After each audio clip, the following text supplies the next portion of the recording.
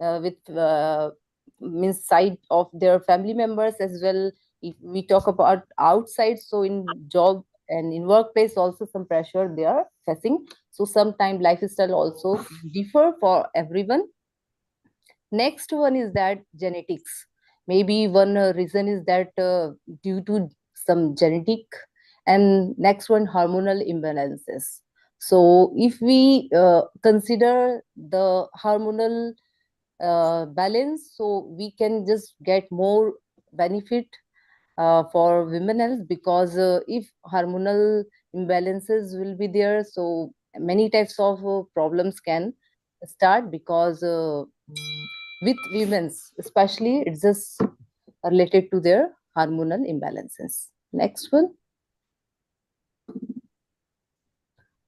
So there are two types of systems which is in our body, very responsible for their health. So first of all, reproductive problems, because with the females, just I said, they are backbone of the society and is even family also. So they need to take care about their reproductive system. So because of after childbirth, many types of problems, I gave this already data here, due to childbirth. So reproductive system is very important for their health. So we should know which systems are responsible for this problem. First, nervous system. So it includes the brain and spinal cord. And what the functions of the nervous system? So controls voluntary and involuntary responses and detects the process sensory information.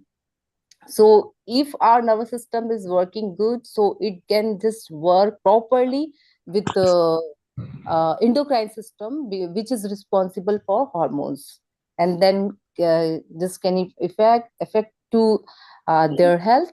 So it's very important to just know that how we can just manage and improve the work of the nervous system. Next one. The second system is endocrine system. If we just explained about nervous system, but for our body, hormonal secretions, hormones, and nervous system, just they work together with their health. मैंने पहले return So connect किया so in endocrine system, we can say made up of the glands that just secrete hormones into the blood. So there are many types of glands here, and they just controls many types of functions of our body, particular that area. And especially I just talked reproductive system, so it's very important to proper regulate to endocrine system. So it's just responsible for metabolism, growth, and body temperature as well. Many types of function are also there. Next, if we talk about yogic practices, we just knew that, yeah, which system are important for women health, and what's the data. But now if we talk about yoga, how can yoga help to our health? So yoga practices just include with your life. It's just not any physical practice. So we just cleanse our toxins from our body. It means some practices are there, just like we say shatkarma. It's a cleansing process. There are 6 cleansing process: dhauti, vasti, neti, noli, tratak, and kapalbhati. These all are helpful for our detoxification. Okay. So next one, asana. Asana just steadiness of the mind, and it's just through the help of body. First of all, we just start with the body, and try to concentrate, try to find steadiness, and then can affect the uh, mind also. Now next one is pranayam. Pranayam is just a very effective practice, and it just correlated with our body. uh, First of all, we just start with breathing, but it just connected with our mind, because prana and mind are both connected to each other. If means finding steadiness in your pran, or you can say if you are uh, finding some command on your breath, so you can just control your mind and thoughts as well. So next is mudra band. Some mudras are very effective for channelize our energy, which are in just in subtle form in our body. So we can just stimulate and uh, means regulate the energy, the flow of prana. We can regulate with this practice. We can manage the flow of prana, flow of energy. Next one is meditation. Meditation, just different types of meditation in our university. We learn many types of the meditation, just like Om meditation, Savita Dhyan, Nad Sadhana, etc. So we can meditate something like this, and choose any an object, any god, any deity, and try to just find the calmness, try to concentrate. It's very helpful for reducing the stress. Next one. So one slide is there for especially for meditation. What's the effects of meditation? So meditation reduces some negativity or some problems, fatigue, tiredness, and stress. And this side green is just indicating the how can we enhances the positive or health, which is good for us, means some good effect, positive impact of meditation. So you can see here. So now next one.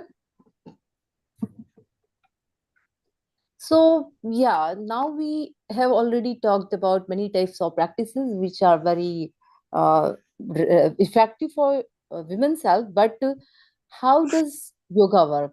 We should know that. Yeah, I just explained about just like the cleansing process for eliminate toxins.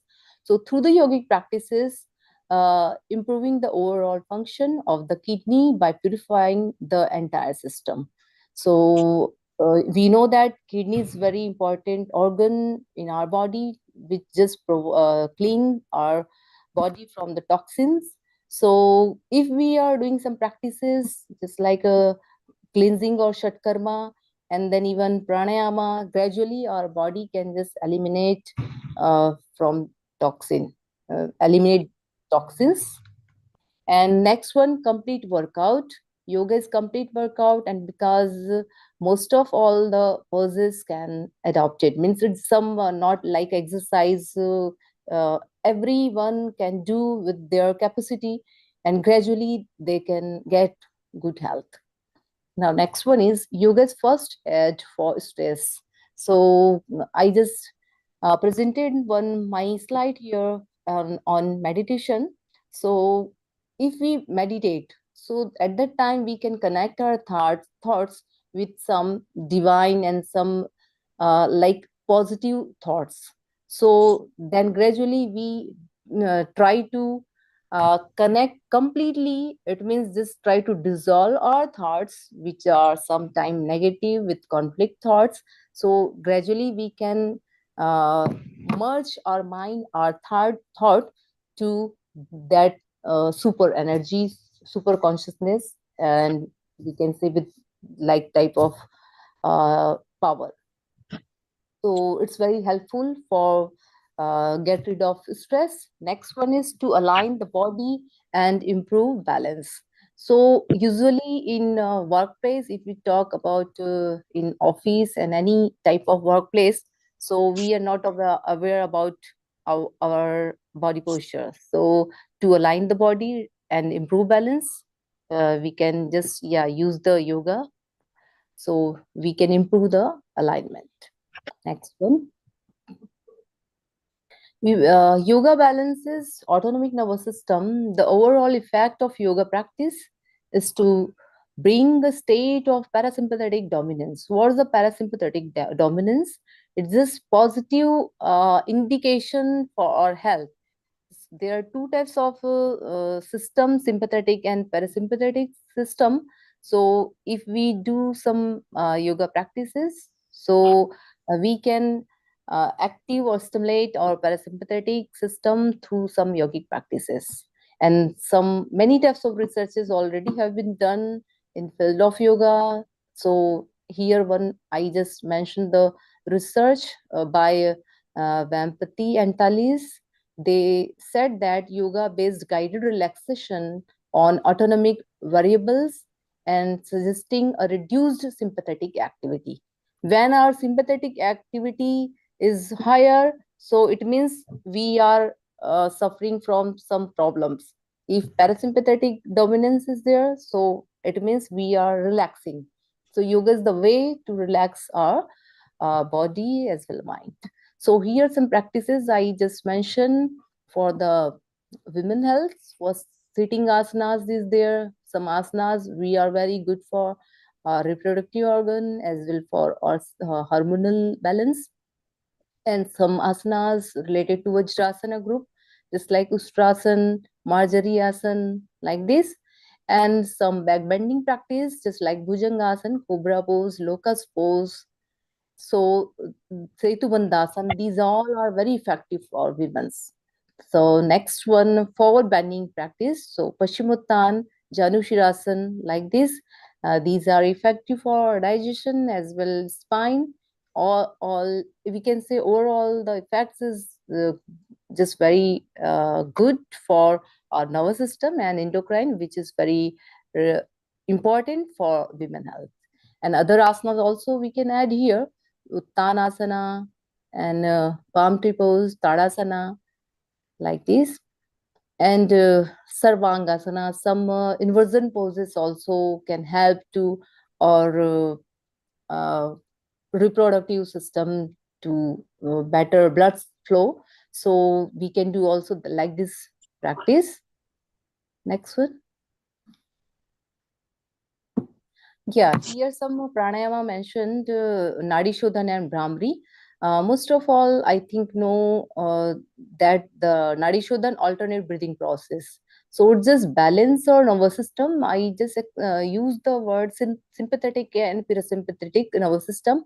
Sympathetic system is just represent through our right side, right nostril, and parasympathetic is just related to left nostril. So if we do the practice Nadi Shodhan, then we can able to balance our both nervous system. Both are important for our life, but if we are just willing for uh, calmness and peace, so Nadi Shodhan is very important for this effect. And next one is Brahmari. Yeah, it's also very good for get rid of stress and any tension.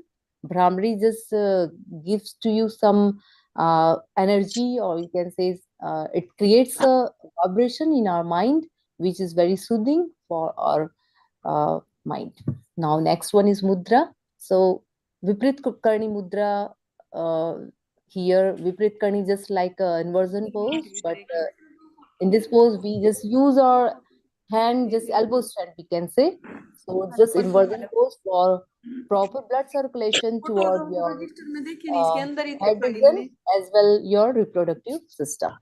Now, next one is relaxation. Once again, I request the participant to kindly mute yourself, keep muted unless and until you are presenting because it creates disturbance for our guests. Thank you.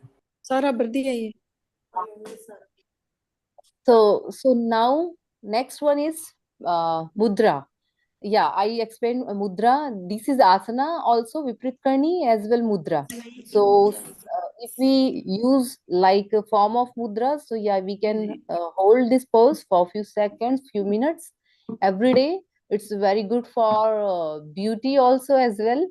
It reduces wrinkles and very yeah, effective for women's. And next one, relaxation. So shavasana is very important in present scenario because we are stressed most of all. If we talk about different types of stress they are facing, so shavasana corpse pose, it's very easy pose and very good for our physical as well mental health. So next one is meditation. Ajapa Jap, the other name of Ajapa Jap is Soham Jap. What's the meaning of so? Anyone can share their thought. What's the meaning of so and hum? Any interested audiences are there? Means they know what's the meaning of soham. Anyone wants to speak? Ma'am is asking, किसी को पता है सोहम जप क्या होता है या अजपा जप क्या होता है? Okay, if they don't know, Ajapa, I think it is that is continuously happening through our breath, and so mhm, means that aham means me. So that is me. Soham means that is me. That yes. universal So energy. yes, Yes, yes, good, good. Who is that? Means we are using that for whom? That means for omnipresent. Ishwar, for the Yeah, universal yeah, energy. yeah. True.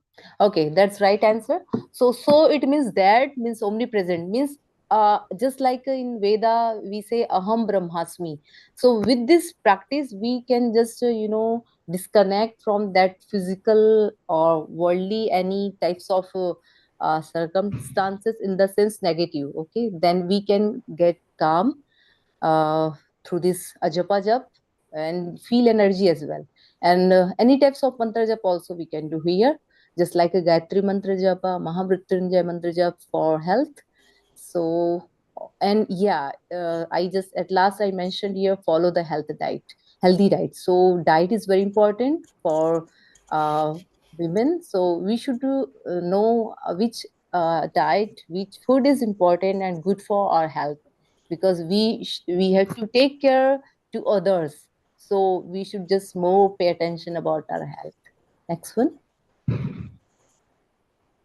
So I hope I completed my all presentation PPT. Thank you very much for listening to me, especially uh, all Naveen Pandiji and team, and as well all audience. They are listening to me with very sincere and carefully. Okay, thank you very much to all. Thank Namaskar. you, ma'am. Thank you so much for joining from Hong Kong and giving this wonderful deliberations on how and which type of yoga, pranayama, and especially the diet chart should a woman follow for getting better health. And you gave very minute details on that, just like Soham Jap, pranayama, and then various asanas you put on the package. So thank you so much, ma'am. I hope the Hong Kong participants and the country people are very lucky that you are teaching them yoga, because just you are so sweet as in your behavior, so is your knowledge, enhanced knowledge in yoga. Thank you so much, ma'am, for joining. And I know I requested you to give your presentation and speech prior, since your time starts now, but you managed somehow. Thank you so much for being with us. And on behalf of Shriram Yog Society, I extend gratitude for being with us, joining with us, and all the participants also. Thank you so much, ma'am. Over to Dr. Jiten Pal, sir. Yeah, thank Thank you you so for much. supporting. Thank you so much, ma'am, for joining us and giving Thank so knowledgeable lecture to our participant. I hope this lecture will be very beneficial for our participant. Thank you so much, ma'am, again. And after that session, all the participants who are going to present their paper will ready, because the next technical session will start from 10:30. But because ma'am already have finished, already has joined, early joined, and at time ma'am has finished the lecture. So the participants are requested to they can start presenting their paper. We will announce their name. And is there Singarika Misra? Are you there?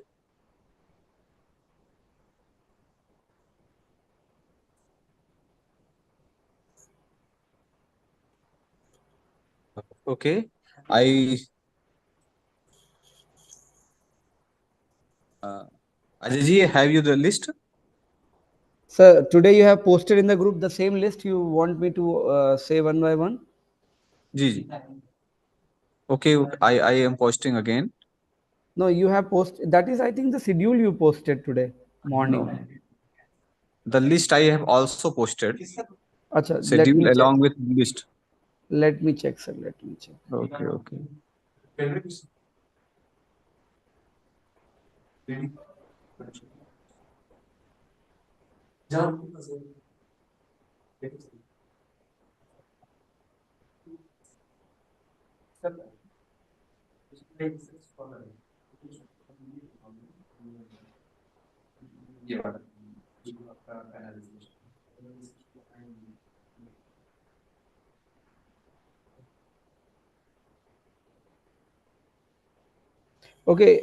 Neha Rani Saini, Priyanka Verma, Surbhi Pal, Medha, Sandhya Kumari, Rameshwar Prasad, they are supposed to be present in online mode on 8th. That is right. Are they here? Neha Rani Saini, kindly raise your hand. Miss, raise your hand in the form of digital mode. Priyanka Verma ji, Surbhi Pal ji, Medha ji, Acha, Priyanka Verma has raised hand. Okay. So you people also be ready with your presentations because I think your name is also there in the online presentation list. So I request you to kindly be ready with your presentations. Priyanka ji, are you ready? Yes, sir. So better, Jiten sir.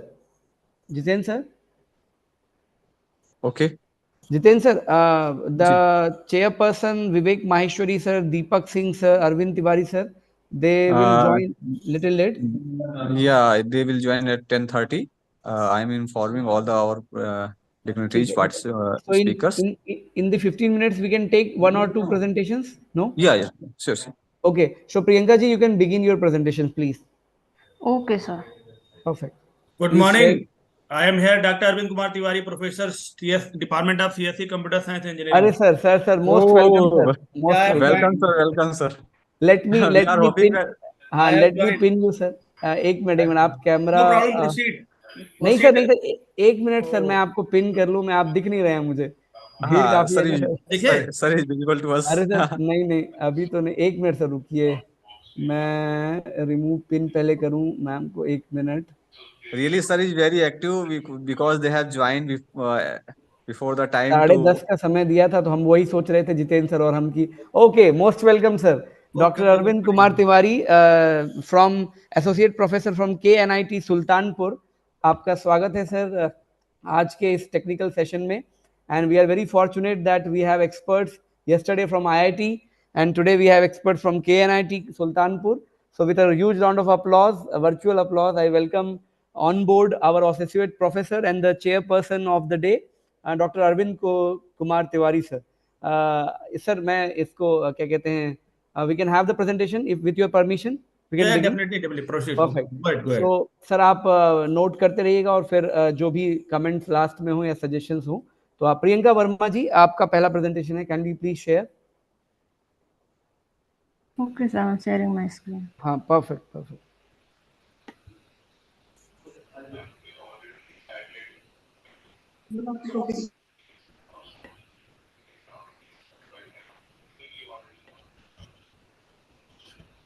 And can you also switch on your video so that. One Acha, you're minute. from BHU, Banaras. Very good, very good. BHU guys are very active Sir, yesterday also. 1 minute. Sir, my video is showing. No, when your video is also not showing and your presentation has also been removed. Means वो अभी दिख रहा था, अभी नहीं दिख रहा है.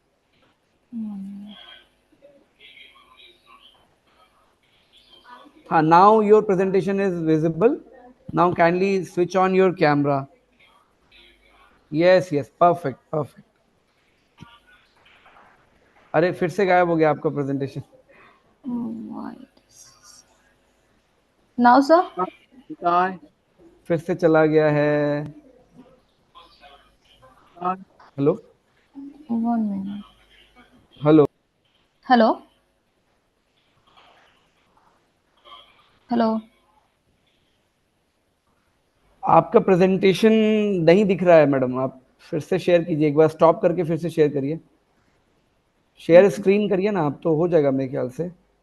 Okay, sir. अच्छा, मेरा स्क्रीन तो नहीं दिख रहा है ना किसी को? मैंने तो स्टॉप कर नहीं दिया है. सर, आपका दिख रहा है. अच्छा, दिख रहा है. ओके, रुकिए. वन पे एट अ टाइम, तो मुझे स्टॉप करने दीजिए. फिर ये स्टॉप.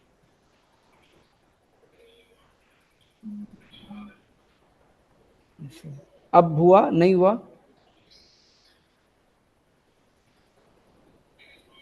अभी भी नहीं हो रहा है? Sir, your screen is showing. अभी भी शो हो रहा है?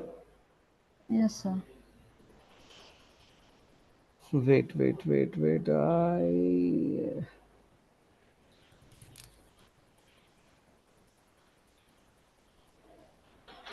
अब तो नहीं होना चाहिए, मैंने स्टॉप कर दिया है। Other participants can you just tell me कि शो हो रहा है क्या मेरा स्क्रीन? सबको दिख रहा है मेरा screen? Other participants please. Sir आपको भी मेरा स्क्रीन दिख रहा है क्या? दिख रहा अरविंद है सर? सर। अच्छा दिख वेट, रहा है। एक मिनट, फिर मैंने एग्जिट करके फिर एंटर करता हूँ तो शायद ना दिखे। So I am quitting out, so let me check if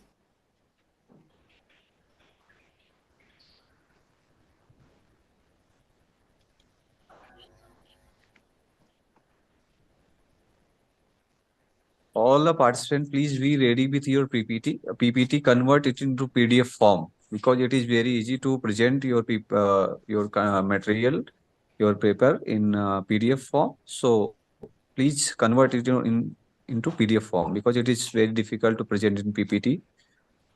If you feel difficult, please convert it.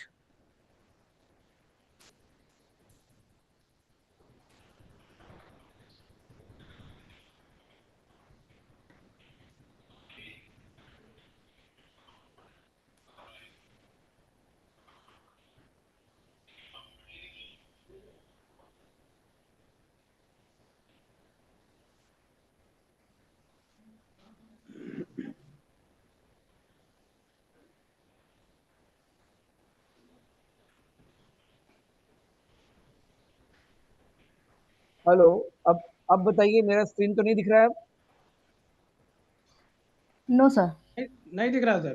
हाँ, तो now you can share, Priyanka ji, now you can share.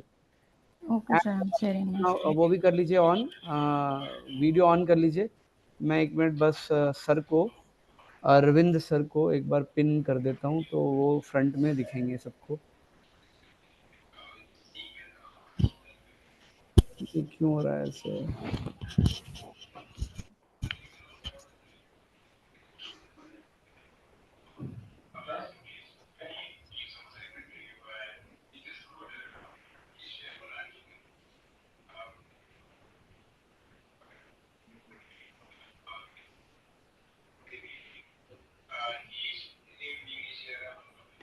Yes, perfect perfect Priyanka ji, आपकी पीपीटी पहले स्लाइड रहने दीजिए, आप अपना वीडियो ऑन करिए क्योंकि ना हम स्क्रीनशॉट भी ले रहे हैं। तो मेरा रिक्वेस्ट है आपसे कि आप प्लीज़ एक मिनट में,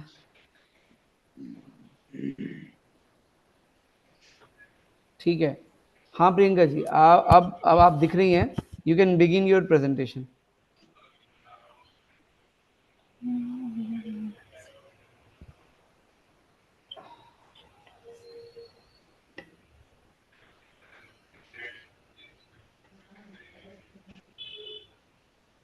स्टार्ट, आप स्टार्ट करिए, प्रेजेंटेशन दिख रहा है आपका? Hello. Sir, I'm not seeing my presentation yet. अरे आप मोबाइल में खोल लीजिए या उस पर खोल लीजिए। वो जो जो प्रेजेंट करता है उसको नहीं दिख रहा होता है। जैसे मैं अभी शेयर कर रहा था तो मैं मेरे पास बस स्क्रीन पर प्रेजेंटेशन दिख रहा था, फिर मुझे वो बार बार मिनिमाइज करना पड़ रहा था। तो आप मोबाइल में खोल लीजिए अपने, या सिस्टम में अगर आप लैपटॉप से ज्वाइन किए हैं तो लैपटॉप में ओपन कर लीजिए, एक बार सेटिंग करके छोड़ दीजिए। Sir, can I start now? Yes. Yes, you start one. So, first of all, good morning to all chairperson and delegates and speakers. Myself, Priyanka Verma, PhD scholar in IMS BHU. Today, I'm going to present presentation on the topic of real-time prediction and correction of yoga posture and artificial intelligence approach to Surya Namaskar alignment, a comprehensive review. So background of the study, yoga and Asian practice promoting holistic well-being requires precision in posture education for the maximum benefit. Surya Namaskar, a fundamental yoga sequence, is often practiced incorrectly due to lack of guidance, leading to reduced effectiveness and potential injury. This comprehensive review explored the application of artificial intelligence in real-time prediction and correction of the yoga posture with a focus on Surya Namaskar alignment. These are the basic 8 Surya Namaskar alignment. Objective of the study: to review the current state and advancement in the artificial intelligence technology, particularly machine learning and deep learning algorithm, enhancing the accuracy and safety of the Surya Namaskar practice. I have reviewed कार्य पे मनु शारीरिक चर related कारक का प्रभाव this study. First study is a deep learning based approach to detect स्थायी तकनीकों में से एक है हठ योग प्राधिपिका में उल्लेखित Hello, कारक का I अध्ययन request someone I request participants, rest participants except the presenter to kindly mute your mic यार. This is a common sense. गलती से छूट जाता है कभी कभी, तो मैं फिर से याद दिला रहा हूँ. Disturbance create होता है, please. Thank you. You can continue, Priyanka. yes, sir. Priyanka. First study is done by Bhaumik using in 2020, a deep learning based approach to detect correction Surya Namaskar poses. This technique involves the analyze Surya Namaskar poses using key point estimation and the statistical analysis, a trend model based on the COCO key point detection datasets in use to determine key points in yoga poses. The research also introduced a novel dataset named Surya Yog, containing thousands of Surya Namaskar poses. This method suggests a self-yoga correction system demonstrating the application of the machine learning in enhancing yoga practice accuracy. Second study is done by Abhishek et al. In 2020. This study objective of was real-time advancement yoga poses recognition of Surya Namaskar using deep learning. In this study, they used CNN for the developed model detecting correct Surya Namaskar posture. This model boasts in a high accuracy of 98.6% and accuracy score of 0.75. It allows users to practice poses and verify their correctness, thereby facilitating accurate and the effective Surya Namaskar practice. These are the picture. This picture are showing how to their model predict the pranamasana. These are the third study done by Gopendra in 2017. Objective of the study was a proposed framework to prediction and of pulse based on the effects of the Surya Namaskar. This framework used machine learning algorithm to analyze variation in the pulse signals caused by the performing Surya Namaskar. The data from these variations are used to predict and pulse after the performing Surya Namaskar, contributing to a broader understanding of the physiological effect of this yoga practice on daily life cycles. Methods for the study: the review systematically collect and analyze literature on the artificial intelligence based approach for the real time yoga posture recognition and correction. It includes study utilizing convolutional neural networks CNN, key point detection and edge computing technology for posture analysis and the feedback mechanism. These are the result table. This table highlights various AI model and the framework that have shown success in the recognizing Surya Namaskar posture, detecting misalignment and the providing corrective feedback in the real time. It also discussed the challenge and limitations faced in this emerging field.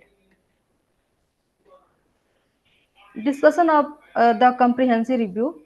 This study collectively underscores the potential of the AI and ML in revolutionizing traditional yoga practices. They highlights the scope of these technologies in enhancing the accuracy and safety of the Surya Namaskar, making this ancient practice more effective and accessible in modern world. This is a clear indication that the integration of the technology in the traditional wellness practice can lead to innovative solutions that benefit a wider audience. As this technology continue to evolve, we can anticipate more sophisticated system that can cater to diverse health and wellness needs. Insight in insight into how these artificial intelligence system contribute to personalized yoga practice are provided.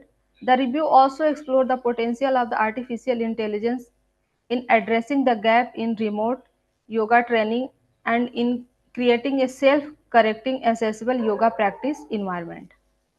Conclusion of the study: the artificial intelligence roles in the transforming yoga practice, particularly Surya Namaskar, is significant. Real-time posture prediction and correction system can revolutionize traditional practices, making yoga safer and more effective for a broader audience. These are the references.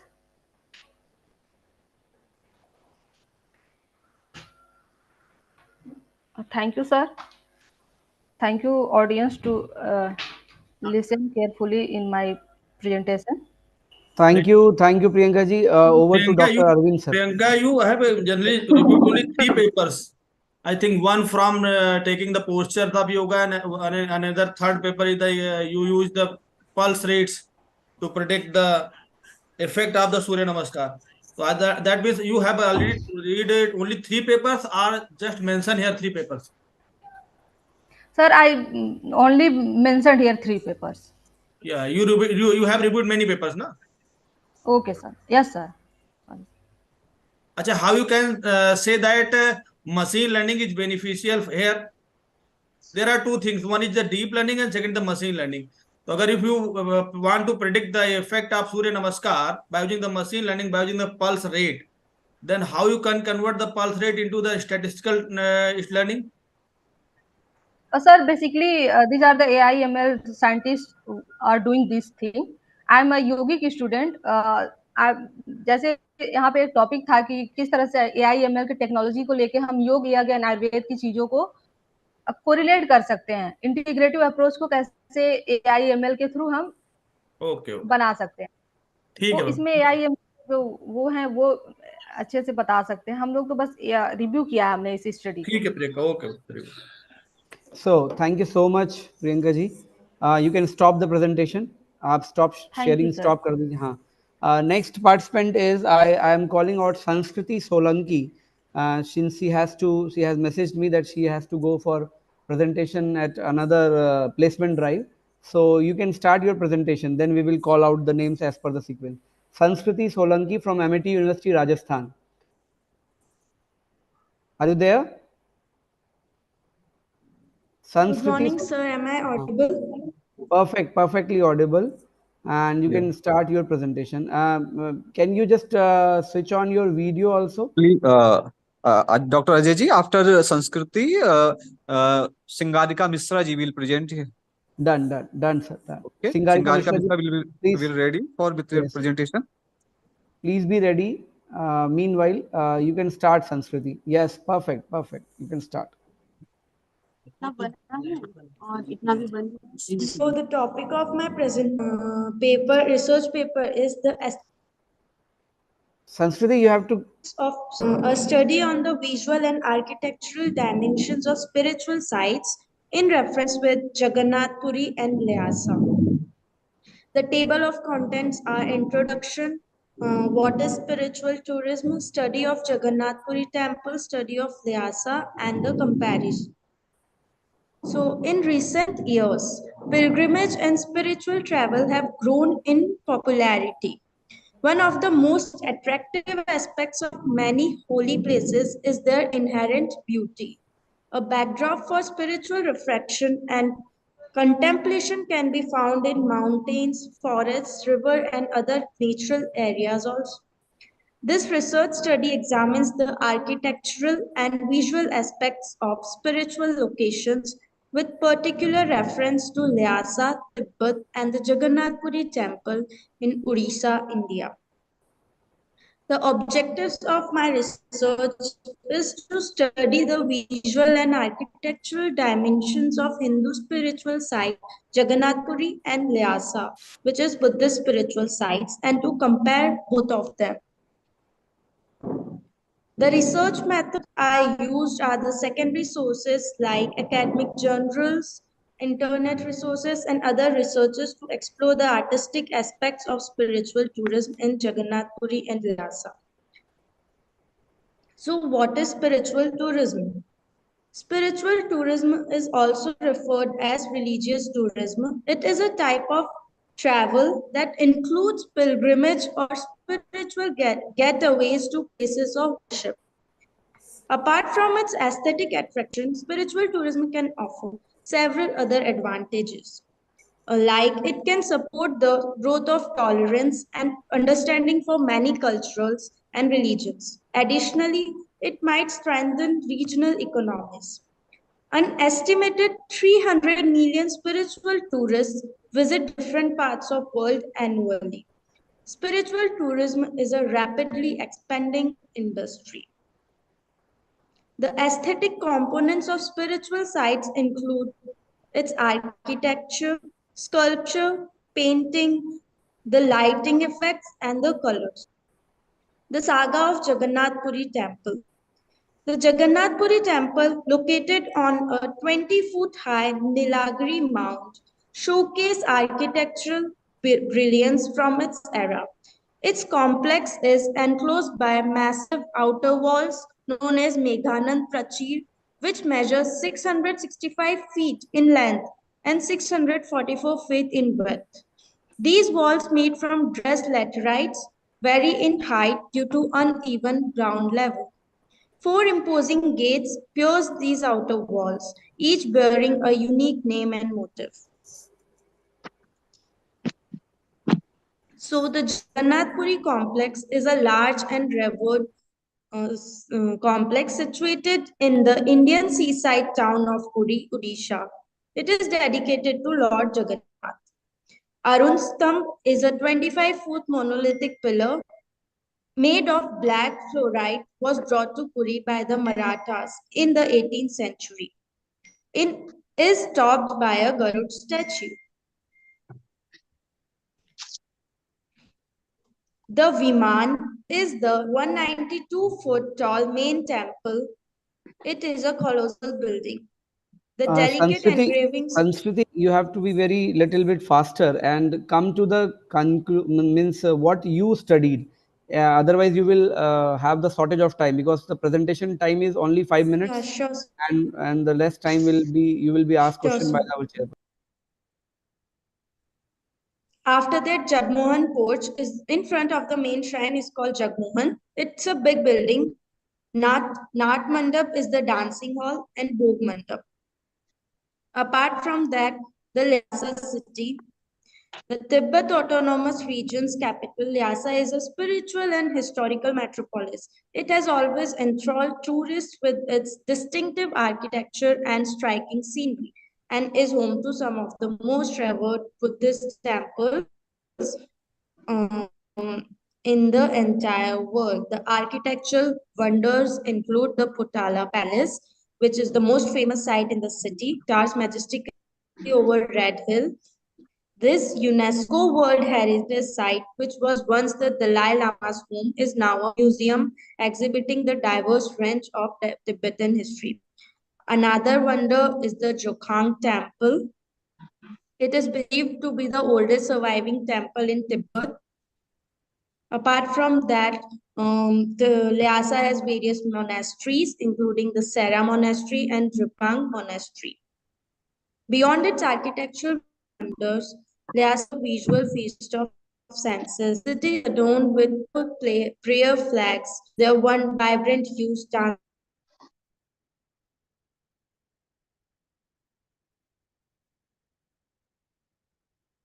and lamps the two different spiritual sites. Jagannath Puri, which lies at the eastern coast of India, and Lhasa, which lies at the high altitude plateau between the Himalayas.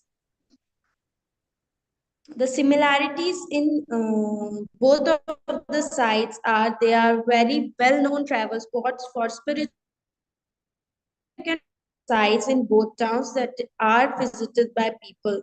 These sites have a special fusion of breathtaking natural scenery, rich cultural heritage, and religious significance. Though contrastly, they have many dissimilarities in contrast to Lhasa city, where the majority of population is Buddhist, Jagannath Puri is primarily Hindu. Whereas the architecture is the hallmark of Lhasa city, Odishan temple architecture is what makes Jagannath Puri unique. Mountains, lakes, and glaciers characterize the natural landscapes of Lhasa city, whereas beaches, rivers, and mountains highlights Jagannath Puri's natural landscapes. Saba, Tibetan opera, and the Tibetan New Year are the hallmarks of Lhasa city. The Jagannath Rath Yatra festival and Uriya Kushi define those of Jagannath Puri.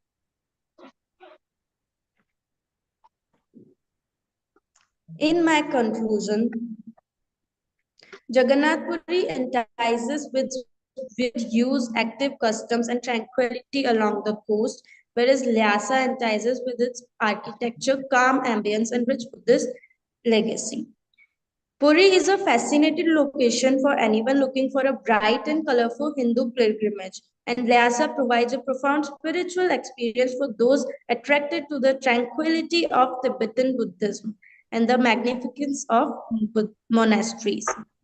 The decision between these two spiritual heavens ultimately comes down to personal taste and the type of spiritual awakening that the seeker is looking for. After going through all the above research journals and articles, I found that the importance of aesthetics of spirituality along with architectural dimension of any particular destination is not yet explored. Especially the comparison of two different religious perspectives, taking the examples of two different famous tourism destinations is studied and presented in this particular paper. People who visited the spiritual locations were more likely to report feeling content, at ease, and a part of something greater than themselves. Okay, thank you so much. Okay, Priyanka, Sanskriti. Sir, can you ask some question? Then I will ask because she is from my field. Oh, no, no, no. You will ask. Sir, you are the chairperson. With due respect to you, you can ask the context and all. Then I Okay. will ask her. Please, you ask, sir.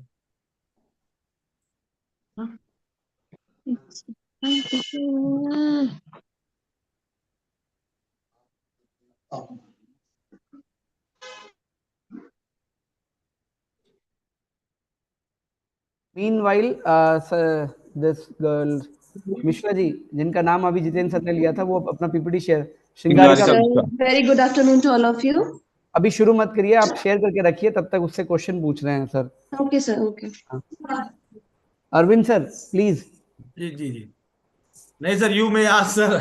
अच्छा, Sanskriti, just tell me how you relate this particular topic with the theme of the conference. As you know, the conference theme, definitely you have seen the brochure and then you have made that because there was a track on rural, spiritual, health and tourism. So how you relate your particular theme of studying the spiritual tourism, aesthetics and architecture of Jagannath Puri and Lhasa and comparing it with the theme of the conference, that is International Conference of Yoga, Yagya and Ayurveda. Can you tell that? Am I audible? Sanskriti? Your mic is mute. I am so sorry. Sanskriti, how you relate, since you are the student of MIT where I am working and I motivated you to write a paper and you wrote it very well. So just tell me how you relate the theme of the conference with the paper. Sir मेरा भी यही question है. मैं भी यही पूछना चाह रहा हूँ सर. बिल्कुल बिल्कुल, क्योंकि सर एक ट्रैक है, बहुत सारे नेशनल कॉन्फ्रेंस में एक ट्रैक है रूरल स्पिरिचुअल हेल्थ टूरिज्म, क्योंकि योगा और यज्ञ और आयुर्वेद से हमारा हेल्थ टूरिज्म अच्छा होता है, स्पिरिचुअल टूरिज्म अच्छा होता है और ऑब्वियसली मेडिकल और वेलनेस टूरिज्म भी अच्छा होता है. सामान्य जीवन क्रम में हम प्रसन्न रहते हैं, तो उसको कैसे ये रिलेट कर रही है, मैं वही से पूछना चाह रहा हूँ. Please Sanskriti, over to you in just very couple of minutes, just you answer, because we have so many participants to present.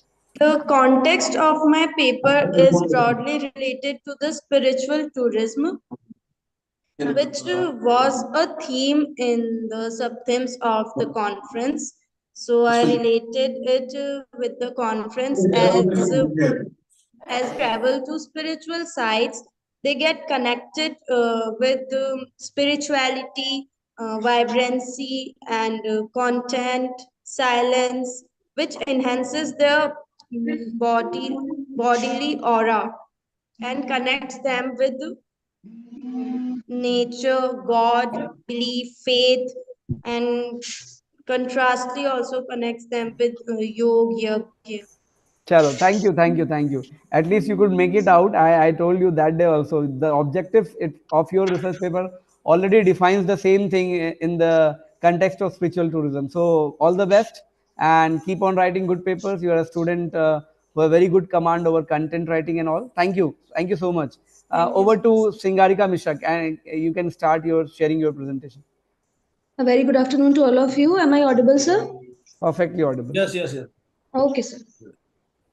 So this is my topic, integrative approach of yoga therapy along with the dietary modification in managing polycystic ovarian syndrome, which is a case study. So what is polycystic ovarian syndrome? It is basically characterized by a biochemical hyperandrogenism, often associated with ovulatory disorders and polycystic ovaries. Globally, 4 to 20% of women are affected during the reproductive period. Now, obesity is the basic finding in PCOS, which is obesity and overweight are the main chronic manifestation of the disease, causing other hormonal imbalances, LH-FSH ratio, that affects the follicular growth during the ovarian cycle, leaving the affected follicles in an immature form.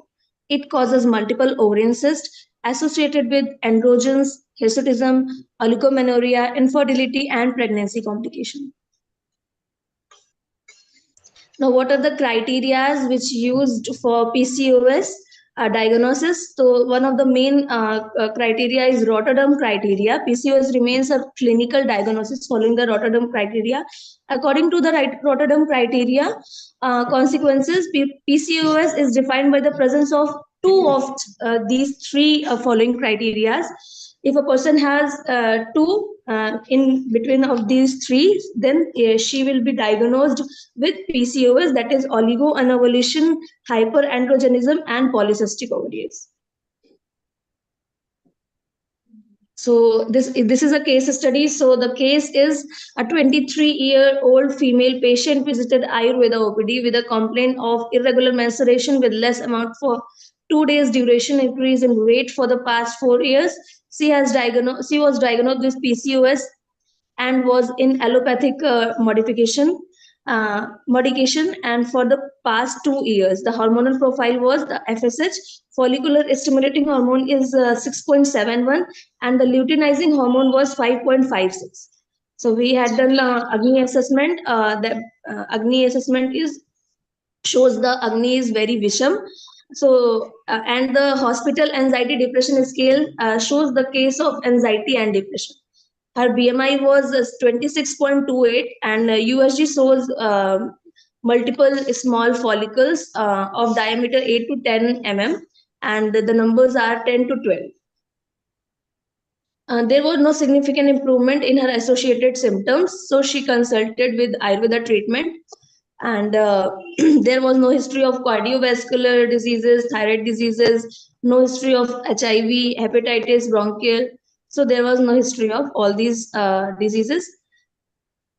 Lifestyle modification was advised to include the modification in daily routine, diet and sleep patterns. Their compliance was asked to subsequent visit. Light, hot, easily digestible food and roti are mixed with grains. Flour were advised, and dairy products, sweet items, fast food, and processed food items were restricted. The patient was advised to do 1 hour of yoga protocol, including joint movements. So here's the dietary advices, which is Lagu Ahar. What she should take is Lagu Ahar, Ushna Ahar, Pathya Ahar, dal, moong dal, veggies, fruits, chapati. And what is restricted is non-vegetarian diet, cold water, use of refrigerated items, fast food items, use of sweet, chips, aloo bhujia, samosa, all these things. And other lifestyle advices are late night use of phone is restricted, use of air conditioner is restricted, and daytime sleeping is restricted. Yoga protocol is 1 hour of yoga protocol, which is Tadasan, Trikonasana, Padasthanasana, Vajrasan, Shashankasan, Pavan Muktasan, Shalabhasan, Shavasana, Anulom Vilom Pranayam, Kapalbhati Kriya, Brahmari Pranayam, and Om Dhyan. So here are the pictures. I don't know, it is not clearly visible. Just give me a minute. I am. There are some pictures here also, but because of I'm presenting this, I don't know why it invisible right now. The conclusion, photos. Okay. So here's the follow-ups, which is if you go to the cycle lengths, you clearly see how the cycle length is reducing from the first follow-up with 90 days, and the second from the last at 35 days. It comes to 35 days, and the duration is also increased. It comes in normal. The pain moderates from severe to comes in moderate. So here the chart demo that shows the cycle length, how the cycle length decreased and the duration increased. So discussion in this case study showed that yoga intervention can be helpful to manage the symptoms of associated with PCOS. Yoga therapy works with symptomatic treatment, lifestyle modification for weight reduction in PCOS. Dysfunction of hypothalamic pituitary adrenal axis is common cause of PCOS, which cause hormonal imbalance and estrogen excess that further shows the anovulation, menstrual irregularity, and other associated symptoms. Yoga can shift the HPA axis and reduce toxic stress by decreasing the activity of sympathetic nervous system, which may be main improvement in PCOS. Also, yoga improves the reproductive functions and menstrual cycle by enhancing the blood circulation of. On the basis of this single study, it can be concluded that individualized Ayurvedic treatment can be significant manage PCOS case, which can produce change at functional and pathological levels. Ayurvedic medicines also, along with yoga exercises, lifestyle and diet modification, will be more beneficial in the treatment of these cases. Further, large samples study should be done in re-evaluated the effectiveness. So here are the references. Thank you so much. Thank you, sir. Kindly, Jiten sir, kindly take over, and Arvind sir. Actually, madam, here to take an example for I think just for one woman, and you made voice like a package of yoga and diets. There is a question from me that it may be differ from person to person depending on the symptoms, or it may be a same for all the persons. Sir, actually, this is one case study we've done, and we are also validating a same protocol for all the women, but this in the process, sir. We are validating with the validation process, which use many steps. So we are validating it. We are working on this. I think just it is as a machine learning. We can say that it's a training process. Sir, this is not a training process. Actually, it's a case study. Sir. We had done one case study and we see the improvements. Okay, thank you. Yeah. Okay, thank you so much, sir. सभी जितने भी participant हमारे जुड़े हैं बीच में, उन सभी को एक विशेष सूचना ये है कि हमारा जो प्रेजेंटेशन सेशन है ये केवल 12 बजे तक चलेगा, और 12 बजे के बाद में हमारा जो है लेक्चर है डॉक्टर प्रियंका जोशी जी का। तो इसलिए 12 बजे तक आप ध्यान रखिए कि अपना प्रेजेंटेशन मैक्सिमम 5 मिनट से बियॉन्ड हो ही ना। आप अपना objective, hypothesis, research methodology and findings को बताइए सीधा, और बीच में जो आपका इंट्रोडक्शन का पार्ट है, रिव्यू ऑफ लिटरेचर या रेफरेंसिंग, इसको बताने की जरूरत नहीं है। और शार्प 11:15 पे हमारे साथ में doctor Priyadarshini ma'am, assistant professor, department of विकृति विज्ञान विभाग, IMS BHU से जुड़ेंगी, और साथ है doctor Uma Yadav ma'am, assistant professor, department of media study, Mahatma Gandhi central university Motihari से जुड़ेंगी। तो इसलिए सभी लोग ध्यान रखिएगा कि 12 बजे से ज़्यादा हम समय नहीं दे पाएंगे। अगर इसके बाद भी पेपर जिनका रह जाएगा उनके लिए अलग से कुछ सेशन की व्यवस्था की जाएगी, लेकिन अभी समय हमारे पास बिल्कुल लिमिटेड है। तो प्लीज सर, आपसे भी विनम्र निवेदन है सर कि थोड़ा सा इनको लोगों को नहीं, बिल्कुल बिल्कुल जल्दी करिए। ठीक है जी जी सर, प्रणाम sir.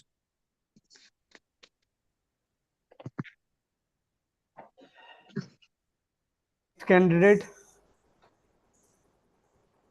Share your PPT please. नाम बोलूं मैं? एक minute. Doctor Aarti and Pragya Sahu, are you ready with your presentation? Then we have Neha Rani Saini, Priyanka Verma हैं? नहीं है। मेधा, मेधा जी, नेहा रानी सैनी सर। नेहा रानी जी हैं? हाँ जी सर। Share your presentation fast.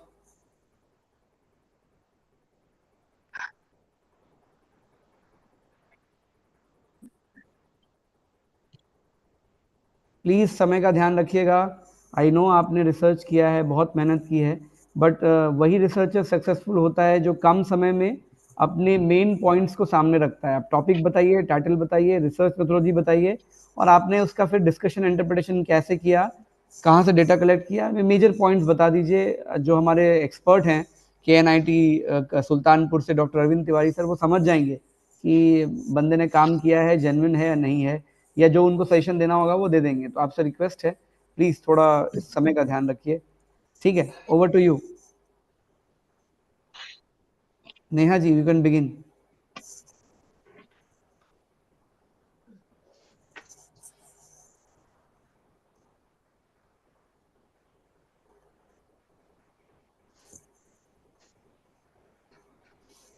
Neha ji के बाद प्रियंका वर्मा जी हैं? आपका तो हो गया सर, हाँ हो गया। Surbhi Pal ji, Medha ji. Hello sir, Medha is here. Okay okay, so after that you please be ready. PPT open करके रखिए, तो तुरंत आप एक बटन दबाएंगे शेयर, और फटाफट शेयर हो जाएगा, टाइम नहीं वेस्ट होगा। ठीक है मेधा जी, आप ओपन करके रखिए अपनी पीपीटी। ठीक है, उसके बाद मेधा जी के बाद संध्या जी,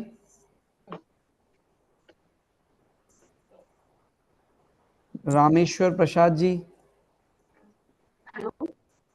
हाँ रेडी है ना? ठीक है, शुरू करिए, शुरू करिए, शुरू करिए। आवाज आ रही है आपकी?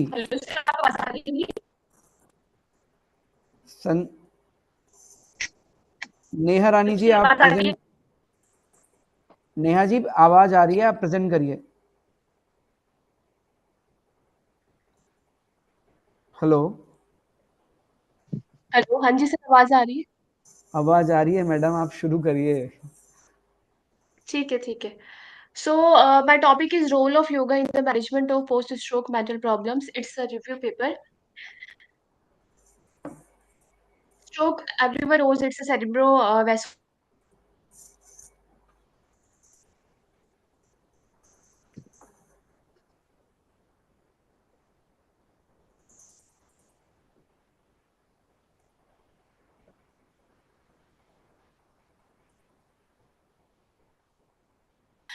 सो ये जो रिव्यू पेपर है बेसिकली ये फोकस होते हैं। बहुत सारी रिसर्चेज ऐसी होती है जो बहुत सारी रिसर्चेज हो चुकी है, बट मेंटल इश्यूज के ऊपर बहुत कम रिसर्चेज हुई है, तो उन्हीं के एक तरीके से एविडेंस को इकट्ठा करके इस पेपर को समराइज किया गया है। जो मेंटल प्रॉब्लम्स होती हैं after strokes, these are the post stroke depression. ये लगभग 1/3 स्ट्रोक सर्वाइवर्स को होता है। इट इज बिकॉज क्योंकि वो डिसेबल हो जाते हैं कंडीशन के बाद, सो इसलिए उनको डिप्रेशन होना शुरू हो जाता है। दूसरा है पोस्ट स्ट्रोक एंजाइटी, ये लगभग 20% से 47% पीपल को होती है। And because they are after disability they are curious कि वो कितनी जल्दी रिकवर हो पाएंगे उस चीज से, और उनको फियर भी होता है रिकरेंट स्ट्रोक का, इसलिए उनको एंजाइटी पाई जाती है। ये रिसर्च के माध्यम से पता चला। दूसरा है इमोशनलिज्म, ये इमोशनल लैबिलिटी है जिसमें कि वो इमोशनली इनस्टेबल हो जाते हैं। कभी-कभी उनको बहुत रोना आता है, कभी-कभी उनको बहुत एंगर होता है क्योंकि वो एक तरीके से पूरी तरह डिसेबल हो चुके हैं इसलिए। ये लगभग 20 से 25% लोगों में ये पाई जाती है और धीरे-धीरे जैसे-जैसे स्ट्रोक के पोस्ट स्ट्रोक के बाद टाइम पीरियड बढ़ता जाता है, तो जो केयर टेकर्स है उनका जो बिहेवियर है उन स्ट्रोक पेशेंट्स के प्रति वो भी इतना अच्छा नहीं हो पाता है।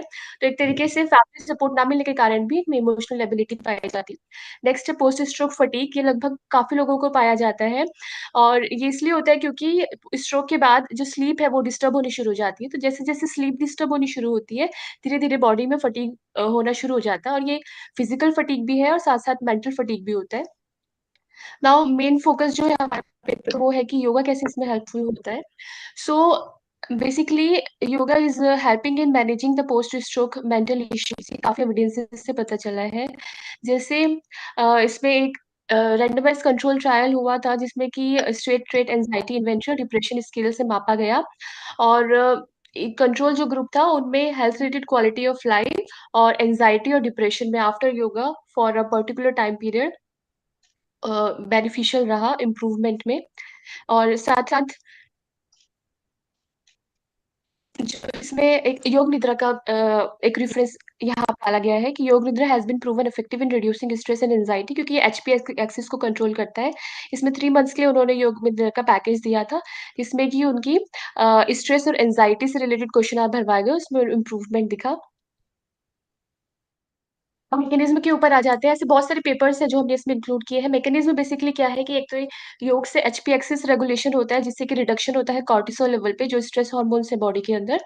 और साथ ही साथ कुछ स्टडीज़ में ये भी पाया गया कि जो ब्रेन डिराइव्ड न्यूरोमेटिक फैक्टर है, बीडीएनएफ जिसको बोलते हैं, जो कि न्यूरल जनरेशन में हेल्प करता है, न्यूरो प्रोटेक्शन के लिए एक बहुत इंपॉर्टेंट फैक्टर है, उसका सीक्रेशन इंप्रूव होता है अ आफ्टर योगा प्रैक्टिस। साथ ही साथ गाबा एमिनो ब्यूटेरिक एसिड जो गाबा ट्रांसमीटर है उसका भी सीक्रेशन इम्प्रूव होता है जो कि इमोशनल रेगुलेशन में बेसिकली हेल्प करता है। साथ ही साथ जो एमिगडाला ये भी इमोशनल रेगुलेशन में हेल्प करता है। ब्रेन में एक पार्ट है, इसकी डेंसिटी अगर ज़्यादा होती है तो उस पर्सन का इमोशनल डिसरेगुलेशन होता है। साथ ही साथ इसकी जो डेंसिटी है योग के माध्यम से वो रिड्यूस होनी शुरू हुई।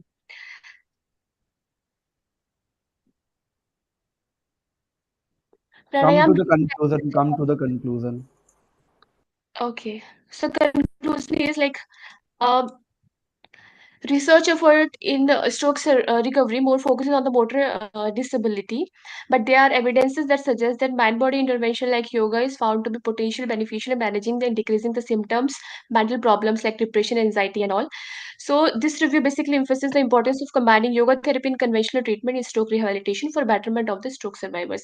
ये एक evidence आपको देता है ताकि further ऐसे रैंडमाइज़ कंट्रोल ट्रायल किए जाएँ, जिससे कि और इसको जनरलाइज़ किया जाए और साथ ही साथ जो योगा है एज़ अ थेरेपी उसको स्ट्रोक रिहैबिलिटेशन में इंक्लूड किया जाए। Because it's a holistic not only physical वो उनकी मेंटल इश्यूज़ को भी टारगेट करता है, जो कि और थेरेपीज़ कन्वेंशनल मेडिकल ट्रीटमेंट नहीं करता है। Thank you. Any question? Tiwari sir. There is one question from our side. You can say you can explain yoga can be a beneficial for other treatment for the other neurological disorders. Yes sir, yoga can be beneficial इसमें बहुत सारी जैसे Alzheimer diseases basically neuro जो regeneration का process है और neuroplasticity का इसमें बहुत बड़ा रोल है, तो न्यूरोप्लास्टिसिटी से रिलेटेड बहुत सारी रिसर्चेज़ हुई है जो न्यूरोलॉजिकल डिसऑर्डर्स में हेल्प करती है yoga as a yoga. So you can say that there is a various nuclear receptors, and you can quote here one like a GABA, है ना? So that yes means sir, yes sir. through a yoga you can increase, you can balance all the nuclear receptors. Yes sir, GABA and जो BDNF factor है basically neuro protection का जो main factor है BDNF वो भी। Okay. ठीक है, thank you so much. Now the next presentation has presenter has already shared her presentation. Surbhi Palji, please you can start. Yes sir. नमस्ते everyone. Already नाम लेके रखे हैं ना कि वो करेंगे पहले। अब इन्होंने My share topic is yoga, किया आप yoga and Ayurveda, the holistic approach to managing menopausal backache.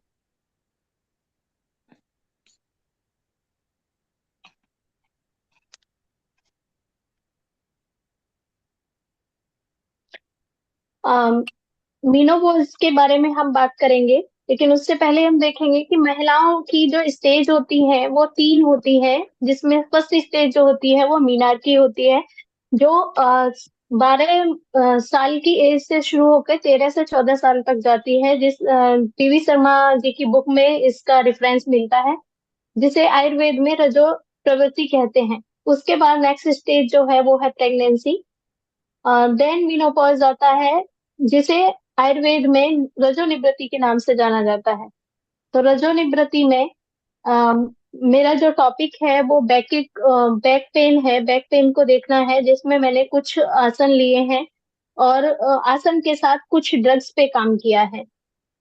उससे पहले मैं बताना चाहूंगी कि रजो निवृत्ति की जो एज होती है वो यूजली 45 से 55 तक रहती है। एवरेज इसमें 47 ईयर्स देखा गया है। और प्रीमेच्योर मेनोपॉज जो होता है वो 40 साल से हो सकता है या उससे पहले भी हो सकता है। लेट मेनोपॉज जो है वो 52 साल से 54 साल की उम्र में देखा गया है।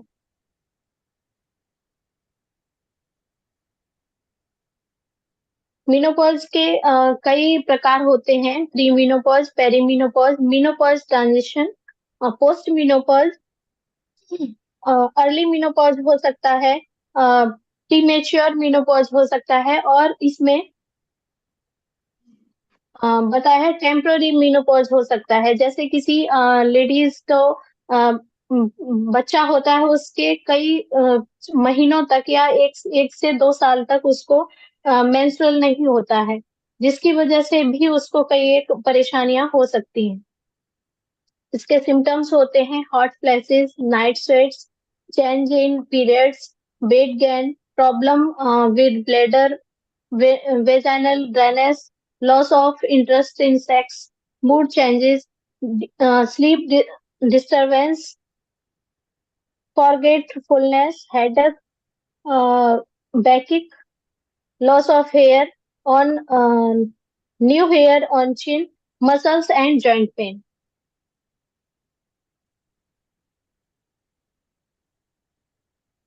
बैक पेन, ये लेटिन भाषा का पेन जो शब्द है वो लेटिन भाषा से लिया गया है, जिसका अर्थ है पनिशमेंट, जिसको इंटरनेशनल एसोसिएशन पेन स्टडी में बताया गया है। Pain is an unpleasant sensory and emotional experience associated with actual और potential tissue damage.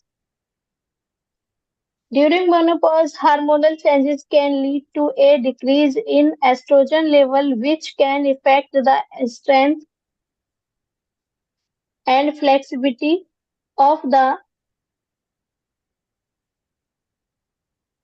muscles and joints, including those in the back. This can result in backache, stiffness, and discomfort. Menopausal backache can vary in intensity, that duration, and it can significantly impact a woman's quality of life. ये बहुत सी वजहों से हो सकता है। इसके कारण हैं पुअर बॉडी मैकेनिज्म, हमारा उठने बैठने का गलत तरीका, स्ट्रेसफुल लिविंग, वर्क हैबिट्स, हमारा गलत तरीके से काम करते हैं, झुक के बहुत देर तक बैठना या झुक के बहुत देर तक काम करने की वजह से भी हो सकता है। फिटनेस, ओवरवेट की वजह से भी कई बार बैक पेन हो जाता है। और मेनोपॉज में ओवरवेट एक कॉमन कॉज है। इसमें loss of flexibility, loss of strength. इसमें आयुर्वेद और योग दोनों के माध्यम से इसको बैक को मतलब ठीक किया जा सकता है, जिसमें हमने एक पैकेज लिया है। मार्जरी आसन, ब्रिजपोज सेतुबंध आसन, त्रिकोण आसन, बालासन, अधोमुखासन। ये इसलिए ये पैकेज लेने का सिर्फ एक ही रीजन है, ये आसन हमने लिए हैं कि जो मेनोपॉज की एज होती है उसमें महिलाएं ये सभी आसन कर सकती हैं। वेट अगर ज्यादा है तो भी कर पाएंगी, फ्लेक्सिबिलिटी कम है तो भी कर पाएंगी। अगर और इन आसनों पे कई एक रिसर्च हो चुके हैं जिससे बैक पेन में बहुत लाभ हुआ है। आयुर्वेद में कुछ आयुर्वेद में अभ्यंग बताया है। अभ्यंग से एक मसाज, अगर हम किसी कोकोनट ऑयल या कोई भी ऐसा ऑयल लेते हैं जिसको गर्म करके बैक एरिया पे जो पेन का एरिया है उस पे एक पर्टिकुलर मेथड से करते हैं तो इसमें भी लाभ होता है। इसमें कुछ हर्बल ड्रग्स हैं जो जिसमें एंटी इन्फ्लेमेटरी ड्रग्स, अश्वगंधा, शतावरी, गुग्गल आदि, और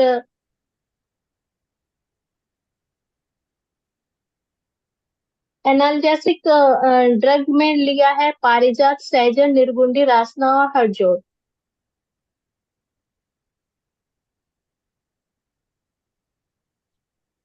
दूसरा है डाइट को मेंटेन करके, डाइट को भी मेंटेन हमें करना है। कहते हैं कि जिसने परहेज नहीं किया उसके लिए इलाज की क्या जरूरत है, और जिसने परहेज कर लिया उसको इलाज की जरूरत नहीं पड़ती। बोलिए खोलना। तो conclusion, in conclusion, menopausal backache can be effectively managed through the holistic approach of yoga and Ayurveda. These ancient practice offer a natural and balanced way to strengthen the back.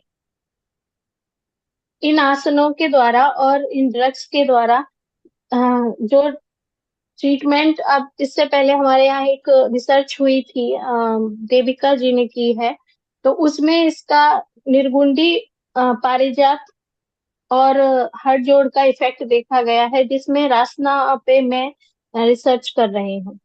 Thank you so much.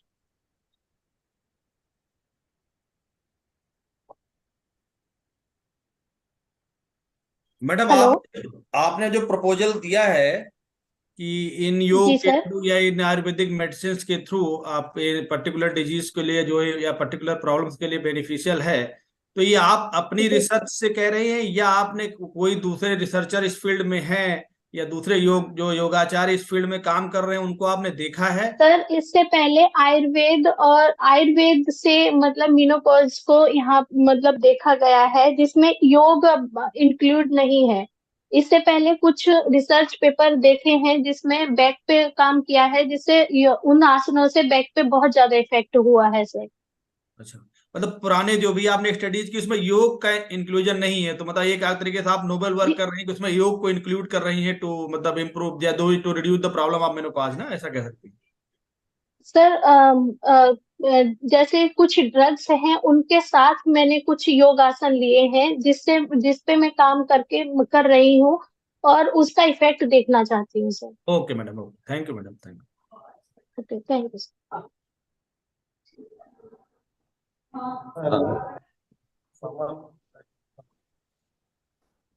Doctor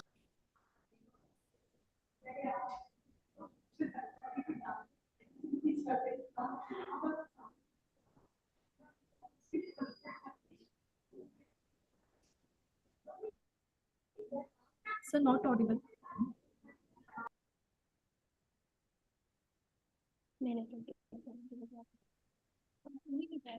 Sir, not audible, sir. अरे Sandhya ma'am, you please. Yes, sir.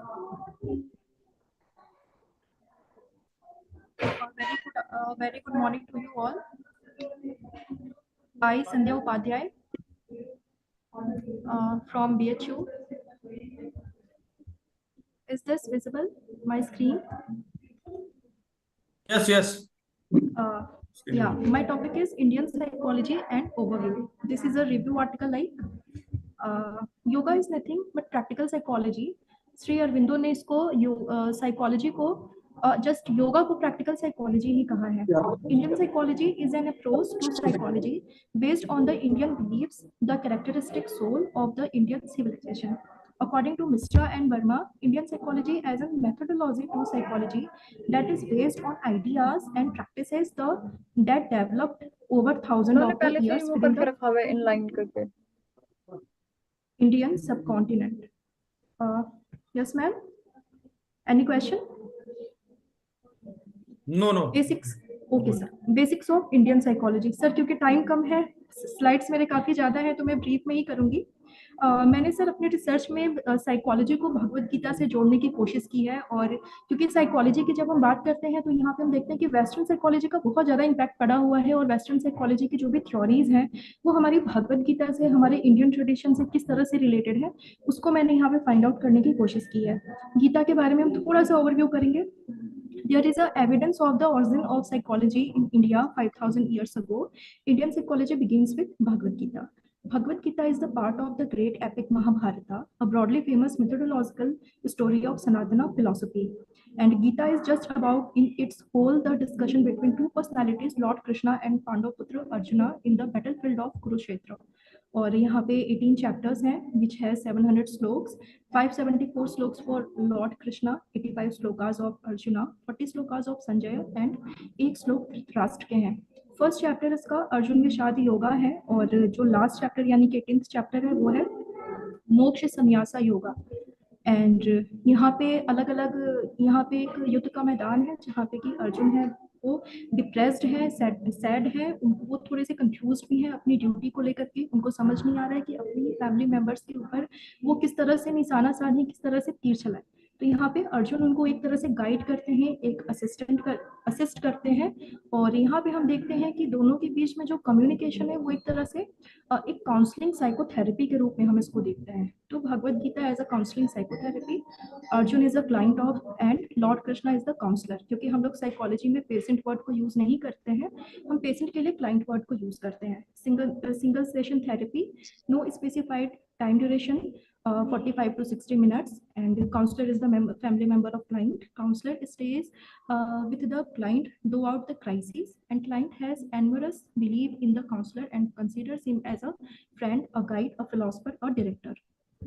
और अगर हम humanistic approach की हम बात करें, भगवद गीता को जब हम ह्यूमनिस्टिक अप्रोच से जोड़ते हैं तो साइकोलॉजी, वेस्टर्न साइकोलॉजी में ह्यूमनिस्टिक अप्रोच अब्राहम मैस्लो ने दिया था, और इन्होंने हाईलाइट किया था कि it highlighted power and capabilities of individual self and how the person by himself will be responsible for his activities.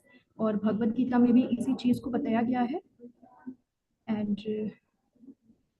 उद्वेरात्मनम आत्मनम अवसादयेत आत्मवेव ह्युमात्मनो बंधुरात्मेवा रिपुरा आत्मनः। Self empowerment, no humbleness, your self can be your friend, your assistant और your own enemy. ये 6th chapter के 5th श्लोक में ये कहा गया है।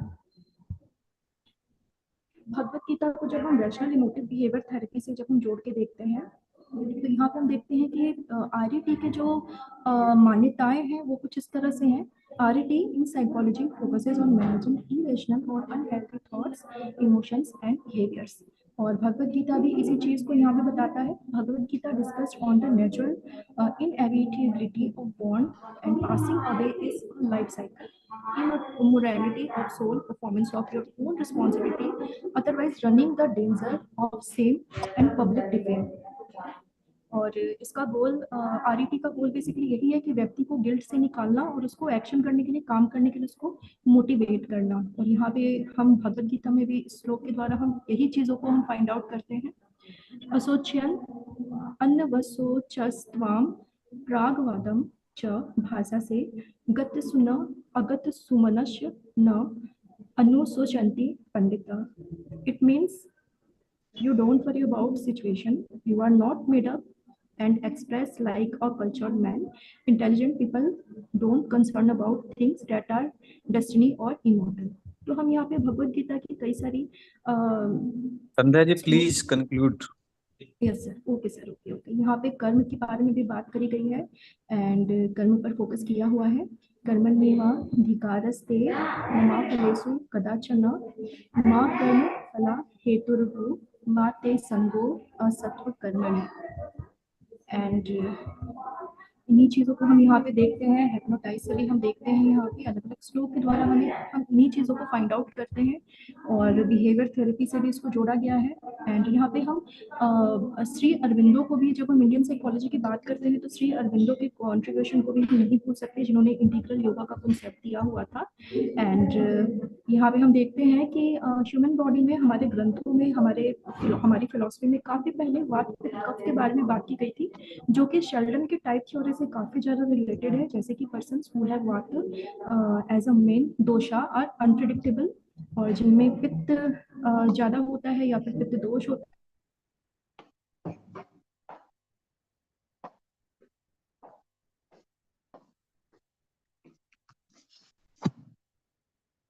है, तो वे बहुत ज़्यादा persons who have kapha as a leading doshas are common. यहाँ पे 3 मेंटल क्वालिटीज के बारे में भी बात करते हैं, जो कि काफ़ी हद तक फ्रायड के इट ईगो और सुपर ईगो से काफ़ी ज़्यादा सिमिलर है। यहाँ पे तमस गुण, रजस गुण और सत्व गुण के बारे में बात करी गई है।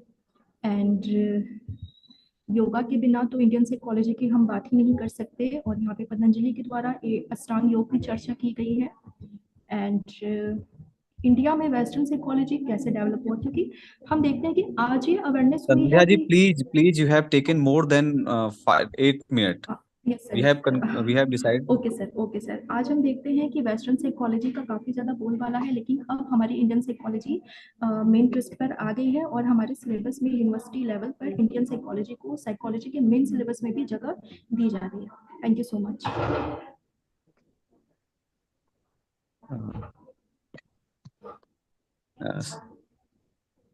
संध्या जी, यहाँ पर आपने जो है वेस्टर्न साइकोलॉजी को और इंडियन साइकोलॉजी को कंपेयर करने की कोशिश किया है, मुझे लगता है। Yes sir. अच्छा, कैन यू एक्सप्लेन, जैसे आपने भी लिखा है कर्मण्य वादिकारस्ते माँ फलेषु कदाचन, तो क्या इससे हम जो है अपनी साइकोलॉजी को चेंज कर सकते हैं? सर चेंज नहीं कर सकते सर, मीन्स हम उस वे पर चल सकते हैं सर। हमारी जो एंजाइटी है, जब हम फल की चिंता करते हैं, जब हम ज़्यादा रिजल्ट के बारे में सोचते हैं, तो क्या होता है कि हम अपने मेन फोकस पर हम ध्यान नहीं दे पाते, अपने काम पे हम ध्यान नहीं दे पाते। तो भगवत गीता में भी यही कहा गया है, और आज की जो वेस्टर्न साइकोलॉजी है कहीं ना कहीं इसी बात को कहती है कि हम जिस टाइम पे जो काम कर रहे हैं, हम उस टाइम पे उसी चीज़ को फोकस करें, ना कि हम दूसरी चीज़ों के बारे में सोचें। रिजल्ट क्या है वो हमारे हाथ में नहीं है, हमारा काम है, हमारा मोटो है कि हम अपना काम जो है वो बेस्ट तरीके से करें। तो इसका मतलब ये कि इसका मतलब जो वेस्टर्न साइकोलॉजी और इंडियन साइकोलॉजी सेम है? सर कहीं ना कहीं सर सेम नहीं कहेंगे सर, लेकिन हम देखते हैं कि भगवत गीता से काफ़ी हद तक सर इंस्पायर्ड है। वेस्टर्न साइकोलॉजी के बहुत सारे ऐसे टर्म्स हैं जो कि हम ऑलरेडी भगवत गीता में भी हम पाते हैं, तो कहीं ना कहीं कि हम प्रभाव देख पाते हैं सर कि भगवत गीता का काफ़ी ज़्यादा प्रभाव है वेस्टर्न साइकोलॉजी पर। तो आपका कहने का मतलब है कि वेस्टर्न साइकोलॉजी जो है इंडियन साइकोलॉजी पे ही बेस्ड है, और हमें अपनी जो प्राचीन संस्कृति को फॉलो करना चाहिए। Yes sir. आप ये मैसेज देना चाह रहे हैं कि जो भी वेस्टर्न साइकोलॉजी है वो हमारी इंडियन साइकोलॉजी पे ही बेस्ड है, प्रभावित सर। उन्होंने अपनी प्रभावित रिसर्च करी। यस सर, उन्होंने अपनी रिसर्च करी सर, लेकिन कहीं ना कहीं फाइंड आउट जो है सर, उन्होंने हमको ही फॉलो किया है, मतलब हम ही आगे थे। और हमें अपने प्राचीन संस्कृति को, प्राचीन जो हमारे के लिए जो साहित्य है उनको पढ़ना चाहिए। बिल्कुल सर, बिल्कुल बिल्कुल। Thank you ma'am, thank you very much. Okay sir, thank you. बहुत बहुत धन्यवाद। हमारे आज के जो चेयरपर्सन हैं हमारे डॉक्टर अरविंद तिवारी सर, बहुत बहुत धन्यवाद सर, आपने अपना कीमती समय निकाला और जो पार्टिसिपेंट हैं उनके पेपर्स को देखा और अपने जो वैल्यूबल सजेशंस के माध्यम से उन्हें भविष्य में और बेहतर बनाने का सुझाव दिया। बहुत बहुत धन्यवाद सर। और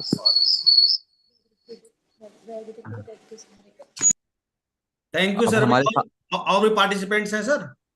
जी, इसके बाद में सर हमारा सेशन शुरू हो गया सर। फोर्थ टेक्निकल सेशन है, जिसमें हमारे साथ इस समय doctor Uma Yadav ma'am, assistant professor department of media study, Mahatma Gandhi central university Motihari से जुड़ी हुई हैं, और doctor Priyadarshini Tiwari ji, assistant professor विकृति विज्ञान विभाग, IMS BHU से हमारे साथ जुड़ चुकी हैं। ये टेक्निकल सेशन फोर्थ है, ये इनके द्वारा जो है सेशन चेयर किया जाएगा।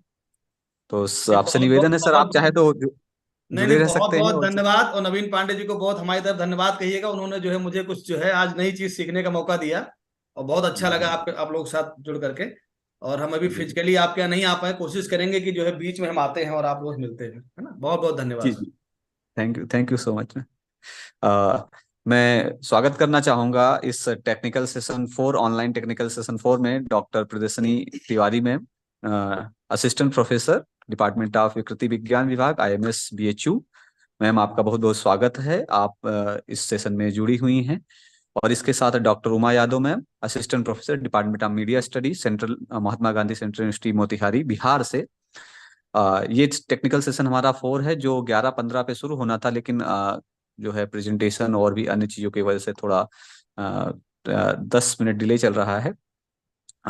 ये आगे टेक्निकल सेशन लगभग में 12:10 तक चलेगा। इसके बाद जितने भी पार्टिसिपेंट होंगे वो सभी बाद में पेपर प्रस्तुत करेंगे।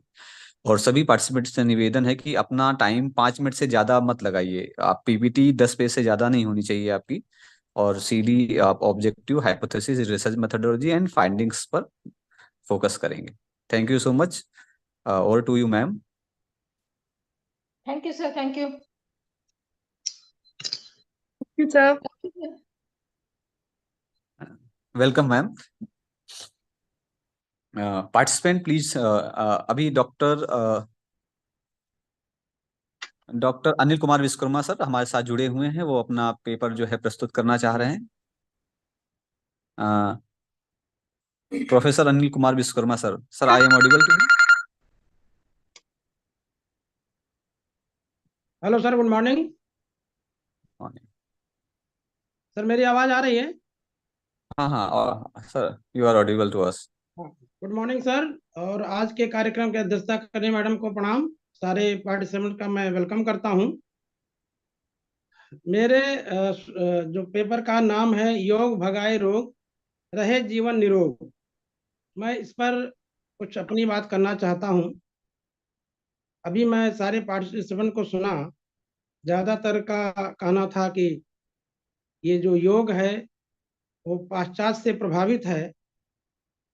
इस पर मैं अपनी बात कहना चाहता हूं कि योग पाश्चात्य पर प्रभावित नहीं है। भारत में योग का जन्म हुआ। महर्षि पतंजलि ने योग दर्शन की रचना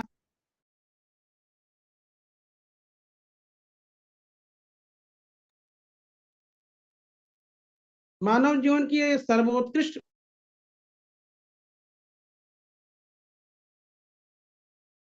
उपलब्धि है भारतीय योग दर्शन, और जिसका प्रचार प्रसार वर्तमान युग में कहें या 2009 या उसके पहले स्वामी रामदेव जी ने इसको व्यापक स्तर पर प्रचार प्रसार किया। और 2014 से माननीय नरेंद्र मोदी जी ने एक संकल्पबद्ध होकर के इस योग को पूरी दुनिया में पहुंचाया, और अंतर्राष्ट्रीय योग दिवस के रूप में अब यह पूरी दुनिया में मनाया जाता है। योग दैहिक, दैविक, भौतिक और आध्यात्मिक, ये जो 4 तरह के कष्ट हैं उनसे निजात दिलाता है। योग वेदना से मुक्ति प्रदान करता है। महर्षि पतंजलि ने इसलिए इसको योग चित्त वृत्ति निरोधा कहा है। योग से सभी तरह की चित्त वृत्तियों का निरोध होता है, सभी तरह के क्लेश नष्ट होते हैं, और शारीरिक, मानसिक सभी तरह की जो समृद्धि प्राप्त होती है। इस आपाधापी भरी दुनिया में जो हमारा जीवन है वह बहुत तरह के विकारों से ग्रस्त है। इन विकारों से मुक्ति के लिए सबसे सुगम, सरल और बिना किसी धन के निरोग होने का सबसे प्रमुख साधन योग है।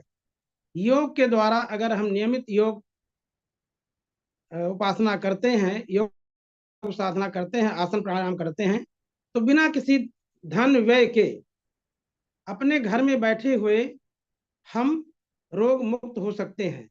यह योग की ताकत है, और आज पूरी दुनिया इस योग को अपनाने के लिए लालायित है। पाश्चात्य दर्शन की जहां तक बात है, हो सकता है हमसे बेहतर उन्होंने कुछ चीजें खोजी हों, लेकिन सबका उस पातंजल योग दर्शन ही है जिसकी उत्पत्ति भारतवर्ष में हुई। दुनिया में योग अगर गया है तो भारतवर्ष से गया है, और जो आज दुनिया इसकी तरफ देख रहा है, योग विभिन्न देशों में पढ़ाया, भारतवर्ष में तो बहुत पहले से पढ़ाया जाता रहा है, लेकिन पूरी दुनिया में योग पर बृहत अध्ययन हो रहा है। जब से नरेंद्र मोदी जी ने इसको अंतर्राष्ट्रीय योग दिवस के रूप में मनाने का संकल्प किया और पूरी दुनिया में योग व्यापक पैमाने पर अब पढ़ाया जा रहा है और योग सीखने के लिए लोग विदेश से भारतवर्ष आ रहे हैं।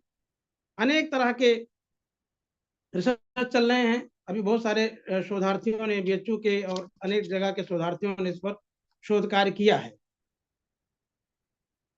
बातें कहने के लिए तो बहुत सारी हैं, क्योंकि समय की सीमा है और चूंकि 12 बजे अगला सत्र चलना है, जो प्रमुख वक्ता हैं आज उनका भी व्याख्यान हमको सुनना है। तो मैं अपनी बातों को बस 2 बातों के बाद समाप्त करता हूं कि योग को जन जन तक अपनाना है और भारत को रोग से मुक्त बनाना है। इस योग संगोष्ठी का मुझे लगता है IIM ऋषिकेश द्वारा जो आयोजित किया जा रहा है उसका भी मुख्य लक्ष्य यही होना चाहिए या हो। है एक ए जोड़ दिया, छोड़ दिया, आई जोड़ दिया। जी सर, हेलो, कुछ कह रहे हैं सर क्या?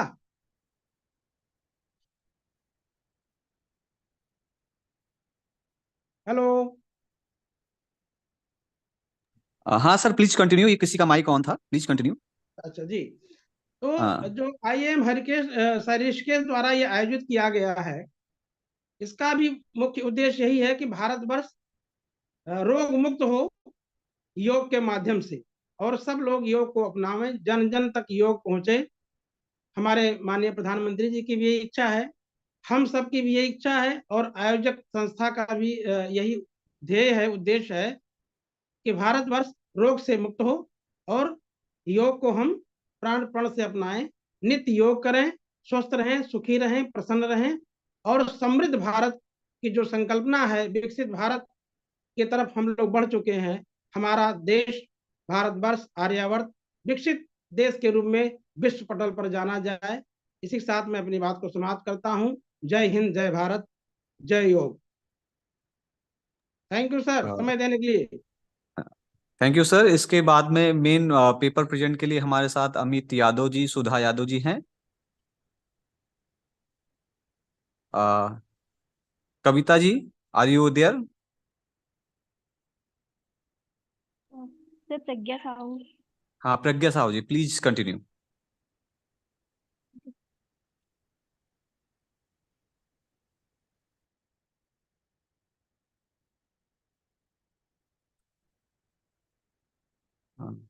After Pragya Sahu, doctor Aarti Kaivart ji, please be ready with your presentation.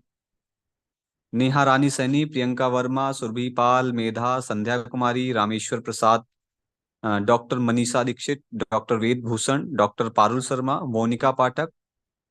Please अगर आप में से जितने भी लोग हैं वो आप अपने पीपीटी के साथ बिल्कुल रेडी रहिए।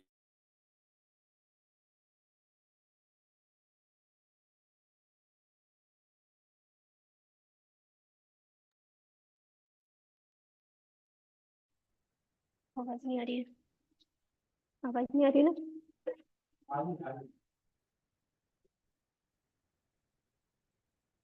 मुझे तो नहीं आ रही है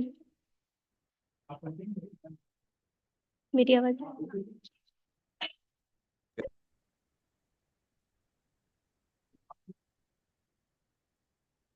no. Pragya Sahu please continue. Yes sir. आप मैम को, हमारे जो चेयरपर्सन हैं उनको अपना जो है इंट्रोडक्शन, अपना टाइटल बताइए, ऑब्जेक्टिव, हाइपोथेसिस, मेथोडोलॉजी और फाइंडिंग्स बताइए बस। Good morning ma'am. My topic is role of pranayam in achieving holistic health.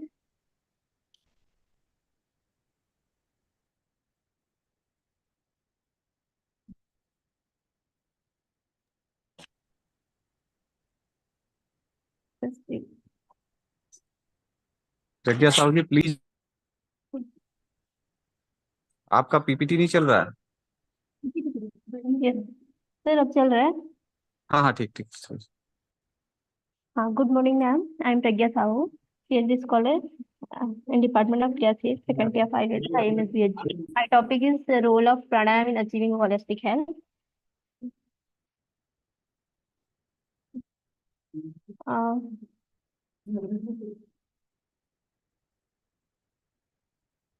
हम सब जानते हैं कि होलिस्टिक हेल्थ हम सबके लिए बहुत ही आवश्यक है, जिसके अंतर्गत हम फिजिकल, मेंटल, सोशल और स्पिरिचुअल हेल्थ को लेते हैं।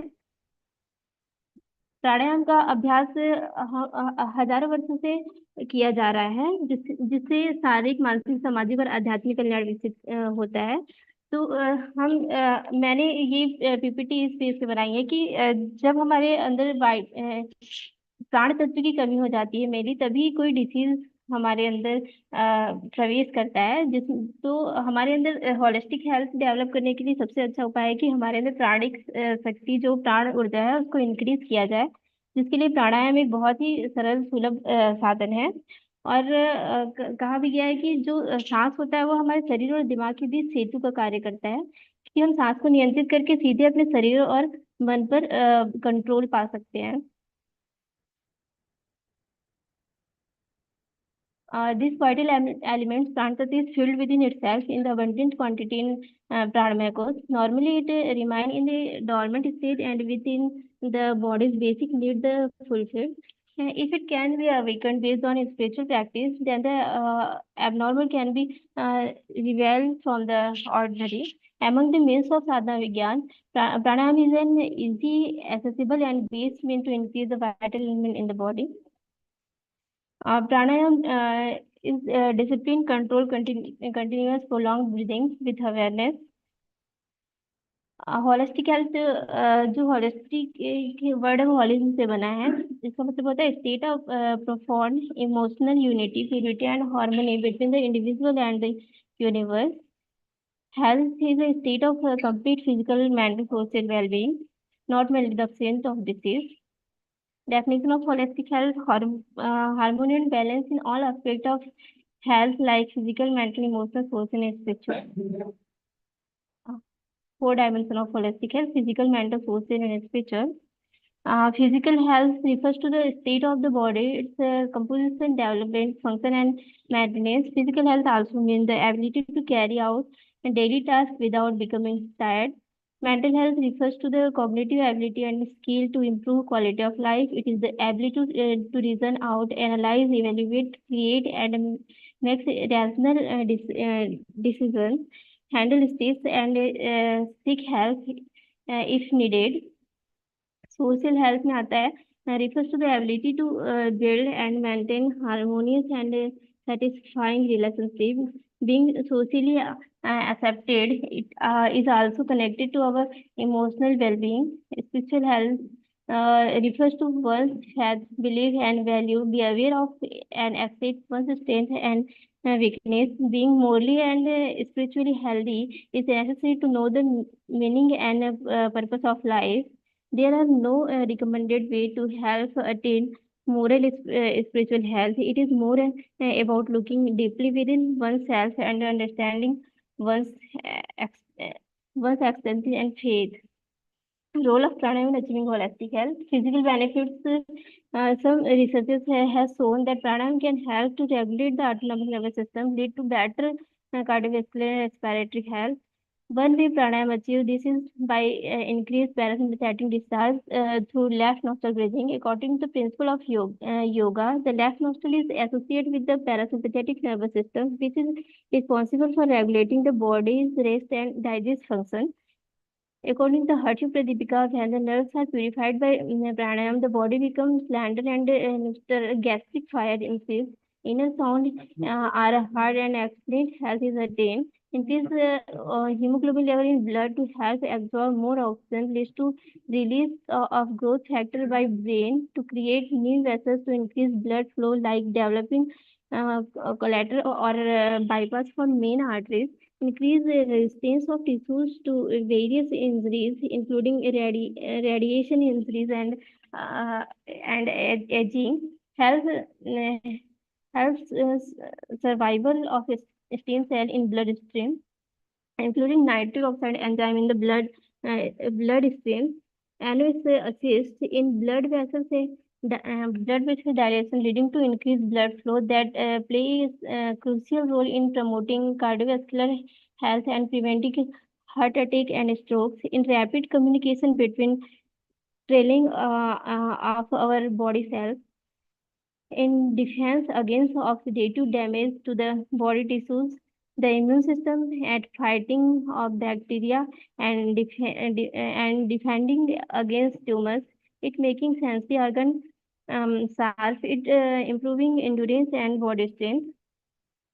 Mental benefits, memory, intelligence, and creativity are enhanced through the practice of pranayama. This is for great value in children as it helps them to realize and actualize their inherent potential in all walks of life.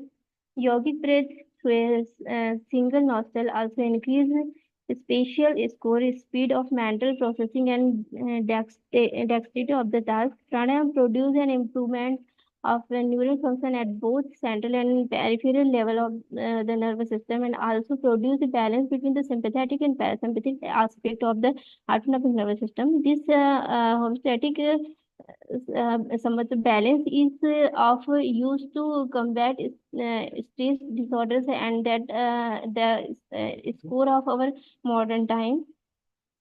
By breathing through the left nostril, we can activate the parasympathetic nervous system and promote relaxation, reduce stress and anxiety, and randomized controlled trial published in foreigner in psychiatric in 2020 found that there is significant reduction in the level of anxiety and a negative effects after 4 weeks of Bhastika Pranayama practice.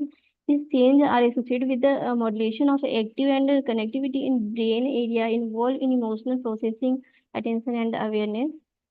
Social benefits, alternate nostril breathing helps cerebral cleansing and the creating of a balanced personality through which we can improve interpersonal communication skill and build healthy relationship with others. Having a supportive social network allow to develop assertive skill and become comfortable with who you are in social situation. Surrounding yourself with a positive social network increase your self esteem. Social wellness enable you to create bonds that encourage communication, trust, and conflict management. And spiritual benefits, Swami Shivanand believed that the pranayama was a powerful tool for cultivation self control and spiritual growth. In this Pragya ji, manner, आप जो है findings बताइए, पढ़िए मत जो लिखा है। हमारे जो प्रोफेसर जो चेयरपर्सन है वो काफी समझदार हैं। आप बस मेन मेन चीज बताइए, क्या फाइंडिंग्स है बस। अच्छा, इसमें कंक्लूजन यही है कि प्राणायाम एक easy, accessible, and best practice to increase the vital elements in the body, and one of the most powerful tool for cultivating physical, mental, social, and spiritual value. Such experience. Thank you. Ma'am, आप इस पे जो comment करना चाहें कुछ। Hello Pragya. Yes, ma'am.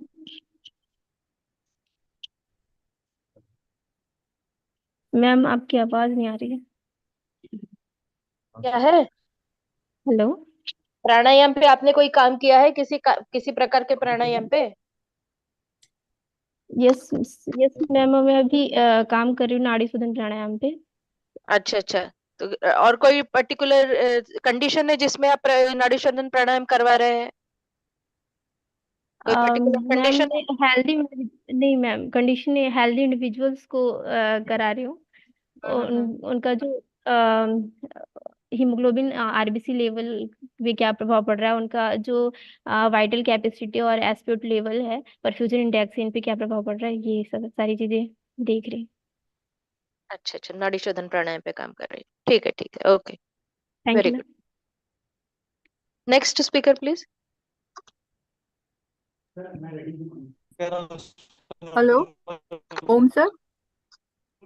Hello Anil Kumar ji, are you there? Sir Amit Kumar. हाँ Amit, sorry Amit Kumar ji. जी sir. ठीक है, प्रेजेंट करिए। Okay sir, I am sharing my screen sir.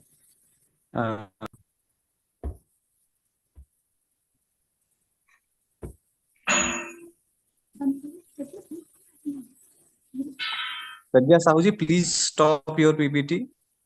Yes, sir. Yes, sir. After Pragya Sahu's talking, then I can share, sir, my screen. Pragya Sahu, please stop sharing your PPT. Pragya Sahu is there?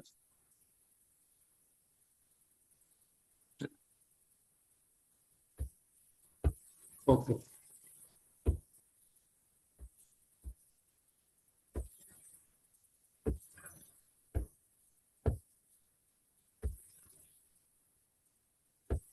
Amit? Yes, sir. Yes, sir. I am listening and I am. Sir, मेरा screen show कर रहा है, sir? हाँ, you are visible and the screen Okay, also. sir. Okay, sir. Thank you. Thank you very much, sir.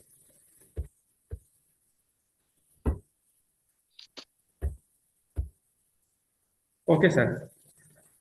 Now I am starting. Okay. Uh, good morning to all the respected dignitaries, respected ma'am. My name is Amit Kumar, research scholar, Department of Kriya Sari, Faculty of Ayurveda, and also yoga teacher in Malvi Bhavan, Banaras Hindu University. Importance of yoga and Ayurveda in maintaining emotional and spiritual health. Sir किसी की आवाज आ रही है शायद, आप लोग please sir उसको बंद करें. Now, purpose of Ayurveda. Basically, this is the review article in which different type of yoga text and different type of Ayurvedic text. From there, we collect references on the health. So, main purpose of Ayurveda. प्रयोजनम चास्य स्वास्थ्य स्वास्थ्य रक्षणम आतुरस्य विकार प्रशमन च. इसका मतलब यही है कि स्वस्थ व्यक्ति के स्वास्थ्य की रक्षा करना और रोगी व्यक्ति के स्वास्थ्य को ठीक करना. ये आयुर्वेद का फर्स्ट एंड सेकंड प्रयोजन है. धर्म अर्थ काम मोक्षाणाम आरोग्यम मूल उत्तमम. आयुर्वेद इज टू अटेन धर्म अर्थ काम एंड मोक्ष बाय हेल्थ. और इसी को महाकवि कालिदास जी ने बताया है शरीरम आद्यम खलु धर्म साधनम, कि शरीर के द्वारा ही हम अपने सभी पुरुषार्थ चातुष्टय की पूर्ति कर सकते हैं. आयुर्वेद में कंसेप्ट है धातु साम्य क्रिया चोक्ता तंत्रास्य प्रयोजनम. धातु के बीच में अगर हम बैलेंस बनाते हैं, उसके कंस्टिट्यूएंट्स को अगर हम सही रखते हैं तो हम स्वस्थ हैं. ये एक निदान करने का एक प्रयोजन भी है. उसी को आचार्य सुश्रुत ने बता दिया है. समदोष है सम अग्नि सम धातु मलय क्रिया प्रसन्न आत्म इंद्रिय स्वस्थता विधीयते. ये सबसे ऑथेंटिक हेल्थ की डेफिनेशन है जो आचार्य सुश्रुत ने काफी साल पहले इस हेल्थ की डेफिनेशन को बता दिया था. बाद में WHO ने भी इस हेल्थ की डेफिनेशन की वजह से एक स्पिरिचुअल कंपोनेंट ऑफ हेल्थ अपनी डेफिनेशन में डाला है. नेक्स्ट, तस्य भाव स्वास्थ्यम. अगर हम the feeling of wellbeing is health, that is स्वास्थ्य. Okay. Acharya Sushruta also gives the definition of health sammas pramanastu samsannan haro nare दृढ़ इंद्रियो विकारणम न बलेना अभिभूयते. ये बहुत महत्वपूर्ण डेफिनेशन है जिसमें दृढ़ इंद्रिय विकारणम, क्योंकि योग में बताया गया है प्रजापराध. प्रजापराध का मतलब है कि अगर धी धृति स्मृति में विभ्रष्ट हो जाता है तो फिर हम प्रजापराध करते हैं. जब हमारी इंद्रियां दृढ़ होंगी, हमारा मन मजबूत होगा, तो हम प्रजापराध से बचे रहेंगे. यस. सो आयुर्वेद में बहुत से ऐसे प्रिंसिपल हैं जिनके बेस पर हम कह सकते हैं there are loads of principle in yoga and Ayurveda by which anyone can maintain their health at optimal level. जैसे भाव प्रकाश में एक श्लोक आता है, भोजनांते पिबेत तक्रम दिनांते च पिबेत पय निशांते च पिबेत वारी वैदम किम प्रयोजनम. अगर आप भोजन के अंत में अगर तक्कर पीते हैं, दोपहर में मट्ठा लेते हैं, और दिन के अंत में अगर दूध आप लेते हैं, और सुबह उठने के बाद अगर आप पानी का सेवन करते हैं, तो आपको दोष नहीं होंगे. न दोषो जायते कदाचन.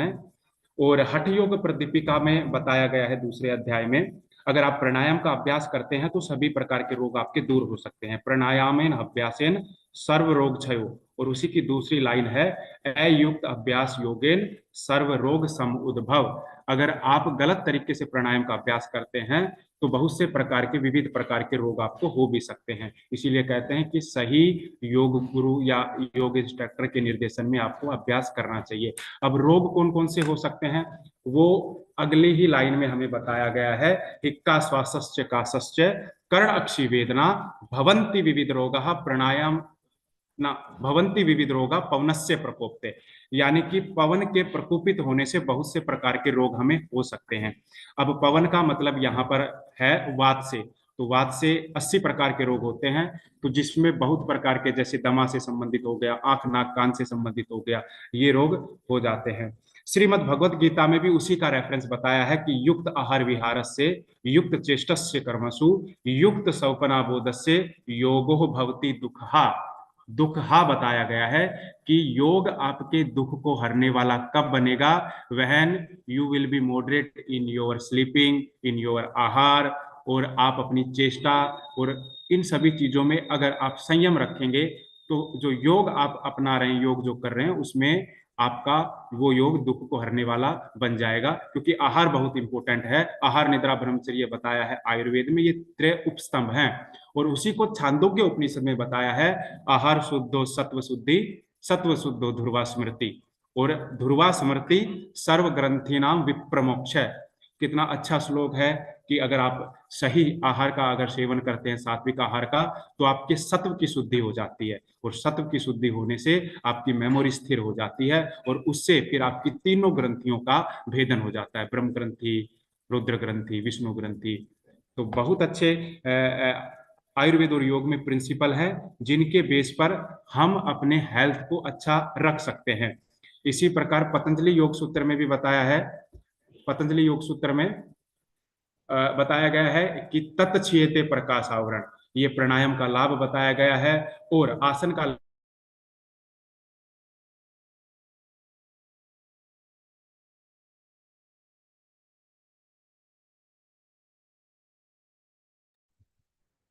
अमित जी, आपकी आवाज नहीं आ रही है।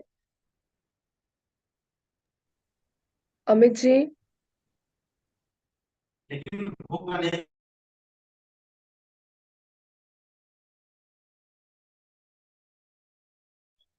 Yes ma'am, yes ma'am. Ma'am आवाज आ रही है मैम? मैम मैम मेरा उससे नेट नेट डिस्टर्ब हो गया, कनेक्शन डिस्टर्ब हो गया, तो मैं दूसरे वाले से शेयर कर रहा हूँ। Hello, please continue Amit ji, please. जी जी जी, okay ma'am, thank you very much and sorry for disturbance ma'am.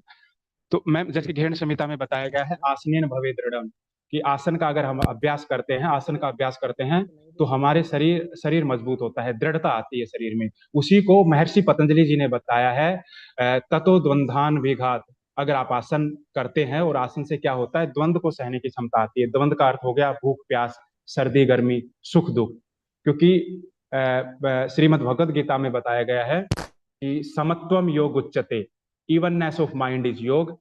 तो यही सब है जो प्रिंसिपल्स योग और आयुर्वेद में है। अगर इनका हम पालन करें और अपनी दिनचर्या को सही रखें, तो हम अपनी हेल्थ को एक ऑप्टिमल लेवल पर रख सकते हैं और अपने आप को स्वस्थ रख सकते हैं।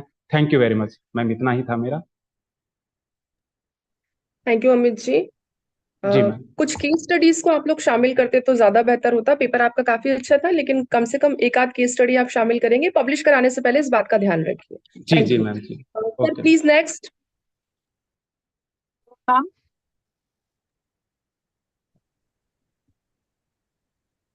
इसके बाद शालिनी जी हैं, मेधा जी। हाँ Medha ji, please share screen. My screen visible? Sir, हाँ हाँ, you are audible. can you see my screen? Your screen.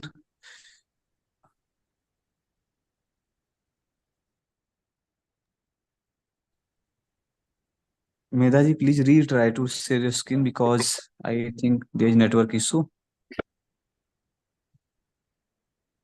Sir may I start? Sir मैंने अपना स्क्रीन शेयर किया है बट शायद आ नहीं रहा है।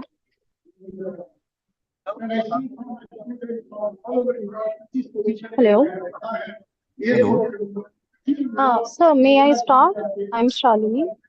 Oh, Shalini ji, please wait a minute because Medha ji already sharing the screen. So, Sir, is it visible now? Medha ji अभी visible नहीं है. You are not visible now. I think it will be visible now, sir. You have again shared. Is it visible now, sir? Yeah, it is visible. Okay, thank you, sir. Good morning, everyone. My name is Medha, and my topic is the impact of Likhit Japa of the Om mantra on the mindfulness of university student. So, the mantra, as we know, the Om mantra has a significant role in diverse spiritual realms such as Hinduism, Buddhism, and Jainism. It is believed to be the most ancient sound of the universe. It also holds a deep sacred meaning in the Vedas and Upanishad. And Patanjali Yoga Sutra has equated it with the divinity itself as the Samadhi Path Sutra number 27 states Tasya Vachaka Pranava. And also in Bhagavad Gita, we see like the Lord Bhagwan Sri Krishna declares himself as Om itself. If we talk about Likhit Japa, Likhit Japa is a very ancient spiritual practice that involves the writing of sacred mantras repeatedly. And it is very deeply rooted in the spirituality and it is believed to be profoundly effective. Here we can see two verses, which the reference of these two verses is given by Pandit Shriram Sharma Acharya ji in Akhand Jyoti Patrika of 1958 and April edition. So here it is stated, Siddhir Margo Anekasyu Sadhana yastu siddhaye mantranam lekhanam chev tatra shrestram visheshatay. This means that there are many ways of accomplishment of sadhana. Among them, the writing of mantra is the best.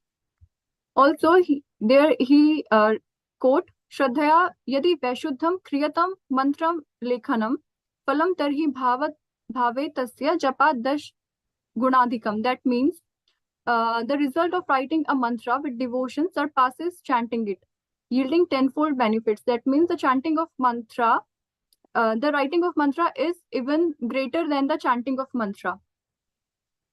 So we see the mindfulness. What is mindfulness? Mindfulness means living in the present moment. It means being intentionally more aware to each moment and being fully engaged in what is happening around us. So here are some factors, which shows importance and challenges of mindfulness for university students.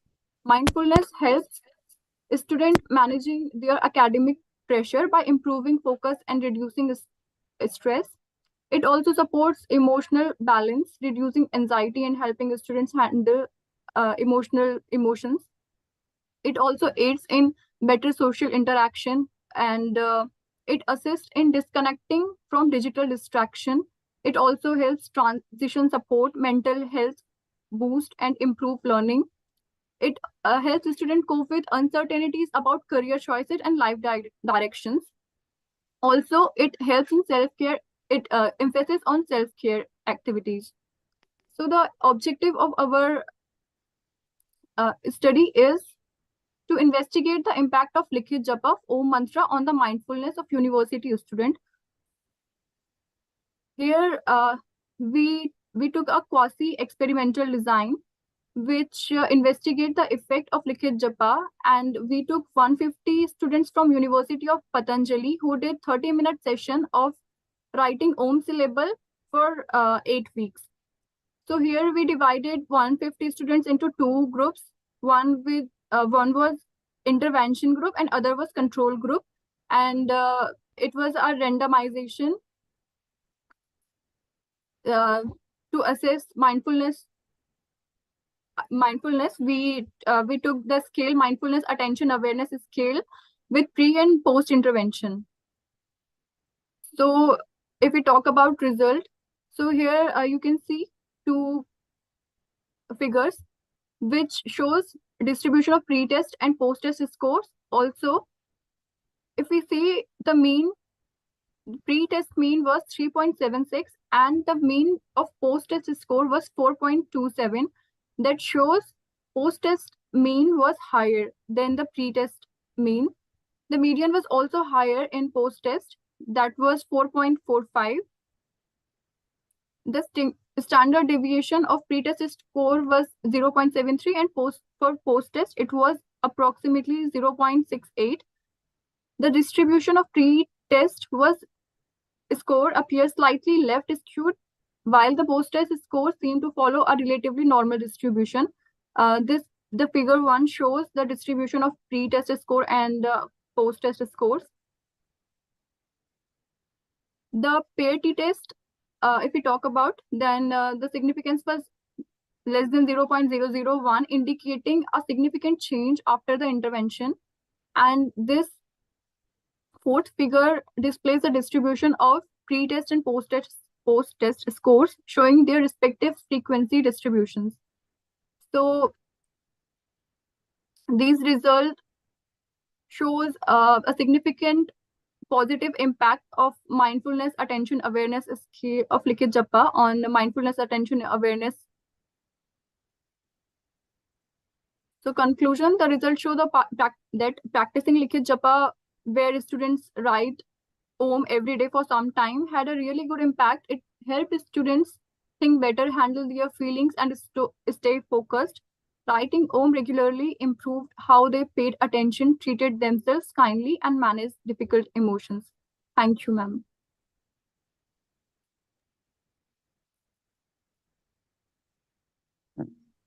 Thank you Medha ji. Hi, मैं ma'am से चाहूंगा कि कुछ अगर comment हो या कुछ बताना चाहें आप।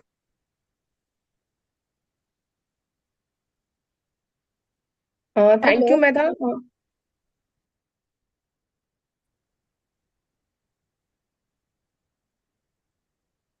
बताए मैम, आप बताएं। हेलो, हाँ मेधा। हाँ जी मैम। आपका वर्क तो काफी अच्छा है। और कितने दिनों के लिए आपने किया है ये? 7 days के लिए ना? 8 weeks के लिए। 8 weeks? हाँ जी। तो इस 8 weeks के लिए आपने ओम का जो है कितने बार लिखवाया है? मतलब केवल राइटिंग ही है ना इसमें, और कुछ दूसरा नहीं है, चैंटिंग नहीं है? नहीं मैम, चैंटिंग नहीं है। और आधे घंटे के लिए उन्हें कहा गया है कि वो आधे घंटे, उनको एक कॉपी और पेन दिया गया था जिसमें उन्हें लिखना था। ओके, तो उससे भी रिजल्ट मिलते हैं। तो खैर ये तो बात ही है कि इस तरीके के राइटिंग के प्रैक्टिस है जो लिखित जाप के प्रैक्टिस हमारे सनातन धर्म में है, और आप देखते हैं कि इसका भी बेनिफिट है। ठीक है, तो माइंडफुलनेस यानी कि करंट स्टेट में आपको कैसे जीना है और स्ट्रेस को किस तरीके से टैकल करना है, ये अगर हम इससे कर सकते हैं तो वी कैन प्रमोट दिस। ठीक है ना, और आगे प्रमोशन के लिए हम इसको ये कर सकते हैं। एडल्ट भी करते हैं, या यंग चिल्ड्रंस में भी आप सजेस्ट कर सकते हैं। ठीक है ना? ठीक है, nice nice work. Shalini ji, are you there?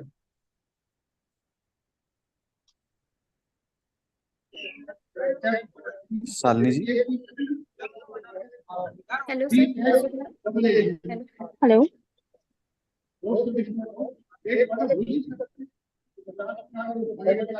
Hello. जी जी, Shalini ji please continue. Please Sir, continue I am visible. Yeah, you are visible. Okay. Oh. Om Namaste to everyone. I am Shalini, a PhD scholar in the Department of Pharmaceutical Sciences at Gurukul Kandri University, Haridwar. I am here to give my presentation on my research topic, that is emerging role of yoga practices in the management of polycystic ovarian syndrome. So briefly, I would like to explain about the PCOS. Uh, PCOS is a complex endocrine disorder which is associated with long-term anovulation and excess of androgen circulation in the blood. PCOS was actually firstly described by Irving F. Stein and Michael L. Leventhal in 1935. Both are the American gynecologists. During PCOS, there is the formation of cyst in ovaries, then LH hypersecretion, ovarian hyperandrogenism, then decrease in hyperinsulinemia and fertility.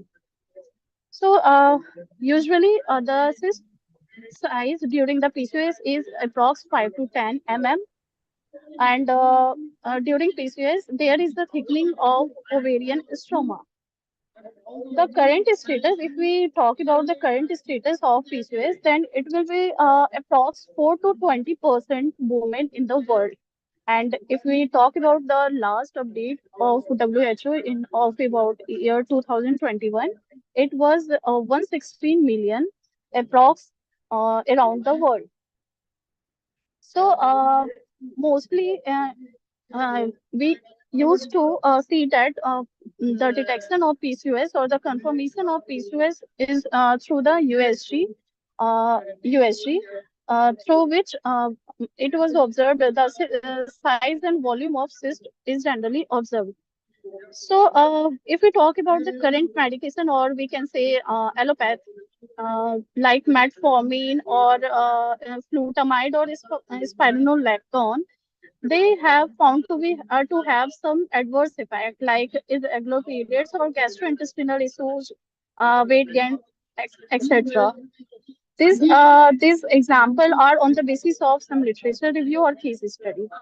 So, in the current situation, the current standard therapy for PCOS is includes everything from medication like lifestyle modification, including yoga practices, exercises, or diet management. So, I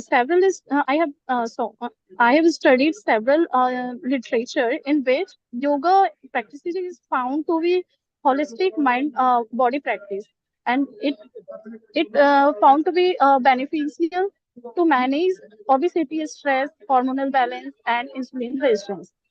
Some of the yoga practices like hello, yeah, hello. Please Some of the continue with yoga it. practices. Some of the yoga practices like Chakki Chalasan, then Surya Namaskar, then meditation. This therapy are found to be effective in the management of PCOS and its factors. Actually, I'm telling on the basis of my study. I'm working on it. My research is going on. These are the some of the example of the yoga practices and their effectiveness on the PCOS factors. Then methodology which I have taken. I'm taking the data of patients from the Patanjali Wellness Center and Patanjali Ayurveda Hospital with the consent of the patient, and then filling out questionnaire form. The questionnaire form is of two types. First, demographic, then polycystic ovarian risk assessment questionnaire, and then the factors related to the PCOS disorder. The tentative sample size of yoga patients who are taking yoga are approx 100, and the follow up the patient is taking up to 1 month of the treatment. These are the sample of consent form, then demographic, then the PCOS related or risk assessment form. Then, if you talk about the future aspect, then the yoga practices is beneficial for the stress reduction, hormonal regulation, inflammation reduction, weight management, and improved overall being. These all are factors are uh, which are benefited by the yoga practices, and some of the factors I have already studied in some of the patients. This one is one of the example of published review article before start of the study. Actually, my yoga practice is one of the part of my study. I am working more than this. I'm also working on the integrated pathy. So yoga practice is just a part of the integrated pathy for the management of PCOS. This one is the example of ovarian cyst. First one is the cyst present in the ovaries. Then second one, which where we can see the cyst is not visible in the ovary after the practices. Thank you for your patience. Thank you. Oh.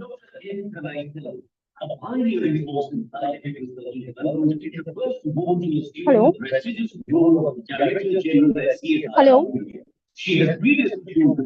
Hello. Hello. Hello. Hello. You Yeah, have done ma'am. work. Please continue your work in your future. Thank you so much. Please next. Yes, ma'am. Actually, ma'am, I am doing research on integrated and combination of therapies. This one is only the part of my study which is going on. Good job. Good job. Thank you. Thank you. Thank you so much, ma'am. May I stop the sharing?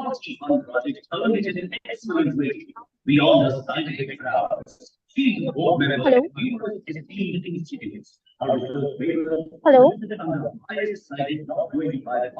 So please next. Shalini, you can stop your sharing your screen so that the Okay, next okay. person, next speaker will start. Okay, sharing.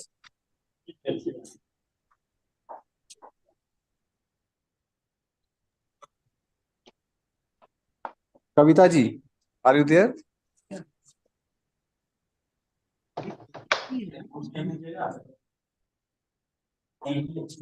Kavita ji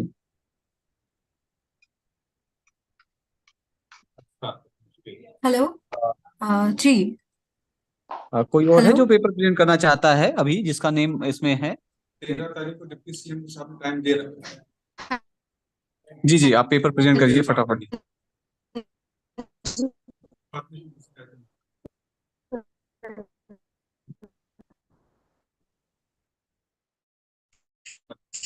please Priya ji अपना paper present करिए प्रिया जी आपकी आवाज नहीं आ रही है आप network में रहिए कहीं पर okay sir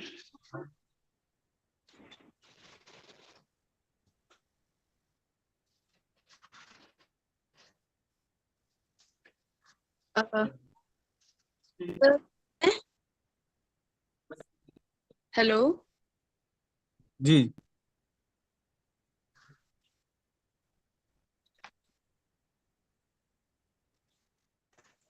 ji you are not visible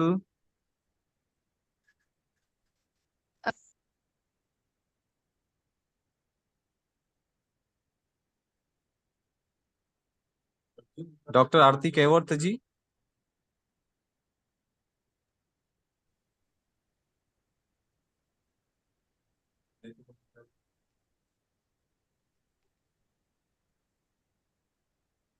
Kavita Bakshi ji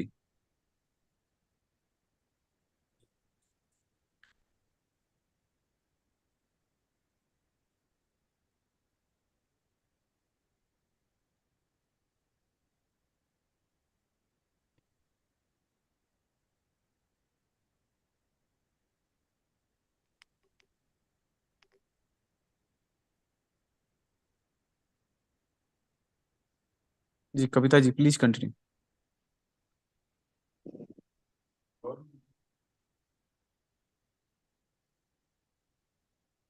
hello नमस्ते हेलो am I जी जी audible आप now जी जी you are audible namaste I'm Kavita Bakshi PhD scholar from University of Patanjali so I'm presenting in front of you data from my ongoing study which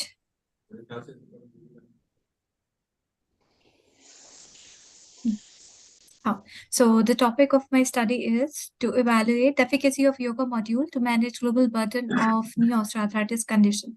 Sir, I'm getting a request by Mohammed Uwais to remote control my screen. Should I approve?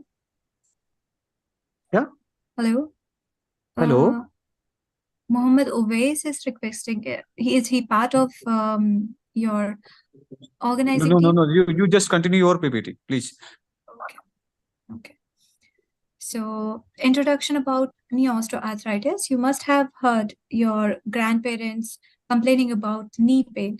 It is more prominent in India as in comparison to hip pain. So, it is called gathia in Hindi, and this is leading cause of disability among elderly. The whole joint gets involved, and the cartilage, especially, which is in usual in Hindi, usually people call it grease khatam ho gayi hai. So it is a very prominent condition. 7% of total population globally is affected with it. So around 500 million are affected with this condition, and we are trying to address it with yoga therapy. So there is no permanent cure of knee osteoarthritis condition, but it has to be managed with painkillers, which cause kidney injury, cardiovascular complication, and even myocardial infarctions. So there are huge bad effects of using these painkillers. So hence we need an alternative treatment that will be holistic and safe, that can help to manage this population which is getting elderly and getting into this pain cycle. So Ayurveda and yoga are a hope that will help us to provide a safer management for knee osteoarthritis condition. The current decade has been considered the decade of healthy aging by WHO, and we are trying to give a solution of a major disability of knee osteoarthritis to yoga. So main objective of our study was to evaluate the efficacy of yoga module in reducing inflammatory biomarker and pain perception and joint stiffness in knee osteoarthritis condition. We included male and female population of more than 40 years of age to 70 years, having clinical radiological diagnosis of knee osteoarthritis, that is Kellgren-Lawrence score on X-ray. That will be included only grade 2 and 3. We included people who were having onset of the disease for more than 6 months and pain on numeric pain rating scale more than 4. That was from moderate to severe. In the main study, we compared Ayurvedic intervention with yoga and conventional care. Total sample size was 138. And now I'm going to present to you data about the yoga intervention that we have given. So what was included into the yoga intervention? There were Kapalbhati Kriya, Sukshma Vyayam to warm up the body, asana, pranayam, and meditation. This was a 45-minute intervention given online. And what results I have, here we have C-reactive protein level. At baseline, the average was around 5, which reduced to about 1.43. So there was a reduction in 2.62 on an average in C-reactive protein level, which is a huge evidence that yoga is very effective, even with a 60 days intervention. So over here, you can see the severity index of knee osteoarthritis. This is in this bar and line graph. You see the bar graphs represent the that was baseline data. The severity of knee osteoarthritis has been divided into 5. Can you please mute your mic, ma'am? So the knee severity has been divided into 5 categories. There are people there were 7 people who were into very severe condition, and there were around 12 who were severe, and extremely severe were 6 at baseline. But at the through this line graph, I represent post-intervention, the effect of yoga module. There were around 26 people, those who have come into the mild category now. 5 people have totally cured themselves. There are no knee osteoarthritis symptoms into them. So there is huge change in the severity of knee osteoarthritis condition through this scale, and the results are significant as well. Anxiety scores. This we have calculated through Hamilton anxiety score. In this scale, the dark color balls, this 3D bubble graph shows that at dark colors, this is the baseline data, and the light color is post-intervention data. So around average was 11 at baseline, which score has reduced around 2.52 post-intervention. So the anxiety level has reduced with yogic intervention. Quality of life, we have calculated to Eurocall, and this EQ was tells the quality of life. There is improvement in quality of life. You can see the green line is the baseline data, and the blue one is at 30 day, and dark brown is at day 60. So quality of life is getting improved. Previously, it was lower, and with 60 days of intervention, it has improved a lot. So quality of life of the individual has also improved. Now, pain scores through numeric pain rating scale. this has also improved. You can see 10 represents the maximum pain and 0 represents minimum pain.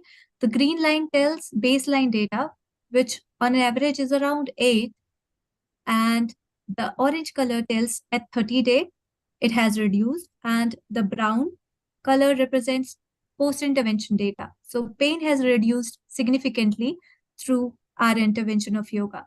Now, this is what our subjects have to say. Mr. X, 53-year-old, he says that he was able to climb stairs within 15 days of yogic intervention. There was a reduction in pain and swelling within 2 weeks of doing yoga. There was another male, 58-year-old.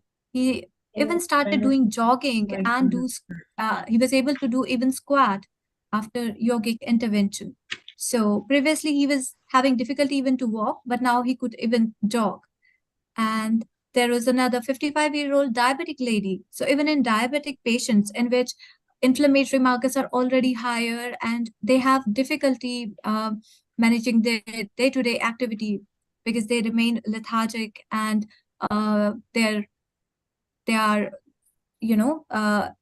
improving their condition is difficult because of the level of their fluctuating sugar level. Kavita ji, please conclude within one minute. Oh, sure. So she also said that with yoga intervention, she was even previously she was able to only sit on chair. Now she could sit down as well.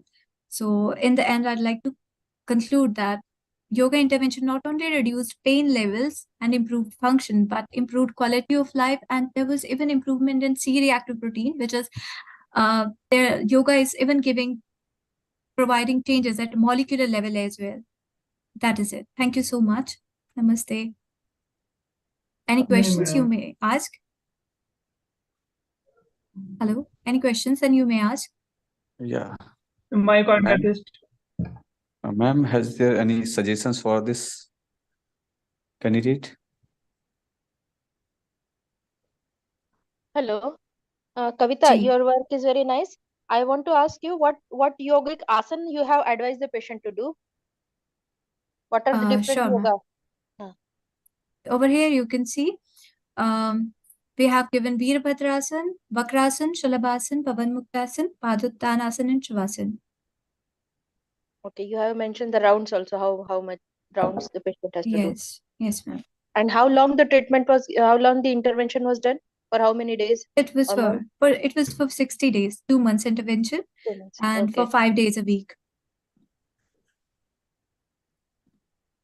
Okay. Ji, any other question, ma'am? Okay, thank you Kavita Bakshi ji, और बहुत बहुत so धन्यवाद much. हमारे आज के session chair के रूप में हमारे साथ ज्वाइन करने के लिए डॉक्टर प्रियदर्शनी मैम, जो हमारे साथ बीएचयू से हमारे साथ जुड़ी, इसके साथ डॉक्टर उमा यादव मैम हमारे साथ सेंट्रल यूनिवर्सिटी मोतिहारी बिहार से हमारे साथ जुड़ी और अपना बहुमूल्य समय हमें दिया, और हमारे साथ साथ जो पार्टिसिपेंट है जिन्होंने अपने पेपर प्रस्तुत किए, उनको सुझाव दिए, और जो निश्चित रूप से ये उनके पेपर में और उनके आने वाले जो पीएचडी है और भी रिसर्च वर्क में सहायक होंगे। और मैं उम्मीद करता हूं कि आने वाले भविष्य में जब भी इस तरह के कॉन्फ्रेंस आयोजित होंगे तब मैम का सानिध्य हमें मिलेगा। बहुत बहुत धन्यवाद मैम। अवश्य अवश्य, बहुत बहुत धन्यवाद डॉक्टर जितेंद्र। आप सभी को मेरा बहुत बहुत धन्यवाद हमें यहाँ इनवाइट करने के लिए। Thank you. जी ma'am. Thank you so much, sir. Amazing experience. Well done, sir. Thank you so much. Thank you ma'am. अब हमारे साथ सेशन को हम थोड़ा लंबा और चला पाते, पार्टिसिपेंट के लिए भी बहुत सारे ऐसे पार्टिसिपेंट हैं जिनको पेपर प्रस्तुत करना है, लेकिन अभी हमारे साथ जो है वो professor Rajni Joshi ma'am IIT Mumbai से हमारे साथ जुड़ चुकी हैं, जिनका सेशन होना है, जिनका टॉपिक है, एक सेकंड में शेयर कर रहा हूँ आप सभी के पास, मैंने शेयर कर दिया है PPT, already have share the PPT, and the topic is automatic radial pulse analysis, nadi parikshan, diagnostic and applications. ये एक टॉपिक है विशेष, पिछली बार का प्रेजेंटेशन कल के डेट में बहुत अच्छा रहा है मैम का, और मैं सभी पार्टिसिपेंट से कहना चाहूँगा कि अगर आप चाहें तो आप जुड़े रहें, जिनको पेपर प्रेजेंट करना है वो इस सेशन के बाद होगा, तो आप सभी जुड़े रहें। और हमारे जो सेशन चेयर के रूप में हमारे साथ जो मैम जुड़े हैं, आपसे निवेदन है, आप चाहे तो हमारे साथ जुड़े रहें और चाहे तो आप as you according to your schedule आप चाहे तो लेफ्ट भी कर सकते हैं। Thank you ma'am. और कविता जी आप please stop sharing your screen. हम जुड़े रहना चाहते हैं, मैडम का वर्क हम देखना चाहते हैं कि क्या उन्होंने जी जी किया है। जरूर, I am thank very you much thank you. Interested in that. नाड़ी परीक्षा है तो हम देखना चाहते हैं। जी जी मैम। वेरी नाइस, ठीक। Welcome ma'am. Rajni Tiwari ji ma'am, Joshi ma'am. I am audible ma'am? Yes, you are audible. Oh, oh. Welcome again, ma'am. All the participants eagerly are waiting for your Okay, sure. Thank you. I'm lecture. delighted to hear that. And I hope there won't be any technical problem like yesterday. That was, I think, because of the permission for sharing the screen was not given to me. It was given later on, that's why. So I hope there Okay. won't be any problem today. And No. Ma'am, screen is visible, everyone, and your voice also audible us. yeah, sure. So I'll just go to it. Okay, English is fine with everyone, so I'll just continue with that. So today again, see, sharing and slideshow, it's giving problem. I hope it will continue. So I'm going to talk about one, it was a major project. And first I will talk about the origin of the project itself is very interesting. The youngsters would definitely note that, how good research goes on and with collaboration with several institutes. So, and it has really seen the applications in reality with some hospitals also participating in it, and Mumbai and Pune. And now it must have expanded. I'm going to talk about. So, see, when we talk about pulse morphology, radial pulse. So, radial pulse, as you all know, is corresponds to the blood flow through this radial pulse. This is the radial artery, and typically the waveform has these. Pressure wave and the depression wave, physiological signals associated with that are. So what we had done is this physiological signal was recorded by some instrument which is now L&T is producing it, and but it was devised and discovered, and it was fabricated at BRC Mumbai, Biomedical Engineering, and later on it's marketed by L&T, and so that is called Vesoman. And we had analyzed it, and CDAC Pune had implemented it in the hospitals. So that's the story. Origin is very interesting. Way back in 1996, Dr. Pranav Pandya, we had invited him to our biomedical engineering, and his topic of the talk was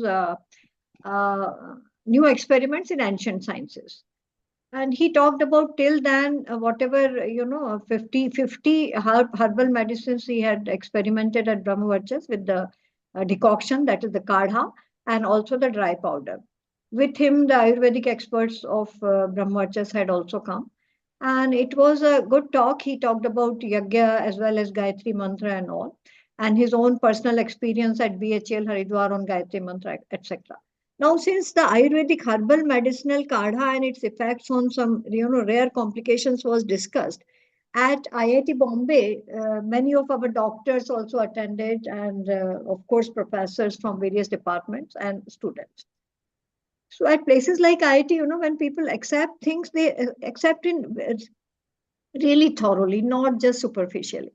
So they suggested that alternate medicine, especially like Ayurveda, if you have to stand, on par with allopathy, then you should also, one of the medicines you take, for example, for asthma, if you have got some medicine and which allopathy is also giving some medicine, you do a parallel study.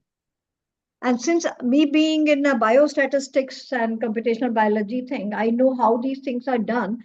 And we have done for allopathy medicines many of their clinical trials. So I thought, because I knew in Brahmavarchas, it's very difficult because they have a lot of time constraint. They are more for social service rather than 24/7 research as we do at places like IIT. So I realized that, in allopathy, everything is quantitative, whereas in Ayurveda, there's a concept of tridosha for using for diagnosis as well as, this is a qualitative concept. So if you have to do a parallel study, you have to quantify things. So I proposed that project to IIT and also one project with National Brain Research Center. So I got my sabbatical leave, and there in 2002, I worked at Brahmavarchas, and DSVV was just had come up that time. So naturally, there was a good collaboration. And I quantified the the Tridosha and biostatistical analysis of that particular concept, or you can say the vector of Tridoshas I did. And just out of my curiosity, because I had got an opportunity to discuss with very gifted Ayurveda experts at Brahmavarchas, who are great sadhaks too. So I was just interested if I have quantified it, and we did it on the real, very, I think 500 subjects which were attending various kinds of shivers. So we validated it on those, that if it is high Vat and what kind of complication that person had. So all those details I will not go because that is not my topic. But I'll show the reference of that paper is Journal of Alternate and Complementary Medicine, which by the way, it is the only Ayurvedic and alternate medicine journal which is cited by a high quality citation index of PubMed. So it's a very authentic journal, and University of Berkeley and Harvard, these kinds of people are involved in it.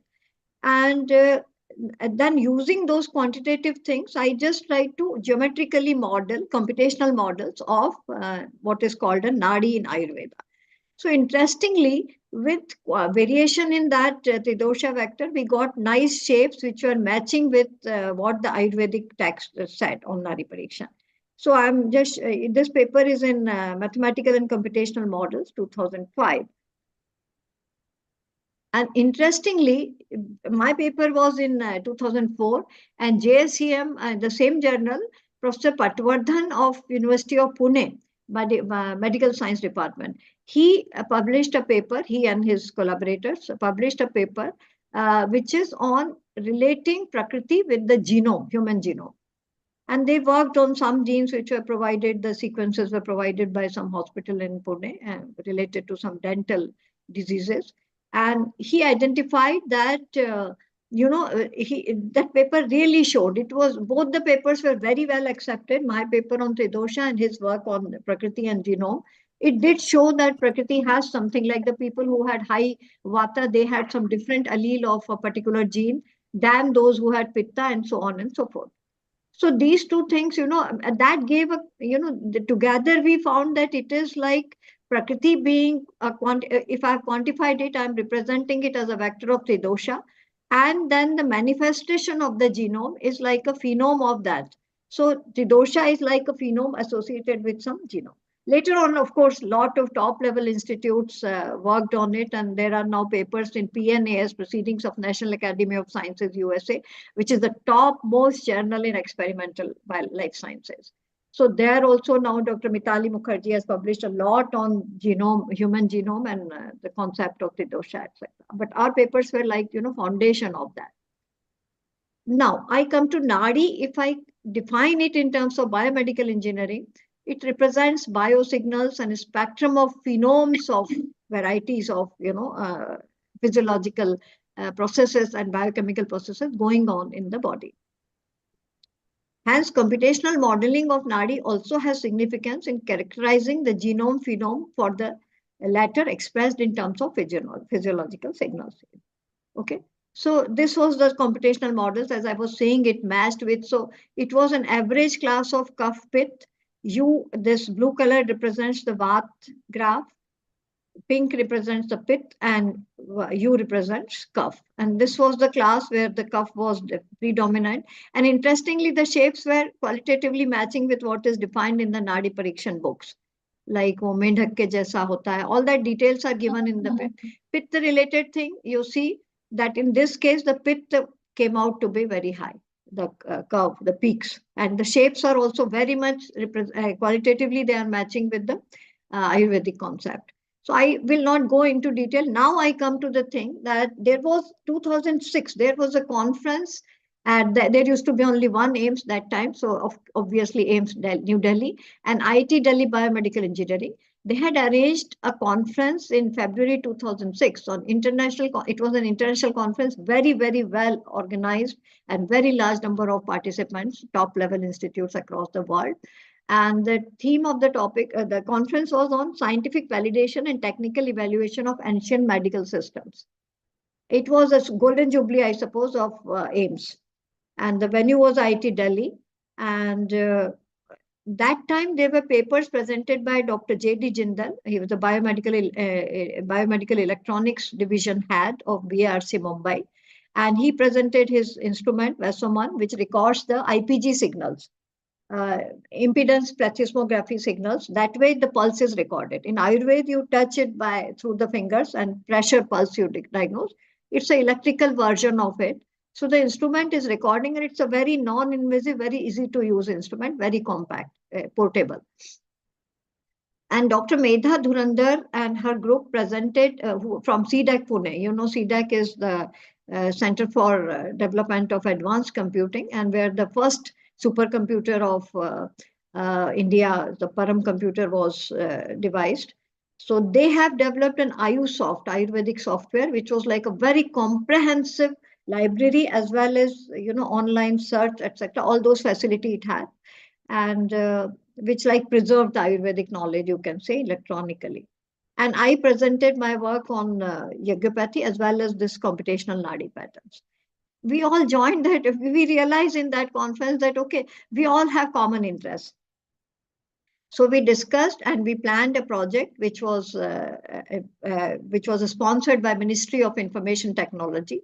It was a major R&D project which ran from 2010 to 2010, actually 2006, and it had started. We had just submitted and we got the grant very fast because it was really an interesting and very thoroughly presented project. So, and we did have expertise for it. So the topic of the project was this: instrumentation assisted decision support system, deploying data mining techniques for pulse examination and diagnostics. So the instrument was provided by BRC, and the IPG signals were recorded.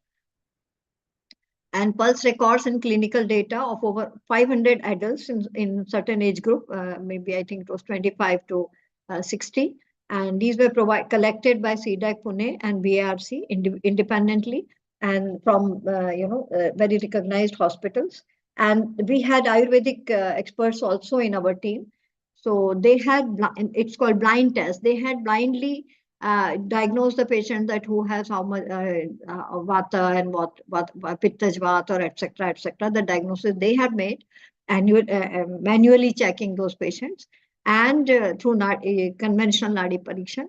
And we had also recorded the IPG signal. These signals were provided to me and at IIT Bombay. So one of my MTech students at biomedical engineering, he had, using real-time computing, he has converted those signals into digital data. And once the digital data was available, I had a project staff and myself, and we developed algorithms, and of course that MTech student, the algorithm to filter out the baseline wandering, etc., which is it's very important in signal analysis that there should not be any disturbance. You know, somebody's uska haath hil gaya to thoda sa pulse wo ho gayi, aisa nahi hona chahiye. It's very, very fine tuning of removing all experimental error from the data. After that, we did harmonic and spectral data analysis. It shows the diagnostic potential of what we were doing. And we captured important physiological parameters such as HRV and for further analysis, etc. I'm going to just show the results because these are, everybody may not understand and everybody may not, appreciate that because these are all very technical terms. We did automatic detection. See, it's just no manual intervention. It's our algorithm and our program. Once the signal is connected from IPG, it's collected, it goes to the computer. Our program, our module, software module, immediately displays the pulse waveform with diagnosis also. So we characterize significant morphology, cardiac rhythms. I'll just show you what are the significant results. And we also did statistical validation of Ayurvedic data and pulse features, relation, what is Ayurvedic concept, that was also validated. So importance of peak detection, what we did, I'll just show the things directly, I think, because these are all very technical. This is our algorithm and all. So, okay. This was like, peak detection, the peaks of that pulse. Pulse, it's like a waveform. So identifying the peaks of the pulse, like the red points here, is very important because it has direct relation, radial pulse physiology, those who people know, it has direct relation with heart rate variability.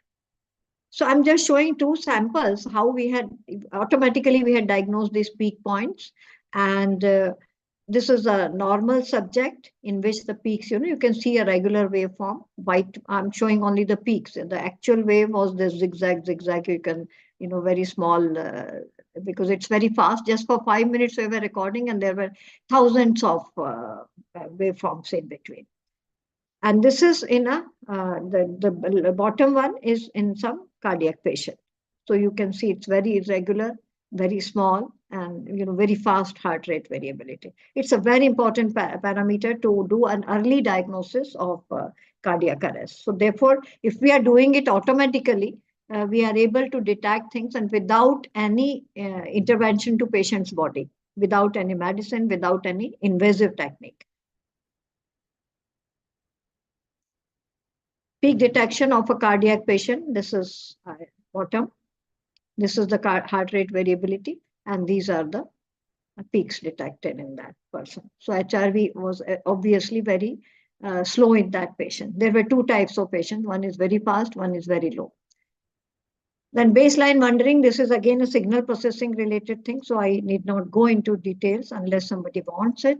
What it does is it removes the motion aircraft, which is very important in such kinds of signals, because you can't make a human hand 100% stable.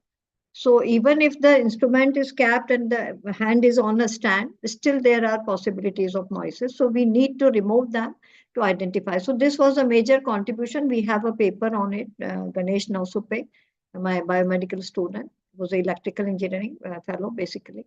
So this, so whatever algorithm performed better than we did some, probabilistic method for flexibility in it. So this was our, contribution, and we don't want to talk about it in detail now.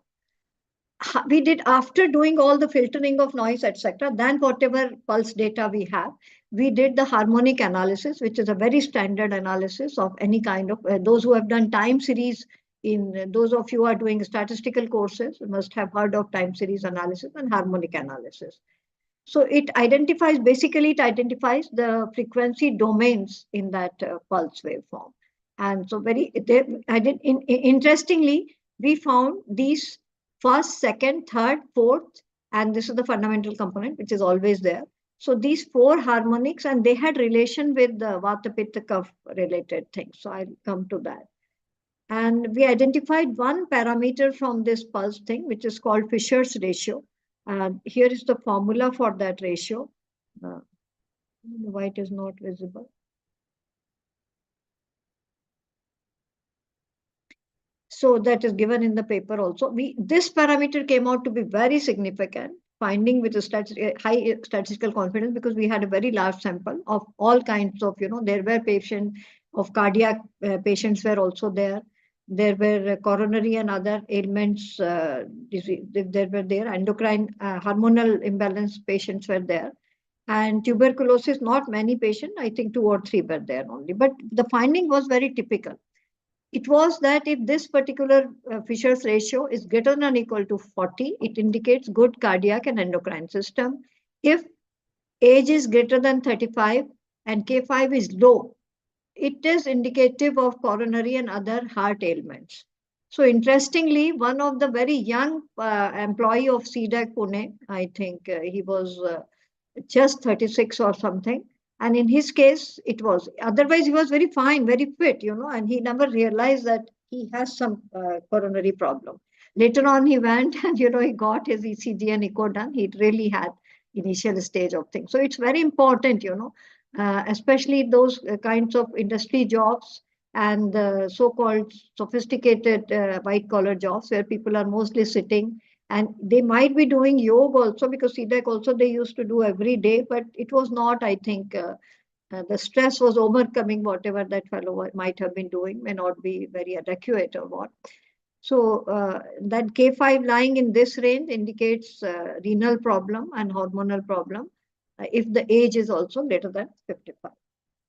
So tuberculosis patients, we had found this, which I don't know whether it can be considered, but it was that the patients had similar kind of severity, and this was the finding. So in other words, what I'm saying, a statistical parameter of that pulse model dash time series gave such an important insight, which nobody can think about, Maybe a great Nadi Vaidya can sense it, but it's very difficult to find those kinds of Vaidyas now. So we did, whatever, again, this is technical. Okay, HRV frequency ranges were found that, the low frequency, medium frequency, and high frequency. These had relation with this Ayurvedic things, So this is the tuberculosis patient, PSD, and this is another PSD of variation in some cardiac problem, which was named as some code word. And because it was not an established disease, but there was a problem, maybe some kind of autoimmunity and all. And this was the PSD, that is the spectral density, power spectral density of HR of patient with portal hypertension case. And this is for HR carpet TS case. Corporal this thing was problem was there. So, it is like old age patients, age greater than 50, less number of peaks in the LF we had found. Medium range and high frequency were completely suppressed. Pneumonia patient, this was the case. And hepatic abscess case, this was the thing. Very significant observation with respect to the power spectrum density. So again, the gist of the matter is that the pulse is definitely related to the frequency waveforms in the pulse. They are definitely related to the disease condition. That means it can be used for diagnosis. So it was encouraging result, and we later on found, the level of tridoshas and their relation with the low frequency, medium frequency, and high frequency things. And these Vata Pitta Kapha levels were identified by the Ayurvedic doctors, and CDEC software was simply, if all the three doctors have suggested Vata, etc. So this kind of coding was done. It was not a quantification, but this is just a coding. And that is, it's confirmed that it was Vata thing. And age group also were taken, which were very large. So I think age doesn't really matter that much in this case. And medium frequency was found suppressed, high frequency was found suppressed, and number of peaks, etc. were found. So again, this is like, it has very high correlation with Ayurvedic concept. So that means what we were doing was very much close to the Nadi Parikshan thing. This is the, what I said in the table. This is the graphical representation of it. So high Vata case, this was the typical scenario of the power spectrum density. Power spectral density is some formula, which is once the waveform data, pulse data are available, you can compute it directly. Now we did the geometrical modeling because CDEC, Dr. Jindal, he had, ever since his instrument came in market and it was being used very largely just for experimental testing purposes, he found that there are only, although we say that everybody has a different nadi, even the person, 5 minutes, if I record it for 10 minutes, it may change after some time. Before food, after food, also the patterns change, as the Nadi Parikshan Vaidyas also say. But typically there are, 8 different characteristics. And there was one very typical, which was found in diabetic patients also, which was very similar to one of them. But yeah, this is the 3-star. So this was it is slightly different than this geometrical pattern. You can see this first peak, fine. Second and third, this is the geometrical thing. So these kind of things repeatedly are seen in that geometry. So these patterns we identified automatically and we correlated them with the disease. And that has been a really very well received paper, and it can be used for early diagnosis. So this is again some extra, you need not worry so much that it is the 8 patterns and how they were related to the Fisher's ratio, because this helped us in using in our program. Fisher's ratio we compute and also do geometrical modeling. Together we were identifying what patterns are present. So now this is the pulse of a person. For you can see it's for nearly 4,000 peaks are there for 5 minutes when we diagnose, we recorded. And here we are simply identifying the Fisher's ratio at this point, at this point, and this point, three different, and we found three different geometrical patterns are there. In here, the patterns are not very visible, but I'll show this. When I take just a small part of that, you can see the patterns, you know, the kind of thing I showed. This pattern is different. Here, the peak is slightly higher. This pattern is very much different because there are two peaks immediately coming. This is the diabetic kind of thing. So what we did in automated pulse morphology thing, we removed the baseline wandering, we detect the onset points of successive periods, we compute the Fisher's ratio. All these are related to the cardiac and other disease conditions. And we normalized each period in certain width and height and computed the interpolation points.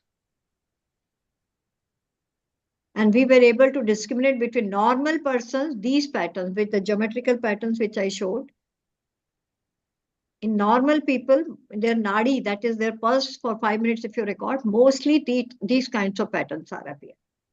Some will appear, say for example, for 1 minute, this pattern is coming, in between this pattern came, or etc., etc. Okay. So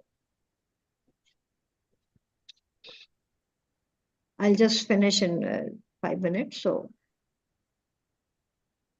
So these are the, validation results, percentage of accurate prediction of patterns, which we found that normal persons have these patterns mostly in their waveform, and pathological conditions were found patterns 5, 6, and 7. This was purely looking at the patient, their diagnosis by allopathic as well as Ayurvedic persons, blindly, nobody knows who has diagnosed what, and the patterns which our program identified. We found this. That, we found that other things are technical, so you don't worry. But these are the patterns which are very commonly in the people who are having certain kind of diseases. Prediction of morphology for each period by applying statistical inference on Fisher ratio, geometrical. This is how we had predicted automatically. Otherwise, you can't really see and see, ye pattern dikh raha hai. There are, the pulse will be like this, even if you record it on your computer screen, it will be, it will not be visible so well. It will be like this green thing, which is not even seen here to you. So that kind of thing, you can't manually, you can't see that what shapes are there in that pulse. So it's only computer by algorithms, suitable algorithm. But here also you can't really identify. Although I'm just showing a very small part of that pulse. It's hardly a few seconds record.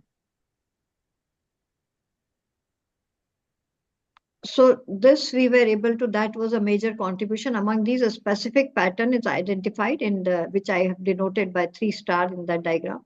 This is the, in the diabetic patients it was observed. And our prediction versus the actual condition, the accuracies were very high. This is the, as you know, it's a specificity sensitivity table. So you can see that it's very high. It's not just accuracy, we are showing the false detection also. Okay, so this kind of important validation parameters are showing that we were very, very correct in our program is doing a correct prediction of the geometrical shapes of the pulse. And this to show that, with respect to time when we are wearing, it's a pattern 2, pattern 2, pattern 2, pattern 2. And this certainly was some normal patient's pulse. Some abnormal patient who had some complications. This is pathological condition, pattern 4, then the diabetic patient, diabetic pattern, etc., etc., etc. These are 8,700 points which are recorded because the pulse recorder continuously records it, okay? So continuous means almost some fraction of a second, it goes on recording. We have, these are our contributions. We have used the wavelet-based adaptive cascade filter for filtering the noise, baseline wandering. Our algorithm, based on a certain approach, has significant accuracy in peak detection. Most importantly, harmonic analysis we did, and geometrical modeling shows excellent results in accurate detection of morphological patterns. For the use of common persons, we denoted the patterns as sequences, and we did hello. Okay, so we detected that all these things, when they are recorded as sequence, so C is the pattern 3, D is pattern 3 star.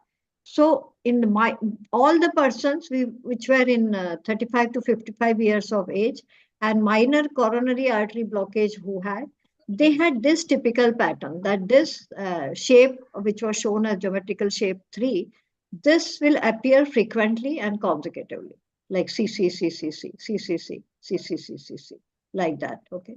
So one can do like, even one doesn't have to look at the geometrical shape. Our algorithm directly gives this sequence and you identify these patterns, whether they are present. It's like a gene sequence, they say that, okay, if this pattern is there, it could be a biomarker of some genetic mutation, which could be cancerous, etc. So this way, everything is done automatically, and we are further working on it on larger number of patients. Some hospitals had started using it, and CDEC Pune further took this project to, they are developing a pressure sensor based instead of this IPG, so that it really simulates the Ayurvedic concepts and could become more sensitive. So they are doing, but we have given all our algorithm and programs to them. Whatever data they collect, they can implement it. And again, these are the findings that what patterns are found in home. And just of what I have told is that आपका नाड़ी परीक्षण एक instrument record करेगा, then हमारा जो computer software which CDEC will develop in a more user friendly manner, so that it doctors can keep it on their tables and you record the pulse, and then नाड़ी परीक्षण में जैसे बहुत सारी चीजें पता लग जाती, we will identify, of course, not all of them like a नाड़ी वैद्य, but most of the important things we are able to identify.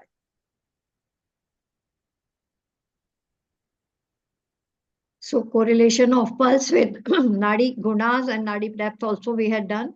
CDEC was recording their IUSoft has lots of other parameters which are hardcore Ayurvedic. So gun and like burl and dosh, etc. we were able to find, because once we have things as quantitative, we were able to do a lot of statistical analysis, and we found that these things are correlated with nadi parameters, and the pulse spectrum and morphology all are related to the nadi, this Ayurvedic concepts or the properties of nadi. So extensions, as I said, we did further analysis with respect to this Ayurvedic concept. This paper has appeared in Journal of Biological and Biotechnology and Biomedical Engineering Sciences. And pressure sensor based pulse recording instruments are being developed at CDEC Pune. And one, I think, a champion of a startup, there's one of our student at IIT Bombay Computer Science Department. He's also a Joshi. His Nadi Tarangini, he has his own startup which is developing a Nadi Yantra. I think he's also selling it off. His is also pressure sensor, and he's really doing a 3-channel pulse recording. Like Ayurveda people, 3 fingers are capped, and ours was a single radial pulse it records. Focus study on selected disease disorder in collaboration with Ayurvedic specialists also we are doing.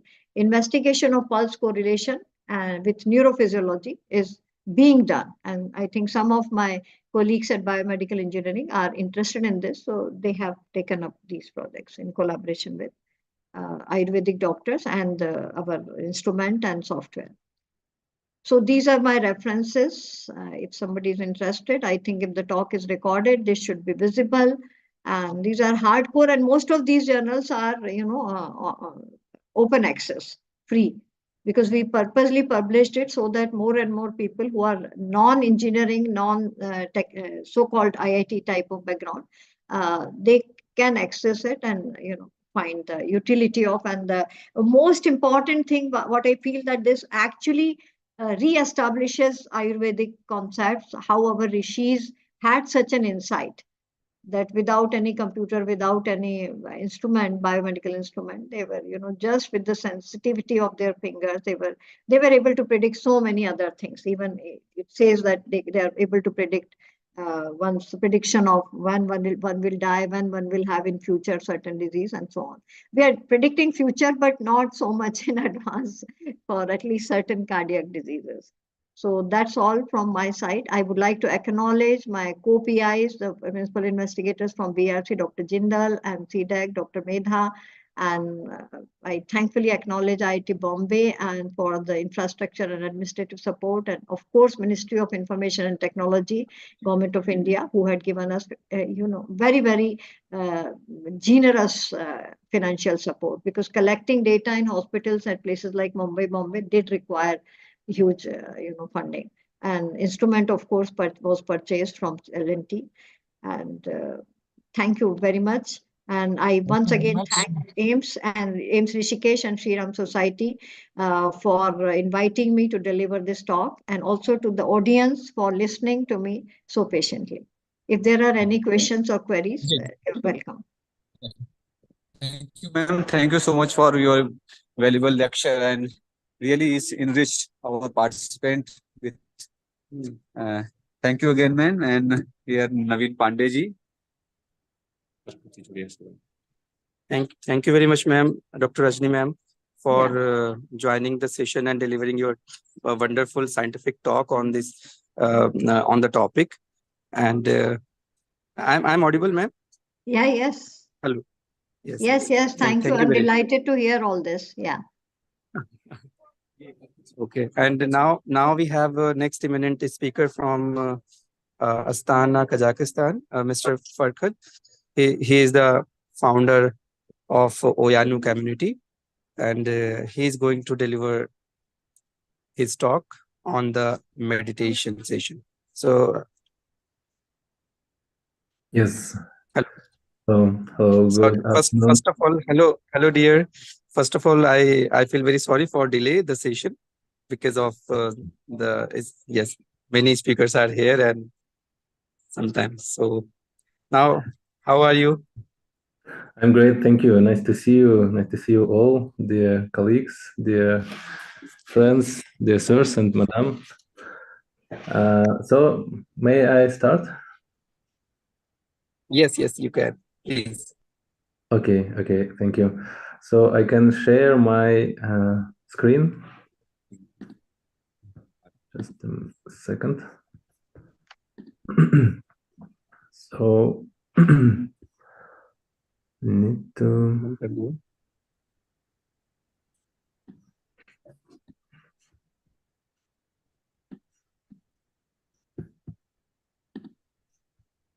Okay.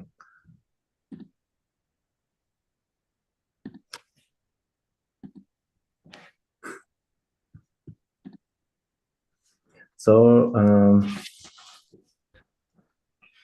I'm audible now? Yes, Hello? please, you can continue. Yeah, Yes. and your screen is ready. Yes, thank you very much. Great. My topic is meditation for mental health. And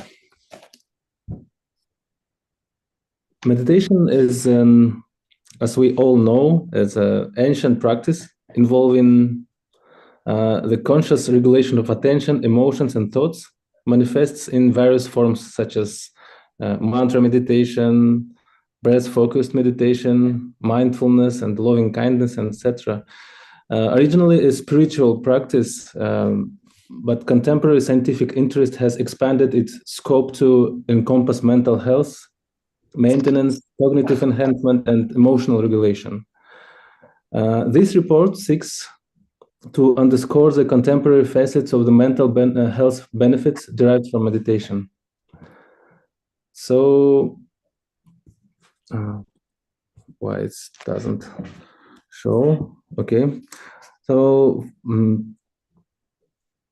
studies span diverse demographics, including children, adolescents, parents, teachers, therapists, and physicians from 52 articles published in the United States in 2003, by the number rised to 477 by 1220. Presently, over 1,000 studies are annually published in America and Europe. and primarily spurred by the inception of the mindfulness-based stress reduction program, which was made by John Kabat-Zinn in 1979. Briefly elaborate on the observation of results. So, neurophysiological investigations studies consistently reveal that regular meditation practitioners exhibit increased happiness, life satisfaction, and improved memory. Furthermore, meditation aids in diminishing irritability, anxiety, and depression, while bolstering mental and physical endurance. Research indicates enhanced satisfaction in interpersonal relationships for those who engage in regular meditation. People who meditate regularly are more satisfied with their relationships. Also, you can see the references. Research from around the world shows that meditation reduces key indicators of chronic stress, including high blood pressure. Meditation can help you cope with serious illnesses such as chronic pain and cancer, and reduce addiction to alcohol and drugs. Research has shown that meditation strengthens the immune system and thus helps prevent colds, flu, and other more serious illnesses. And most early studies identified the positive effects of mindfulness-based stress reduction programs using self-report measures, using specially designed tools and tests. And more recent studies have used assessment of cortisol, the main stress hormone, as a physiological marker. So there are some rules and recommendations in order for meditation to be beneficial. So you can see there are 5 main recommendations or rules that we need to choose our type of meditation appropriate for us and suit for our individual goals, preferences, and abilities. Then we should practice regularly.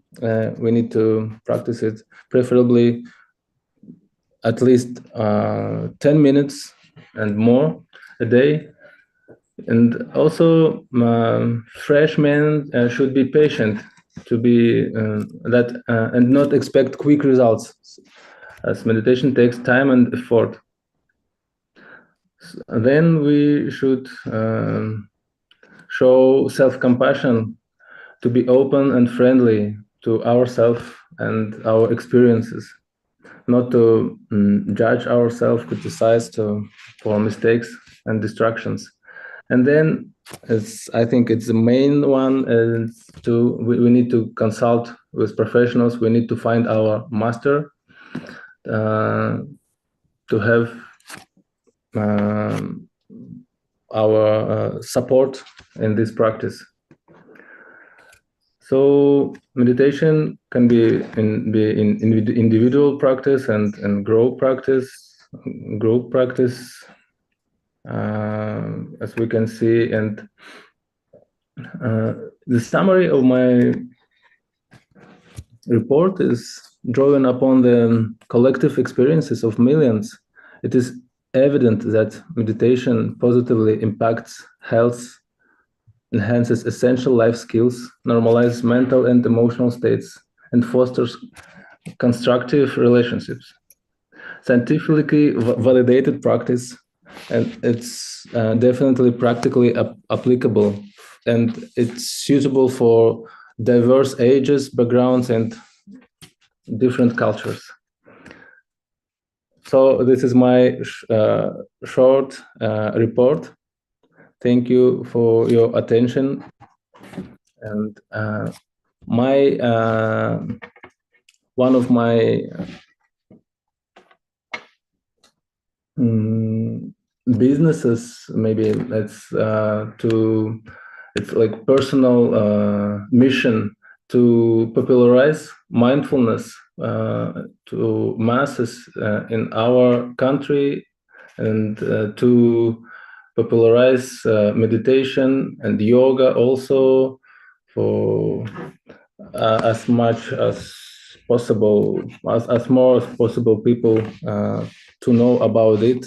So mindfulness is like more, I think, suitable from this side, from side of mindfulness. It's more easier to people to accept these practices when they don't see some religion context of this. So that's why I tried and I interested in this topic from the side of science, and then also I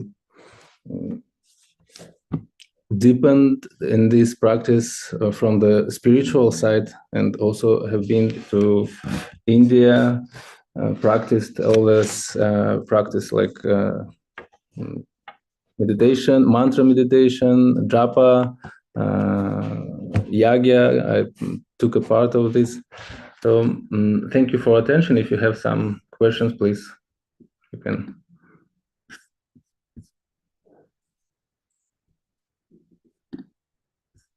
How I can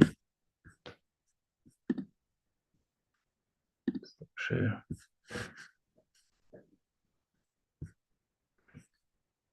Thank you. Thank you. Thank you very much, dear friends, and for joining this sixth international conference on the role of Yoga and Ayurveda for women's health, and delivering this wonderful presentation. And hope we will be connected in future also, and like in these types of conference. Thank you very much, dear. Thank you.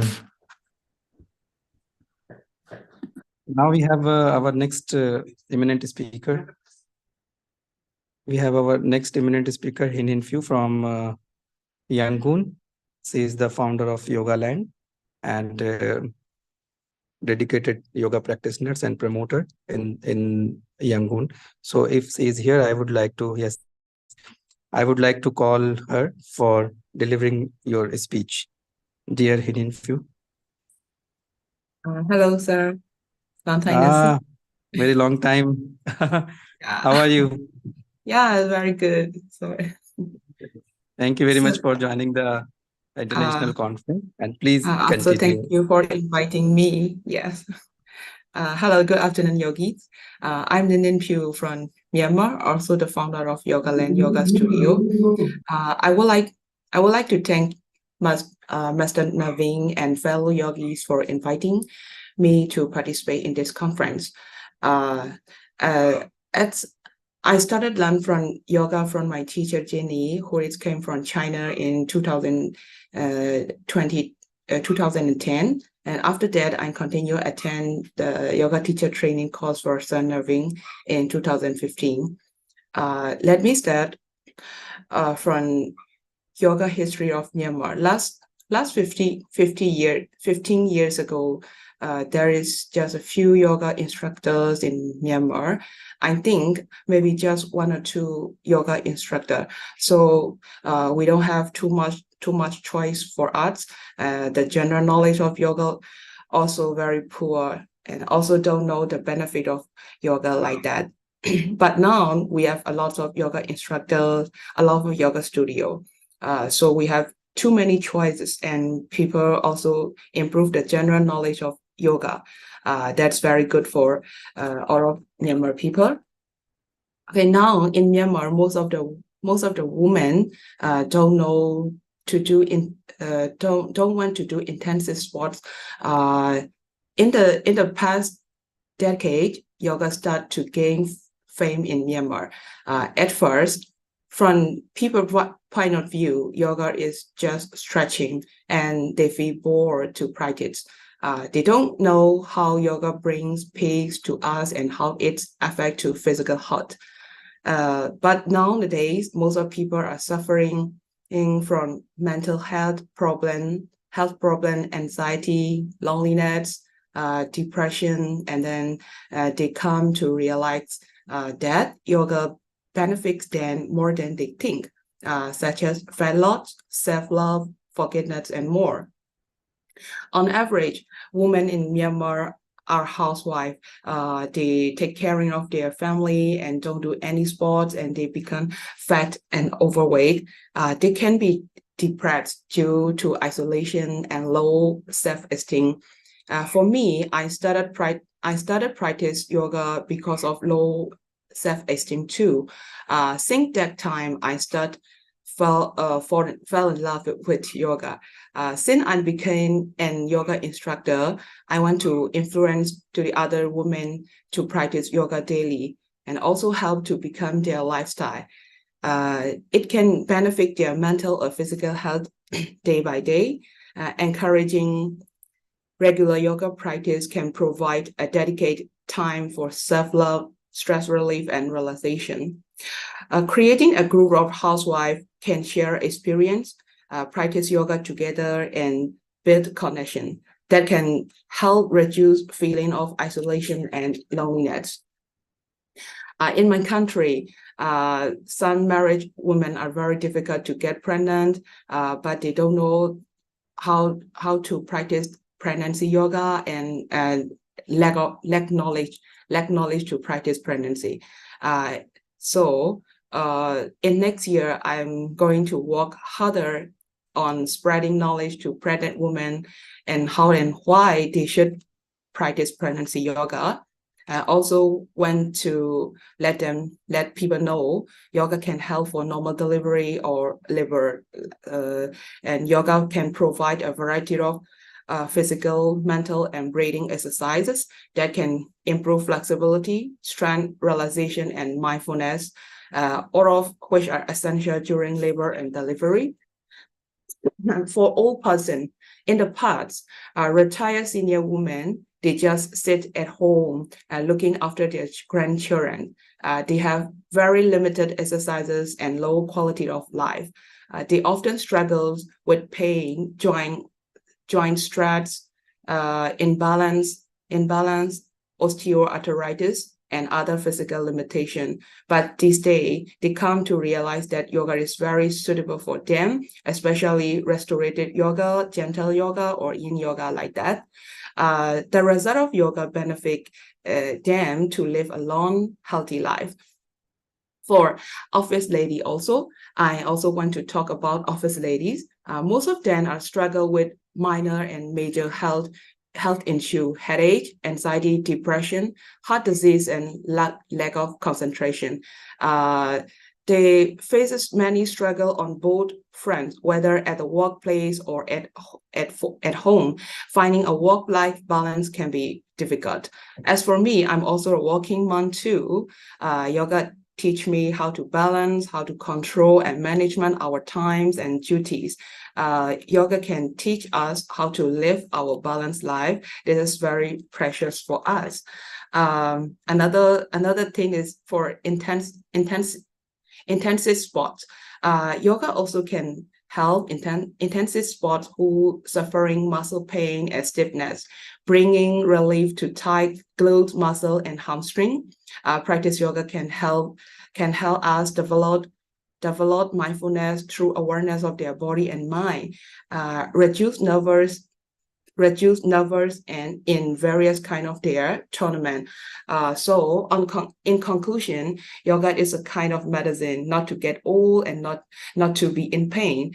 If we practice yoga daily, we don't need to waste our money in hospital. We will surely set inner peace and a healthy, precious life.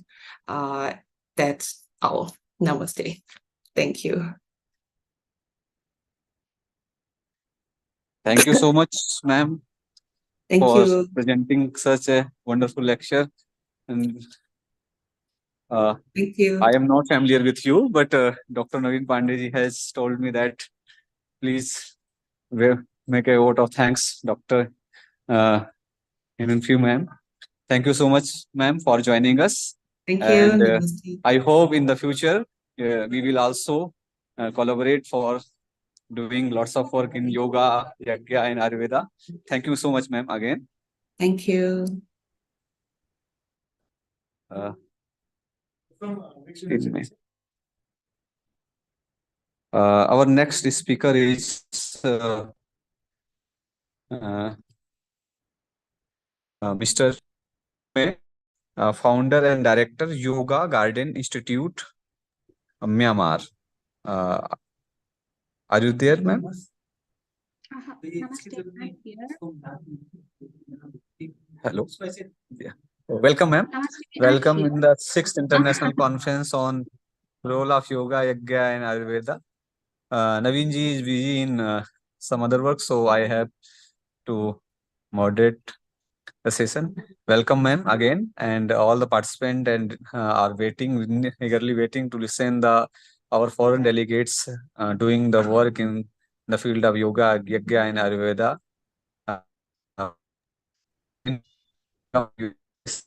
Continue.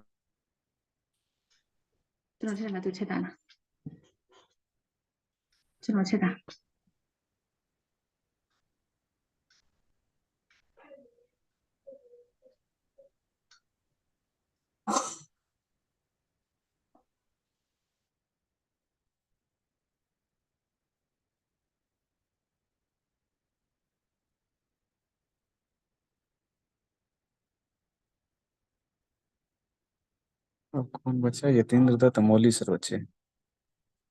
Ma'am, Okay, sorry, sir, Wi-Fi is Wi-Fi jam, so oh, okay, can I now? Ji. Thank you.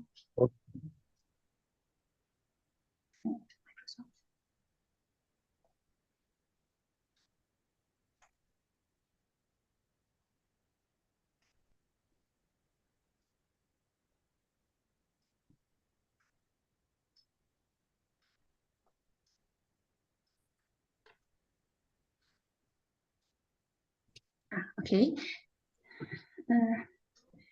I think yoga is the best gift for women.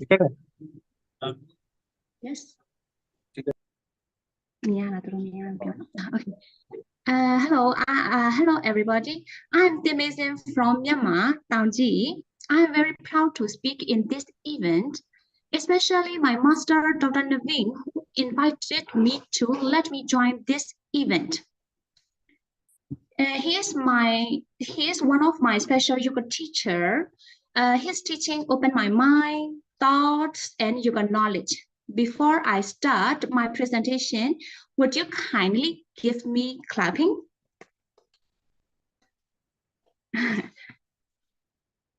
Thank you. So let me start my presentation now. Yoga is the best gift for women, such as if you are a young lady, give yoga as a gift yourself. Enjoy your teenager thought and young adult life with yoga delightfully. If you are mother,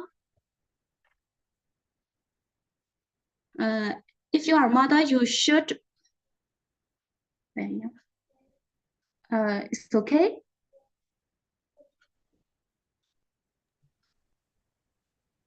If you are a young lady, give yoga as a gift yourself. Enjoy your teenager thought and young adult life with yoga delightfully. If you are a mother, you should better give yoga as a gift yourself. You would flow your life with yoga, spend time with yoga, find your youth with yoga. Love yourself, love your life, love your existence. Although you are a sweet teddy bear, give yoga as a gift yourself. Take your healthy body with yoga. Then you can accept yourself. You will see your own beauty. If you are an elderly lady, give yoga as a gift yourself too. Make your day flow slowly with practicing yoga. Find your youth with fresh minds. Every woman is a flower. From my point of view, every yogini is a lotus. Each has confident, smart, calm light. they can live their life peacefully without a baby life. In this special event day, I would like to share my yoga experience to yoga lovers. Firstly, practice asana regularly. Only then asana body tells body changing. From regular practice, you may improve strength, balance, flexibility, stability while you're doing asana. Again, from this body movement, you may remove your toxics from body and mind, also gain agile life. Secondly, think simple and easy asana for your life. For example, a woman who only practice a mountain pose regularly can get smoother life and healthy spine. The one who practice butterfly pose can get pelvis blood circulation, also good for urethra. Simple asana make less injury and close to daily life.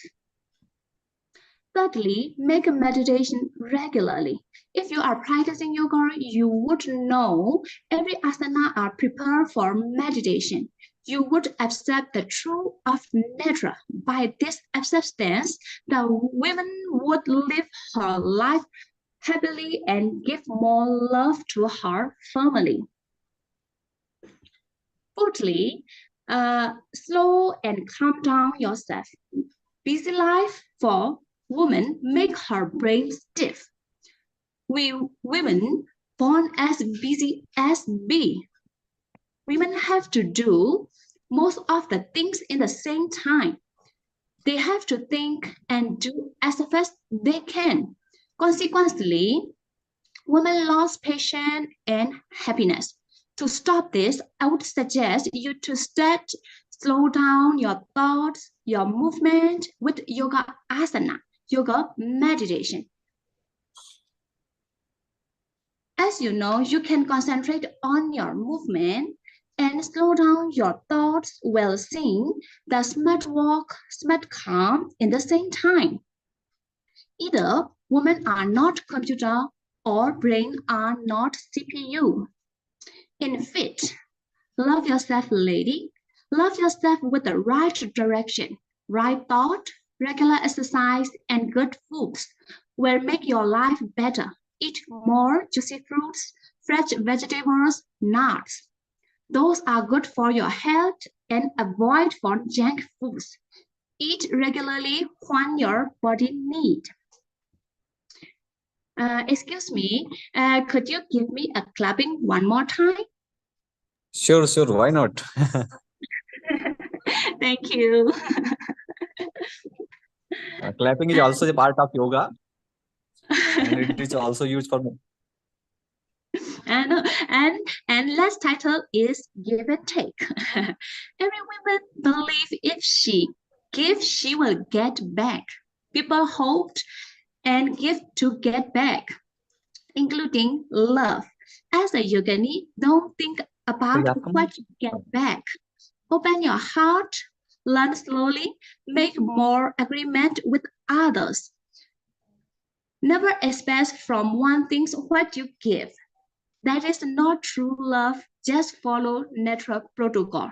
That make you never regret even you fail.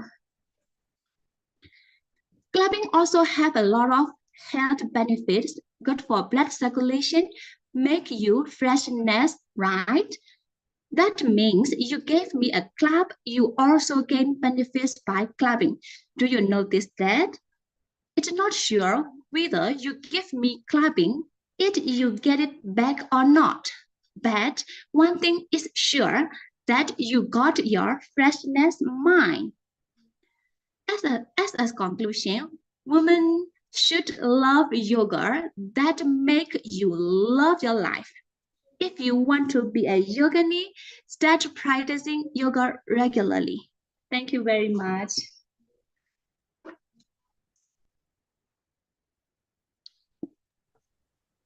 Thank you very much for delivering such a wonderful lecture. Really, yoga has a different dimension, different parts, and different types of yoga today's word. You simply associated the clapping. Clapping is in daily routine we use it, and for motivating, for in direct way, in indirect way, for enhancing our physical and mental fitness, also encouraging the people. Really is a wonderful lecture, and I hope all the participants get enriched by this lecture. Thank you very much, and again, we hope we will meet in the 7th International Conference, and will held it. We will inform all the participants soon. Thank you very much for joining us. Thank you very much.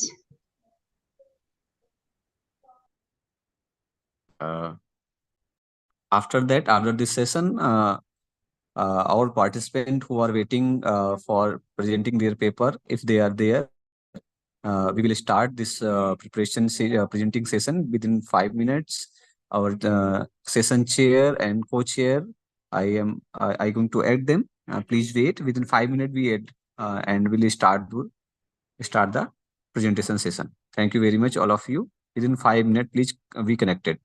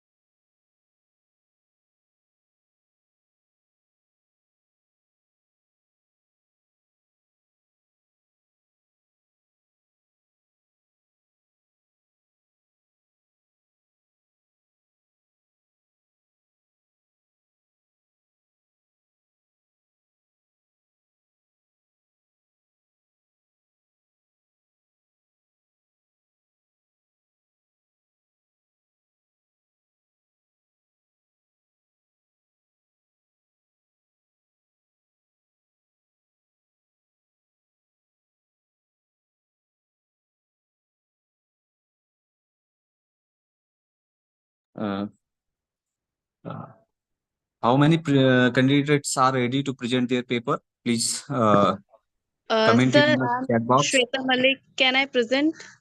Sure, Shweta Malik ji, you can present. Yes, I'm Uh, sharing my screen. yeah, welcome our session chair person, Dr. Manjul Trivedi. Dr. Manjul Trivedi are there? Dr. Manjul Trivedi ji.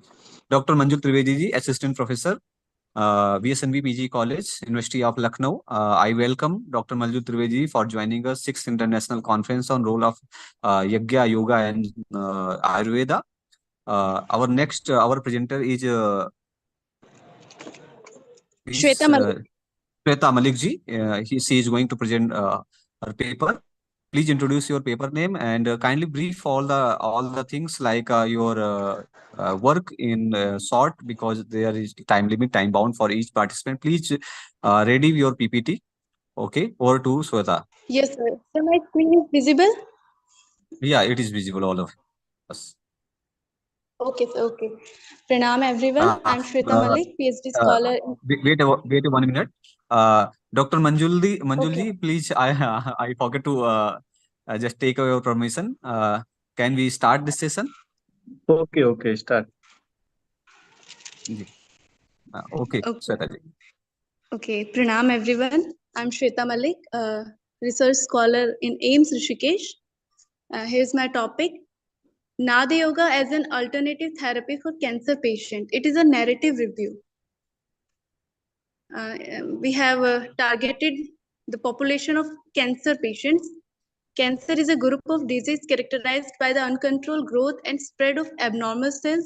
The prevalence of cancer in India is increasing. According to the Indian Council of Medical Research, the incidence of cancer in India is estimated to increase 25% by 2020, just after COVID. इसकी जो treatment है उसमें chemotherapy, radiotherapy and surgery के options आते हैं जिनके कुछ adverse effects हैं. Treatment have adverse effects. These are Sweta Malik ji, I think there is a network problem. Please, your nausea, voice. vomiting, loss of appetite, and many more. So, Sweta Malik ji, please be in a network area because there control is a these lot. adverse effects, music therapy, it is an effective. Hello. हाँ, आपकी हाँ, आप am I network area में नहीं, इसलिए आपका बहुत problem हो रही है, पीपीटी भी शो नहीं हो रही है और आपकी आवाज डिसकंटिन्यू हो रही है। सर अभी आवाज आ रही है? हाँ हाँ, it's okay now. Okay. I have completed the introduction of cancer. Now, Nada Yoga. Nada means sounds and yoga means union. Nada Yoga is a method of union of the individual mind with the cosmic consciousness with the flow of sound. नाद दो type का होता है, एक अनाहत नाद, एक आहत नाद. आहत नाद which is created by friction like music, and anahat naad which is not created by friction. It is the naad of the universe. तो इसमें हम पेपर में बात करेंगे आहत नाद के बारे में, म्यूजिक थेरेपी के बारे में. हठ योग प्रदीपिका में भी मेंशन है इसके बारे में, जिसका सीधा मैं हिंदी इंग्लिश ट्रांसलेशन पढ़ूंगी. Mind is a ruler of the senses, prana is a ruler of the mind, dissolution is a lord of the prana, and the dissolution is a basis of nada. So नाद is also mentioned in our Hatha Yogic text. Healing power of music, it is a synonym of naad, we can say. Healing power of music has been accepted in almost all tradition of music at a very deep level. Effect of music on mind is very similar to that of deep meditation. ऐसे कुछ researches हैं जो ये दिखाते हैं कि listening music जो है वो काफी हद तक meditation के बराबर, उसका जो मतलब माइंड पे जो भी उसके वेव्स और जो उन्होंने रिसर्चेस देखी, तो उसका इफेक्ट जो है वो काफी सिमिलर होता है लिसनिंग म्यूजिक, लिसनिंग नाद और डूइंग मेडिटेशन. तो इसमें कुछ बहुत सारे रिसर्चेस हुए हैं, इंडिया में भी हुए हैं, अब्रॉड में भी हुए हैं. अब्रॉड में हुए हैं तो वो उनके वेस्टर्न म्यूजिक पे हुए हैं. इंडिया में जो है वो राग थेरेपी, इंडियन जो क्लासिकल म्यूजिक है उन पे हुए हैं. दोनों ही टाइप के रिसर्चेस हैं, जिनमें से श्रीलंका के में है, चाइना में है, इंडिया, टर्की, काफी सारे मैंने यहाँ रेफरेंसेस मेंशन किए हैं, जिनमें ये देखा गया है कि कैंसर पेशेंट्स जो है ड्यूरिंग कीमोथेरेपी और रेडियोथेरेपी, उसमें जो एंजाइटी है उसको रिड्यूस करने में म्यूजिक जो है, नाद योग जो है काफी इफेक्टिव है. स्टडीज में अलग अलग टाइप का था. कुछ स्टडीज में लॉन्ग ड्यूरेशन तक म्यूजिक थेरेपी दी गई थी, like 10 weeks, 12 weeks, 3 months, 4 months. और कुछ स्टडीज ऐसी जिनमें जस्ट एक 20 और 30 मिनट का सेशन दिया, उस सेशन से ही प्री और पोस्ट का डेटा लिया, उसमें भी म्यूजिक जो है, नाद योग जो है इफेक्टिव रहा था. दोनों ही टाइप की स्टडीज काफी हुई हैं. इसके अलावा sleep quality, pain and overall quality of life भी है कैंसर पेशेंट्स की नाद थेरेपी से, म्यूजिक थेरेपी से इनहेंस होती है. Here are references. इसके अलावा मैं बताना चाहूंगी, मेरा जो पीएचडी का टॉपिक है वो ओवेरियन कैंसर पेशेंट्स पे ही है, जिसमें हमने नाद योगा थेरेपी का ही मतलब उनको इंटरवेंशन दिया है. और मेरा रिजल्ट एंजाइटी को लेके पूरा पॉजिटिव आया. उनकी मतलब सिग्निफिकेंट रिडक्शन आया है एंजाइटी में ओवेरियन कैंसर पेशेंट्स की, और क्वालिटी ऑफ लाइफ के कुछ पैरामीटर्स पे सिग्निफिकेंट रिजल्ट आया. Thank you. Thank you, Sweta ji. Dr. Manjul ji, and there is any suggestions for this researcher?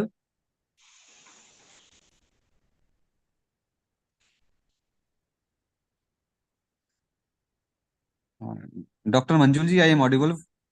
मंजुल जी, मेरी आवाज आ रही है?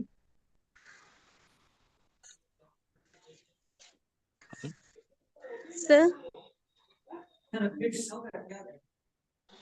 ओके, श्वेता जी, बहुत बढ़िया आपका जो है प्रेजेंटेशन रहा. I have 2 presentations. One more is left. I will compile it 1 or 2 minutes. Okay, thank you. मंजुल जी, मेरी आवाज आ रही है? जी मिल रही है. थोड़ा नेटवर्क का इशू था, अभी ठीक है. आप कोई कमेंट करना चाहेंगे श्वेता मलिक जी के पेपर पे, कुछ सजेशन? इनका दूसरा पेपर भी है, positive effect something like that, positive impact of yoga on School going children. हाँ ठीक, आप प्रेजेंट कर लीजिए, फिर सर आपको दोनों पे एक साथ जो सजेशन दें. Okay. Yes, sir. Thank you, sir.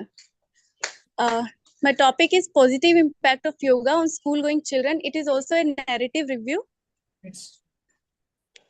First is yoga, introduction of yoga. It is derived from yoj, which means union.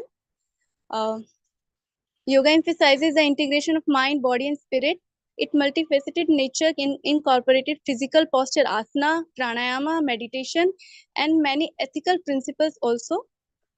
And the other definition of children is children are the future of the world. मेरा यहाँ पे जो narrative review मैंने focus किया है children's पे इसलिए किया है क्योंकि चिल्ड्रन जो है वो हमारे देश का भविष्य है, नींव है। आज हम जिस नींव को अच्छे से उनको बना सकते हैं तो वो कल देश का फ्यूचर ही है। Since children are malleable, it is a right time to shape them well. यही उनको सही समय है अच्छे से चीजें सिखाने का, उनको अच्छे से शेप देने का, तभी हम एक अच्छे भविष्य का सपना साकार कर सकते हैं। अब चिल्ड्रंस की मैंने यहाँ पे 3 एस्पेक्ट्स कवर किए हैं जिस पे योगा का इफेक्ट पड़ता है। First is physical health benefit. इसमें फ्लेक्सिबिलिटी आती है, रेंज ऑफ मोशन आता है। तो कुछ रिसर्चेस हैं, रिव्यूज जो मैंने देखे हैं जिसमें दिखा है कि योगा से इनकी फ्लेक्सिबिलिटी पे काफी इम्प्रूवमेंट आता है। Then strength development, muscular strength जो है इनकी वो योगा से डेवलप होती है। आजकल का जो सिनेरियो है, जैसे सिटिंग है, मतलब बच्चे इतना खेलते नहीं है, स्कूल का थोड़ा एनवायरनमेंट पहले से अलग है। पहले गांव के बच्चे होते थे, नेचुरल मतलब मसल स्ट्रेंथ वाले होते थे, तो अब ये चीजें उनके लिए काफी मतलब जरूरी है। नेचुरली ना हो लेकिन योगा से कुछ हम उनको एड ऑन कर सकते हैं। Next is body mass index. तो कुछ बच्चे ओबीज होते हैं, कुछ अंडरवेट होते हैं, तो कुछ ऐसे रिसर्चेस मैंने यहाँ रेफरेंस कोट किए हैं जिनसे वो उनका बीएमआई आइडियली जो होना चाहिए उस रेंज पे लेकर आता है। Then next is cognitive and academic effect. इसमें है attention and focus, academic performance. ऐसे भी रिसर्चेस हैं जिससे दिखा है कि योगा प्रैक्टिस करने से उनकी एकेडमिक परफॉर्मेंस, मतलब कि उनके जितने एकेडमिक वो स्कोर करते हैं वो भी हाई हुआ है। And cognitive abilities. Next is emotional wellbeing. इसमें स्ट्रेस रिडक्शन, एग्जाम का स्ट्रेस हो या फिर इसमें बहुत सारा एक ब्रॉड रिसर्च रिव्यूज मैंने देखे अलग अलग टाइप के स्ट्रेस, और उनमें योगा का इफेक्ट जो है लगभग सब में तो नहीं कहूंगी लेकिन मैक्सिमम जो है पॉजिटिव सिग्निफिकेंट ही रिजल्ट रहा है। इसके अलावा emotional regulation, anxiety and depression, ये जहाँ जहाँ भी इनका प्रीवेलेंस है तो योगा को लेके जो स्टडी की गई है तो उसमें भी वो इफेक्टिव रहा है। इसके अलावा इनका रिसर्चेस मुझे इतने खास मिले नहीं है, बट इट इज एक्सपेक्टेड कि पीयर रिलेशनशिप और एग्रेशन रिड्यूस करने में, सोशल इंटरेक्शन बढ़ाने में, इनमें भी कहीं ना कहीं शायद योगा हेल्पफुल हो सकता है। इस एरिया में रिसर्च करने की जरूरत भी है। और ये सारे रिसर्चेस को, रिजल्ट्स को माइंड में रखते हुए बहुत सारे स्कूल्स हैं जिन्होंने योगा सेशन को करिकुलम का एक पार्ट ऑलरेडी बना दिया है। एंड एनईपी जो नेशनल एजुकेशन पॉलिसी है उसमें भी योगा का एक प्लेस है कि बच्चों के लिए वो जरूरी है। इसके अलावा इस फील्ड में और रिसर्चेस हो सकते हैं, इस चीज को और स्ट्रांगली हम एज अ रिजल्ट, इसके रिजल्ट्स को स्ट्रांगली सपोर्ट के लिए और रिसर्चेस हो सकते हैं। तो ये एक नैरेटिव रिव्यू था जिसमें मैंने बताया कि योगा का लगभग हर डायमेंशन पे चिल्ड्रंस की ग्रोथ में मतलब हेल्पफुल है। Thank you. Thank you Shweta Malik. Reviewer है डॉक्टर मंजुल जी, उन्होंने कहा कि हम सभी के नोट करके लास्ट में कमेंट सभी चीज पर देंगे। इसलिए आप सभी से जो प्रेजेंटर से निवेदन है कि वो आप सभी लोग वी कनेक्टेड रहेंगे, आप जो लीव नहीं करेंगे ताकि कमेंट जो हमारे चेयर हैं वो आपको लास्ट में रिव्यू दे सके। इसके बाद में है प्रिया जी हैं। Priya ji, are you there? Priya Chauhan, Yes, sir, I'm there. Yes. Please start Priya.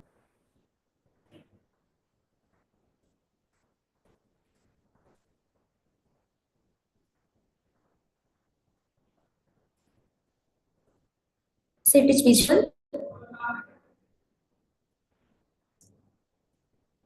Hello. Visible. My name is Priya Chauhan from KNIT Sultanpur. My topic is an efficient approach for image text recognition. The content of our presentation are below. The introduction of my research is text recognition. Text recognition is the active research area in the vision in the field of computer vision. The purpose of computer text recognition is to convert the image text to the actual text. This is the image converted into the actual text. The research objective of my research is the data set collection and reproposition of data. Then the second objective of my research is apply NLP for the reproposition of text. Then third one is the develop of an efficient approach for text recognition, and the fourth one is text and validate proposed model. The motivation of these are the motivation work of my research. Then the other some examples are some existing example of the text recognition is automatic car number plate recognition and robotics navigations. These are the related work are done. Many research already done in the field of text recognition. These are some overview of related work, and that I did for proceeding our work. These are some topics that are the background of our work, that are deep learning, these are deep learning, machine learning, artificial neural network, then CNN. These are the topics of the background of my work, background topic of my work. Then dataset. I used MJ synthetic word dataset has been utilized to solve the same text recognition problem. The data collection includes 9 million grayscale pictures that correspond to 19K English word. English word. It has 3 text file, which name is annotation print text, that are the example of my picture snippet. Then second one is annotation val text txt, then annotation text txt. Then the system model. These are the system model of my research. The model of the suggested picture, the recognition presented in the image, in the picture. There are 3 discrete division of the model. First one is a convolutional layer, make it possible to directly extract an element series from any picture. A recurrent network is built to offer prediction for every picture of the future sequence, produced by the convolutional layer on top of the every picture on the convolutional network frame of the feature sequence produced by the convolutional layer on the top of the convolutional network. A recurrent network is created to offer assumptions. In order to transform the per frame prediction of the recurrent level of the level sequence, the transcription layer, which at very top of the model, and despite having the CNN and RNN, 2 different network topology, the model can train using just one loss function. Then final output of these input image is the predicted sequence state.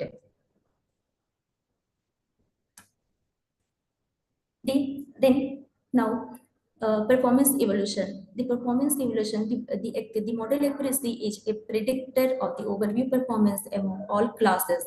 The accuracy they calculate by dividing the total number of prediction by the total number of cases. It is the mathematically determined as accuracy equal to number of accurate prediction divided by total number of prediction.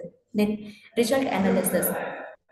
The result analysis of 6 deep learning models. First one is LSTM, GRU, BiLSTM, BiGRU, BiLSTM and GRU and LSTM is used. In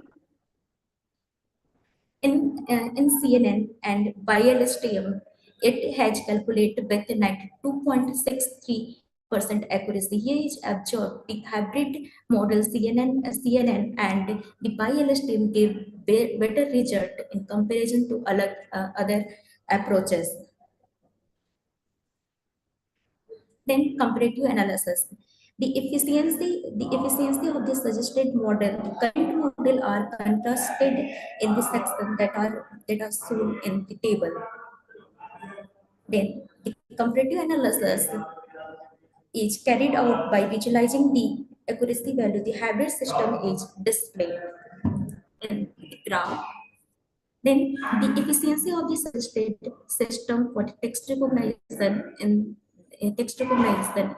the image has been constructed with the suggested state-of-the-art model.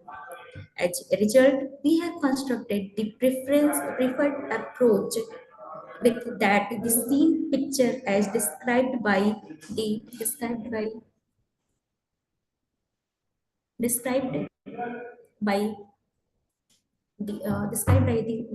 by the reference number 1 to 3 1 2 3 34 38 39. Then the table compares the text recognition accuracy of the suggested approach with the same text image in text recognition. Then the proposed approach of English text recognition in the picture, the presented approach recognized by 92.63% of the MJ synthetic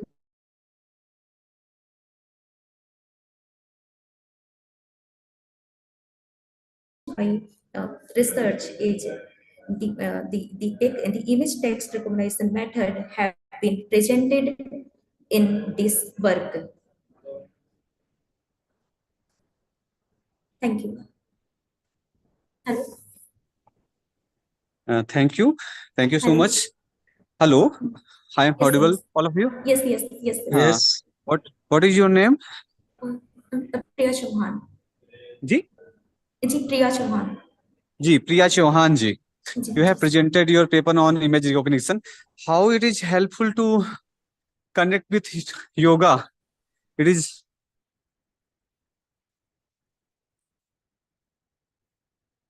Hello. Yes, sir. I am audible to you? Yes, sir. Please.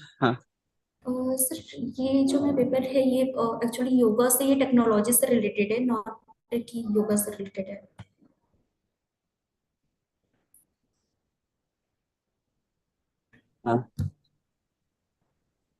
Because Google and other technology, they also are working on image recognition technology. Yes. So you have presented your paper well. It can read on the text, but how it is helpful in yoga? Like can it recognize the posture? Yes. Not posture, but sometime if I see कि image then image not I अगर हम है अगर हम कोई भी data हम poster से रिलेटेड हम ड्रॉप करते हैं, सपोज हमने यहाँ पे जो डेटा अभी तक हमने दिया है तो हमने एक एमसी सिंथेटिक डेटा सेट लिया था जो कि हमारा इंग्लिश वर्ड डेटा सेट है. इफ आई टेकन कि हम पोस्टर डेटा हम ले तो वो वर्क कर सकता है. इसकी एक्यूरेसी आपने कुछ देखा, इसमें चेक किया? बिल्कुल. यस सर, ये तो हमारे जो वर्क थे ऑलरेडी हमने कंपैरेटिव एनालिसिस हमने किए जो कि ऑलरेडी हमारे एग्जिस्टिंग मॉडल थे. देन ये जो है एग्जिस्टिंग मॉडल पे हमारी एक्यूरेसी हमारी एक्यूरेसी लास्ट की 92.63% हमारी हुई थी. देन ये जो हमने प्रीवियस हमने यहाँ पे जो एनालिसिस किया था जी, ये मेरी खुद की जो मैंने 6 मॉडल्स पे ऑलरेडी वर्क किए थे. देन इसमें हमने जो 6 मॉडल पे मैंने वर्क किए थे, उस पे जो हाईएस्ट एक्यूरेसी आई थी वो accuracy CNN and by LSTM की थी। देन इसको हमने जो हमारे पास जो हमने और भी पेपर एनालिसिस किए थे उसके कंपेयर पे जो हमारी एनालिसिस थी उस पे हमारा सबसे हाईएस्ट आया था 92.63%. Thank you so much. And again, Welcome, next sir. presenter is Malaji. Malaji, are you there? Yes, I am ready. I'll share my screen. Yeah.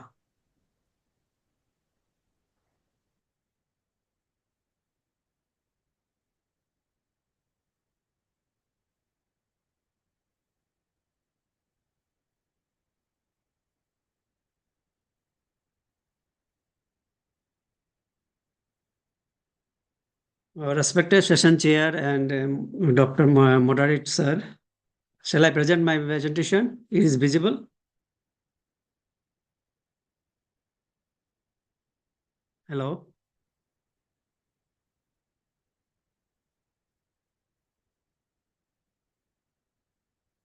Hello.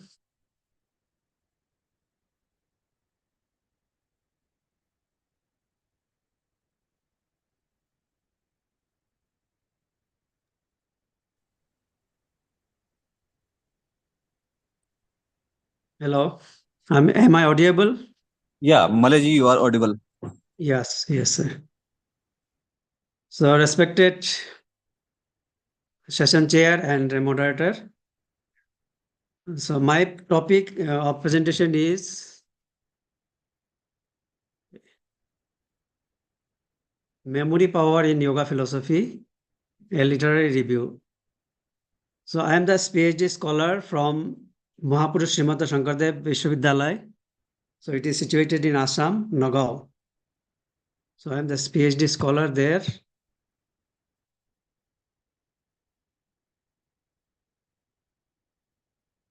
So, outlines of my presentation is introduction, objective, methodology, significance of the study, literature review, and then power of memory. I want to explore there. Smriti, mental function, how it relates, self-realization, then impressions, that is sanskara we say. Then how to purify our memory, then our layers of memory in yoga philosophy, then mental impurities, how to remove, then mind-body connection, then present moment awareness, yoga memory enhancement, karma and memory, then conclusion, then reference. So introduction, according to yoga philosophy, we have Patanjali Yoga. Memory is described as Anubhuta Vishaya Asankpurushaha Smriti. Means experience, whatever imprints or objects not lost from our memory, from our mind, it is called memory. So we can enhance our memory through yoga practice, asana, pranayama. So it is the brain process. So our memory affects our brain. So attention, cognition, sensory process, visual perception, all this related to memory. Then Patanjali also described a lot of mental functions. So mental changes like pramana, viparjaya, vikalpa, nidya, smriti, all those things. Then chitta is the part of memory. So we have memory, 4 functions of memory. Mano, buddhi, ahankara, chitta. So modern psychology also explain memory about sensory memory, working memory, and long-term memory.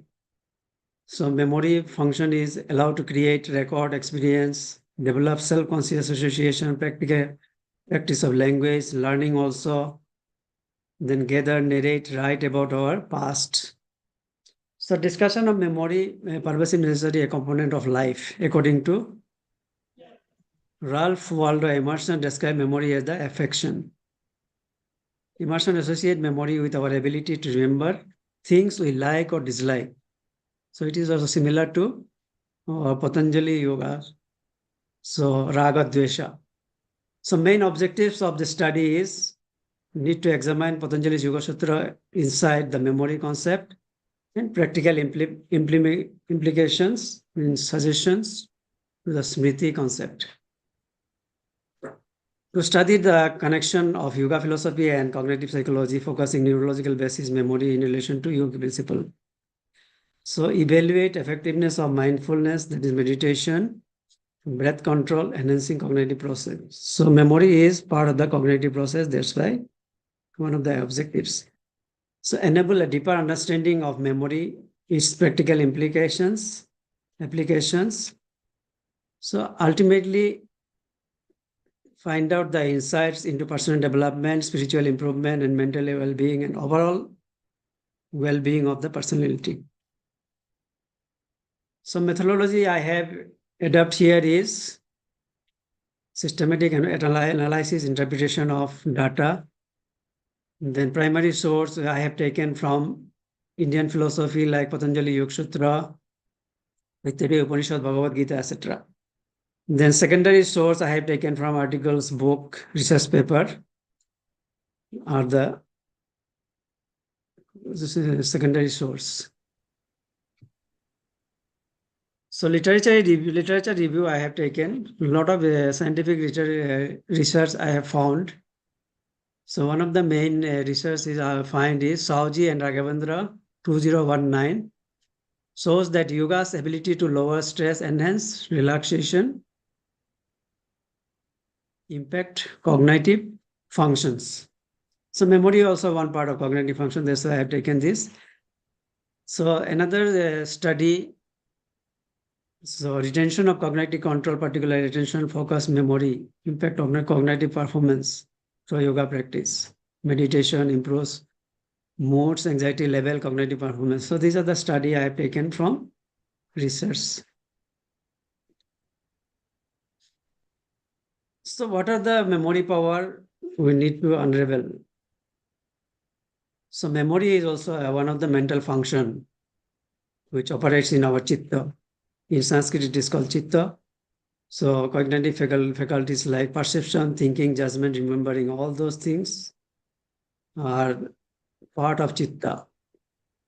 So we have 4 antakaranas. So chitta is the one part. So mental changes happen, modification changes according to yoga. Maharshi Patanjali said, pramana viparjaya vikalpa nidra smriti. Pramana is valid knowledge. Viparjaya is wrong knowledge. Vikalpa is doubt. Nidra is sleep. Then memory, smriti. So these are the mental changes happened in our mind. So other things also, chitta bhumis are there, vikshita, mura, chitta, all this. So some are good, some are bad. So how to control the mental changes, modification, dharana, dhyana, pranayama. So application, holistic, we can apply it as a holistic approach for our mental well-being. So memory can be the tool for self-realization also. Patanjali has given 8 limbs through which we can remove our afflictions, the disclosures. So sufferings come from. So we can overcome the ego, ignorance, self-identifications. So dharana, dhyana, self-inquiry, swadhyaya, all are the important components to unravel our memory power. In sanskara also. So imprints, that is imprints in our life from past experience. So where Manomaya Kosha is handling all those, this contains diverse mental process. So formation of sanskara through past date experience impact our thoughts, emotion, attitudes. So our attitudes depends on our impression, that is samskara. So because of sanskara, our mind, sense, identity all play a vital role. We can also, one of the memory power is, we can purify our memory. How? So yoga is the definition of yoga Patanjali given is, yoga is the restriction of fluctuation of the mind stuff. So when we still our mind, yoga is chitta vritti nirudaha. When we chitta vritti, so fluctuation of the mind we can control, then we can see our true nature, the real self. So what are the tools? Cultivating friendliness, compassion, gladness. So this is chitta prasadana, maitri karuna, mudita upekshanam. So these are the components given for purification of mind by Patanjali. So ultimately we are uniting Purusha and Prakriti. Purusha is universal consciousness Prakriti is individual consciousness. So if we say the layers of memory in yogic psychology, Sri Aurobindo says 3 types of memory: conscious memory, which can organize and recallable at any time; and sublimable memory, second variation. So retain explicable knowledge beyond conscious reach. Then third type of memory, subconscious memory. So recall of impressions, habit, impulses. So here sanskara comes. Further classified into mental, vital, physical components. So according to K. Ramakrishna Rao, one of the psychologists, he said cognition and knowledge, gyanaja memory, so which is formed in chitta vritti, so fluctuation of our mind. Then second one is emotional, kleshaja, the afflictional. So afflictional comes from emotional and instinctual memory. Then again another is karmaja, because of our past action, past experience. So memory due to volitional behavior. Because of our behavior, we carry the karmaja, that memory. Then practice for purifying mind and memory. So lot of practices given by Patanjali. He is the scientist. So integral components like yama, niyama. So 5 yamas, 5 niyamas, then asana, pranayama, meditation. These, through practice of these all, we can enhance our memory power. And mental clarity, focus, and overall well-being we can improve. Then mind-body connection also. Patanjali always intricate relationship between mind and body. So that's why he has given meditation, where you can connect our mind and body. Then you can unite and achieve our goals of yoga. So Atma Paramatma Milan. Then present moment awareness. So one of the best practice pranayama. When you practice pranayama, we can bring our mind present, so that you can stress, tension, you can remove. So present moment awareness is fundamental aspect of yoga philosophy. So always yoga says present moment awareness. Because of that, we have sympathetic nervous system we can control according to anatomy physiology. Then memory enhancement. Memory and cognitive function, dharana, dhyana is the best practice. Focusing, dharana is focusing, dhyana is defocusing. Then karma and memory lastly. Karma depends on our thought, emotion, action, shaping an individual life. Our life is depends on our thoughts, action, and emotion. So past emotion, impression, or imprints stores within the constitutes of one's karma. Because of karma, we carry forward our impressions. So it impact on our mind, emotion, and body. So Patanjali has given solution, Sanyama, Dharana, Dhyana, Samadhi. So these are the 3 tools, Sanyama we called. This practice stabilize the mind, nurture our intelligence, extend consciousness. Malay sir, sorry for disturbance. Please can you conclude within 2 and 3 minutes, because there are lots of participants, they are in waiting list. Yeah, I came to conclusion. So ultimately, memory link the self-realization, perception, reasoning, consciousness, all those qualities we can improve. So mental issues we can resolve through correcting our sattva, rajas, tamas respectively. So 8 limbs practice also improve our memory power. So memory can cleanse in our thoughts process also.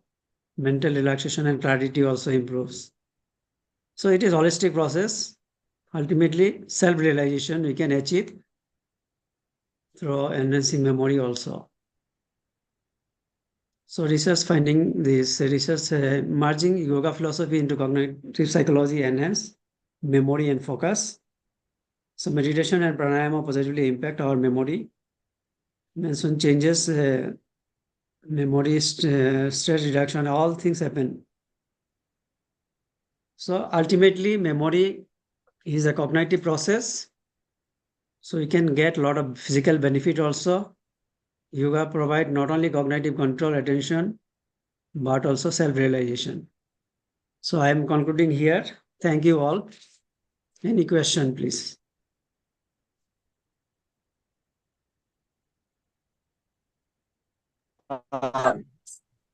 Thank you, sir. Thank you for such a wonderful lecture. Next, our next presenter is the name is Mehin. Ma'am, are you there?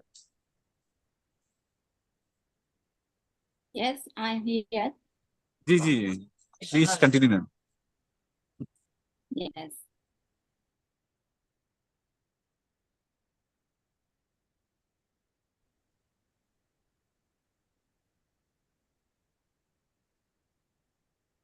Namaste. I'm Meaning. I'm from Myanmar. I learned yoga from the very prestigious yoga institute at Shriram Yog-Society. My teacher is Dada Navin Panti. I had been practicing teaching yoga for over 8 years and also the founder of Me Yoga. I want to share my passion of yoga and my experience with you all. I would like to share the direct benefits of yoga for women in 3 parts: fast, mind, head, and how to start their yoga. Firstly, I would like to share, many people think that practicing yoga is to keep their body healthy and lose weight. But they don't know that it has an effect on mental health as well. Yoga is a natural way to increase brain power, treat stress, and slow down aging. In everyday life, when everyone is stressed, they tend to eat a lot of food, shopping, watch TV, drink beer, use drugs, and become overweight, addicted to drugs. So stress is not a disease that can be seen with the naked eye, but it is a chronic disease that hides and hurts. And in the long run, it can lead to high blood pressure, heart, and cancer. So stress can damage the neurons in the brain. So yoga can be used to prevent further damage and restore them. If you do yoga every day for a year, you can be added in daily activities and prevent illness. Even though there is continuous anxiety in the brain before doing yoga, the muscles relax after doing it, and it prevents the anxiety fever lot that occurs continuously. When you are doing yoga, you are focused and you don't think about worrying matters. So you can control anxiety and be happier. Yes, after puberty, men's hormone levels stabilize. While women's hormones fluctuate, yoga balance hormonal imbalance calm your mind, menstruation, pregnancy, menopause, the most unstable mood. People who do yoga can reduce stress, fatigue, anxiety, and anger during menstruation, pregnancy, menopause, etc. So women of menopause time who practice yoga are more likely to find that they are less able to manage at work than before. Yes, during pregnancy and after giving birth, you should do yoga. The mother's mental health is important for the health of the fetus. Release postpartum depression as the hormones in the body decrease. The baby and the man are often depressed. Therefore, yoga practitioner needs the knowledge of more, which can regulate hormones and treat various mental alignments. So listen to your body and mind. Most people in Myanmar eat rice and soft dishes with wine. Rice has more carbohydrate than wheat. I like rice and only eat one bite a day. Because some people are different from each other, I need to try to get to know you. Practice drinking water. You have to eat fruits and vegetables to make your stomach healthy. And then Burmese women don't know what's wrong with their body. If it's the knee where the pain is, if it's the waist, they will know what they want to know. Being overweight is unhealthy because they don't pay attention to their body sickness, dangers of emptying their stomach. You should practice group yoga to release happy hormones. How much yoga can be practiced for the rest of your life? Daily maintenance or muscle loss. If you are aware of it every day, you should be happy. And I would like to share yoga benefit. As you know, is number one, exercise done. A chance to learn and practice meditation, and then eat only healthy food and be optimistic and improve blood circulation. May you look beautiful and young, strong spirit, able to achieve goals. Because I tell you about the benefits. If you are going to start practicing, consult with the instructor about the type of yoga that is suitable for you. All yoga practitioners will help each other and practice happily. Depression and bad feeling can go away, and you can have a stable life. That's all I would like to share about my experience. Thank you, sir. Thank you, ma'am, for presenting your paper. Yes. Thank you so much for connecting from foreign country, because lots of our participants are different. They are also our delegates and they have presented their papers. Really, such types of presentation give a motivation to other participants to participate in the international conference. Thank you so much again. Yes, thank you so much, sir. Our next presenter is Hemant Kori and Umarani. Umarani ji, are you there? Yes, sir. Umarani, after that Hemant Kori. Please, Umarani ji, present your paper.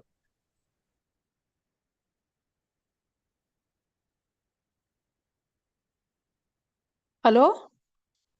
Ji, Hello? please continue, ma'am. Hello, you are audible. नमस्कार sir मेरा topic है व्यक्तित्व विकास यौगिक संदर्भ में। Hello hello जी, you are audible. Please share your screen. Sir मेरी आवाज आ रही है आपको? You are audible, all of us. आप सुनाई दे रहे हैं? ओके। हाँ जी, व्यक्तित्व हमारे मूल्यों से प्रेरित होता है। मूल्य नैतिक, धार्मिक, सामाजिक जो मानव को सत्यम शिवम सुंदरम की प्राप्ति कराते हैं। मानवीय मूल्य एक ऐसा सद्गुण समूह है जिसे अपने संस्कारों एवं पर्यावरण के माध्यम से अपनाकर मानव अपनी जीवन पद्धति का निर्माण एवं अपने व्यक्तित्व का विकास करता है। योग विद्या वेदों की देन है। हमारी प्राचीन भारतीय संस्कृति धरोहर के रूप में हमारे ऋषियों विशेषकर महर्षि पतंजलि द्वारा प्रतिपादित अमूल्य योग का मानव के व्यक्तित्व विकास में महत्वपूर्ण योगदान रहा है, क्योंकि यही मनुष्य को स्वस्थ, निरोगी, प्रसन्न एवं जड़ता मुक्त बनाता है तथा हमारे व्यवहारिक सांसारिक जीवन को सफल और समृद्ध बनाने में उपयोगी है। आज के वैज्ञानिक युग में हम साधन संपन्न तो हुए हैं, वर्तमान में हमारी शिक्षा अति आधुनिक है। समाज व राष्ट्र के लिए अति आवश्यक विविध विषय विज्ञान, कला, वाणिज्य, प्रबंधन, तकनीकी एवं कंप्यूटर परक ज्ञान होने के पश्चात जिस चीज की कमी व्यक्ति और समाज में चिंतकों द्वारा अनुभूत की जा रही है वह है मानवीय मूल्य, राष्ट्रीय मूल्य, अंतर्राष्ट्रीय मूल्य, जिनके प्रति उदासीनता के फलस्वरूप सामाजिक विघटन, स्वार्थ परकता, हिंसा, घृणा, राष्ट्र के प्रति असमान, सांस्कृतिक मूल्यों में अनास्था के परिणाम स्वरूप संस्कृति का क्षय, विवाह संबंधों का टूटना, सामाजिक क्लेश, व्यापक अशांति, आतंकवाद जैसी विभीषिकाएं जन्म लेती हैं, जिसके कारण सामाजिक व राष्ट्रीय असंतुलन की स्थिति उत्पन्न होती है। आज भागदौड़ एवं प्रतिस्पर्धा के इस युग में हम अपनी मानसिक एवं आत्मिक शांति खोते जा रहे हैं। युवाओं और किशोरों में नैतिक मूल्यों के प्रति उदासीनता के कारण हमारी युवा पीढ़ी का संस्कारहीन होना समाज के लिए एक गंभीर चिंतनीय विषय है। आज के भौतिकवादी युग की चकाचौंध में नैतिक मूल्यों के निरंतर ह्रास को अवलोकित करते हुए शिक्षाविदों द्वारा एक सशक्त माध्यम की आवश्यकता अनुभवित की गई, जो नैतिक मूल्यों के साथ साथ शारीरिक, आध्यात्मिक एवं सामाजिक मूल्यों की अपरिहार्य शिक्षा दे सके। इसके लिए योग विद्या का ज्ञान हम सब के लिए अनिवार्य है, क्योंकि भारतीय संस्कृति का आधार योग सांगोपांग सर्वांगीण विकास का ही दूसरा नाम है। वर्तमान में विकसित चिकित्सा विज्ञान होने पर भी मानव के त्रिविध दुखों का स्थायी और निरापद निदान योग के अतिरिक्त कहीं उपलब्ध नहीं है। मानव के 95% शारीरिक व मानसिक रोगों का कारण अशांत और असंतुलित मानव की मूलक शक्ति मन ही होता है, जिसके नियंत्रण बिना मनुष्य का व्यक्तित्व विकास नहीं हो सकता। योग ही हमें मन पर नियंत्रण करने की कला सिखाता हुआ हमारे व्यक्तित्व को सबसे ऊंचे पायदान पर पहुंचा सकता है। महर्षि पतंजलि द्वारा योग सूत्र में वर्णित अष्टांग योग सामान्य जनों के व्यक्तित्व विकास हेतु व्यक्तित्व विकास हेतु अत्यधिक महत्वपूर्ण है। मानव के चारित्रिक, नैतिक, मानसिक, बौद्धिक एवं भावनात्मक विकास के लिए अष्टांग योग संसारिक जनों हेतु रामबाण है। इसके नियमित अभ्यास से साधक सांसारिक जीवन जीते हुए कमल के पत्ते पर जलपता छूता रह सकता है। इसे मनुष्य को मन पर केवल पूर्ण नियंत्रण ही नहीं होता, पितु उसका शारीरिक स्वास्थ्य भी उत्तम बनता है। योग के 8 अंगों जैसे कि यम, जिसका अर्थ है नियंत्रण, नैतिक जीवन जीने वाला मनुष्य ही मन को वश में कर सकता है। इसके 5 भाग हैं। अहिंसा, मन वचन कर्म से हिंसा का त्याग, किसी के प्रति द्रोह, ईर्ष्या, रसूया आदि की भावना मन में ना उभरना अहिंसा है। महर्षि पतंजलि के अनुसार हिंसा में पूर्ण निष्ठा की स्थिति परिपक्व हो जाने पर समीप में स्थित जो शाश्वत विरोधी प्राणियों से भी मनुष्य का बैर छूट जाता है। हिंसक व्यक्ति का मन असंतुलित एवं सदैव भयग्रस्त रहता हुआ शांत एवं एकाग्र नहीं हो सकता। अतः शांति प्रिय व्यक्ति को अपने जीवन में अहिंसा को अपनाना चाहिए, जो कि सार्वभौमिक मूल्य है। सत्य, यह भी एक सार्वभौमिक गुण है। मन वाणी कर्म से सत्याचरण करना। असत्य का पालन करने वाला व्यक्ति कभी शांति प्राप्त नहीं कर सकता। जिस तरह आग धातु को गलाकर शुद्ध कर देती है, उसी प्रकार सत्य रूपी अग्नि से हमारी अंतरात्मा शुद्ध होती है। इसलिए महर्षि पतंजलि का कथन है कि मन की एकाग्रता एवं शांति के लिए सत्य का आश्रय लेना चाहिए। तीसरा, अस्तेय, चोरी ना करना, क्योंकि चोर व्यक्ति का मन निश्चिंत नहीं हो सकता। दूसरे की वस्तु में अनिच्छा होने से सामाजिक बुराइयों व तनाव से मुक्ति मिलने के कारण यह सामाजिक मूल्य है। शांति व एकाग्रता प्रिय मनुष्य को जीवन में अचौर्य की प्रतिष्ठा करनी चाहिए। ब्रह्मचर्य, मन वाणी कर्म से मन का संयम ही ब्रह्मचर्य है, जो कि व्यक्तिक मूल्य है। व्यभिचारी व्यक्ति को कभी शांति न प्राप्त होने के कारण उसका मन सदैव विषय में लगा रहता है। अतः शांति प्रिय को हमेशा ब्रह्मचर्य प्रतिष्ठित करना चाहिए। महर्षि आगे अपरिग्रह, अनावश्यक संग्रह न करना। महर्षि पतंजलि के अनुसार अतिग्रह संग्रह करने पर दूसरों के अधिकारों का शोषण होता है। आज संपूर्ण संसार इस दुष्वृत्ति का शिकार है। अतः इसके निवारण के लिए हमें अपरिग्रह जम का पालन करना चाहिए, क्योंकि इससे सामाजिक भेदों को कम करने वाला, ये समता लाने वाला, समाजवाद को फलवित करने वाला है। आगे है दूसरा अंग, नियम। मन की शांति में एकाग्रता हेतु उसे अनुशासन में बंधना भी अनिवार्य, मनुष्य को शासन में अनुबंधना भी अनिवार्य है। इसका पहला प्रकार है शौच। आंतरिक एवं बाह्य शौच व्यक्तिक मूल्य, मानसिक और शारीरिक शौच सामाजिक मूल्य हैं। शरीर की आंतरिक एवं बाह्य शुद्धि करना ही शौच है। इसके परिणाम स्वरूप अंतःकरण की शुद्धि, मन की एकाग्रता, स्वच्छता, इंद्रियों का वश में होना और आत्म दर्शन की योग्यता प्राप्त होती है। संतोष या मानसिक मूल्य सामाजिक, राष्ट्रीय, अंतरराष्ट्रीय समरसता के लिए भी आवश्यक, उपभोक्तावाद के शमनार्थ अनिवार्य तथा मन की शांति का पूर्व अपेक्षित मूल्य है। तप, सत्य कार्यों के लिए कष्टों को आनंद पूर्वक सहते हुए निज लक्ष्य की ओर अग्रसर होना और प्राण शक्ति को सबल बनाना। उमा मैम, अपना पेपर कंक्लूड फाइंडिंग्स बताइए, ज्यादा डिटेल में समय बहुत लग जाएगा। सर, मुझे यही है कि आजकल मानसिक और शारीरिक शांति को प्राप्त करने के लिए हमें अष्टांग योग को अपनाना चाहिए, क्योंकि जिससे विश्व बंधुत्व की भावना का भी विकास होता है, अपने प्राय को कोई अंतर नजर नहीं आता, सामाजिक एक रूपता का विकास होता है, जो हमें अत्यधिक दूसरों के द्रव्यों में इच्छा ना रखना, मन को स्थिर रखना, क्षमा भाव जैसे नैतिक मूल्य मनुष्य के अंदर आ जाते हैं। और उसे इसलिए मनुष्य को इन सभी को अपनाते हुए आधुनिक तनावग्रस्त मानवता के लिए अत्यधिक उपयोगी जो अष्टांग योग तथा लोक कल्याण के लिए आज भी पूर्णतः समर्थ है। विश्व में इसकी लोकप्रियता इसीलिए दिन पर दिन बढ़ती जा रही है। इससे सामान्य जन के चारित्रिक, नैतिक, मानसिक, भौतिक और भावनात्मक तथा मानव के व्यक्तिगत विकास के लिए जो लाभदायक है। इसके नियमित अभ्यास से मन पर पूर्ण नियंत्रण ही नहीं, शारीरिक और मानसिक स्वास्थ्य भी उत्तम होता है। और ये इसका समग्र रूप समस्त मानव जाति के लिए संजीवनी औषधि का काम करता है। अतः आज बुरी आदतों में संलिप्त मानव के लिए इनसे मुक्ति के लिए व्यक्तित्व विकास तथा चरित्र निर्माण के लिए योग में बताए गए इन मानवीय मूल्यों को अपनाते हुए हमें योग की शरण में जाना ही हितकर होगा, जो हम सब के लिए आधुनिक परिप्रेक्ष्य में जरूरी है। Thank you sir. Thank you so much. Hemant Kori ji, are you there? Yes sir, आवाज आ रही है सर? जी जी, आवाज आ रही है। इसके बाद सुधा यादव जी, ठीक है, आप रेडी रहिएगा। स्क्रीन शेयर हो रही है सर? हाँ, विजिबल है, ठीक। ओके। सभी को मेरा नमस्कार।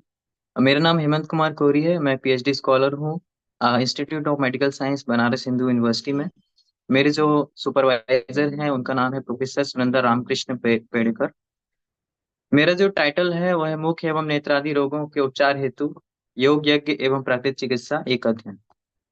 उद्देश्य मेरा है मुख्य एवं नेत्रादि रोगों के उपचार हेतु योग, यज्ञ एवं प्राकृतिक चिकित्सा के बारे में लोगों को जागरूक करना।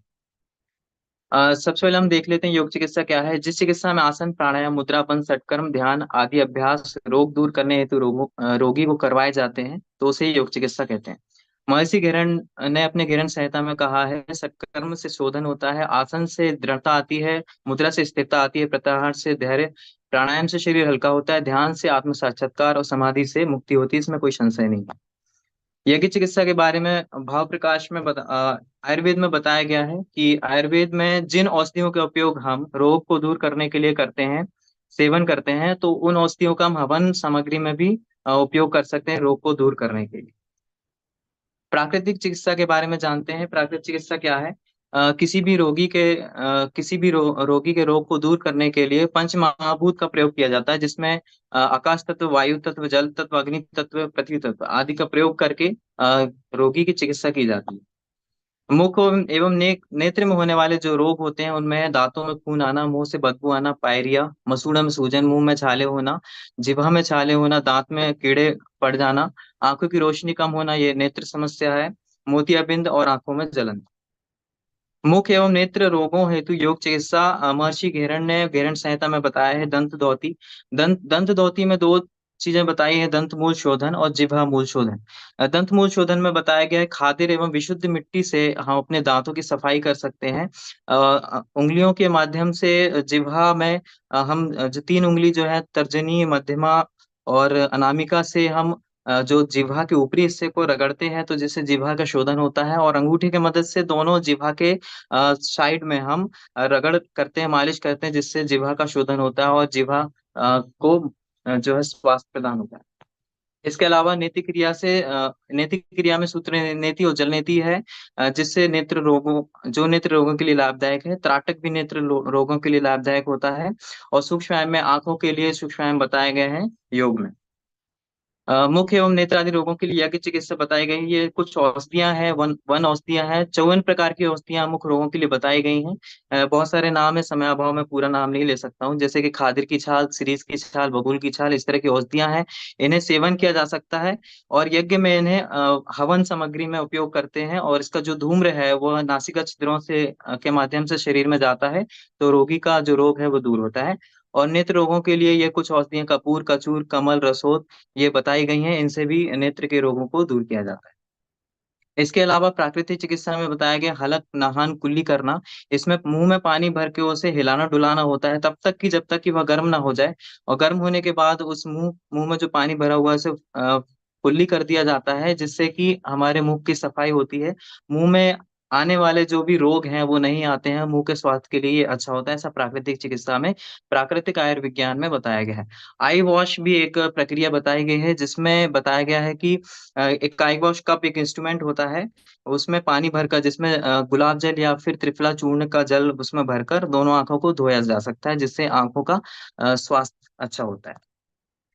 निष्कर्ष जो अध्ययन किया है, एक रिव्यू स्टडी है, जिसमें हमने पाया है कि योग, यज्ञ एवं प्राकृतिक चिकित्सा में तीनों को कंपाइल करके मैंने बनाया हुआ है कि दांतों की शुद्धि के लिए, दांतों के स्वास्थ्य के लिए, नेत्र के स्वास्थ्य के लिए, मुख के स्वास्थ्य के लिए एवं नेत्र के स्वास्थ्य के लिए योग में, यज्ञ में और प्राकृतिक चिकित्सा में बहुत ही अच्छे उपाय हैं, जिनको हमें अपनाना चाहिए। और इसे ये निष्कर्ष भी निकलता है कि ये जो उपाय हैं केवल रोगी के लिए ही नहीं है, बल्कि स्वस्थ व्यक्ति भी इसे अपनी दिनचर्या में यदि शामिल करता है तो आने वाले समय में उसे मुख से संबंधित और नेत्र से संबंधित रोग नहीं हो पाएंगे। इसलिए व्यक्ति को ये हम अपने जीवन में अपनाना चाहिए। और इसमें सबसे अच्छा ये है कि ये सभी व्यक्ति अपना सकते हैं बिल्कुल कम खर्च में, और इसमें किसी भी तरह का कोई परेशानी नहीं है और इसको अपनाने में, और किसी भी तरह का कोई खर्च नहीं है। और यदि सही तरीके से करते हैं, किसी के मार्गदर्शन में करते हैं, तो कोई दुष्प्रभाव भी नहीं है। तो इसलिए सभी व्यक्ति इसे अपना सकते हैं।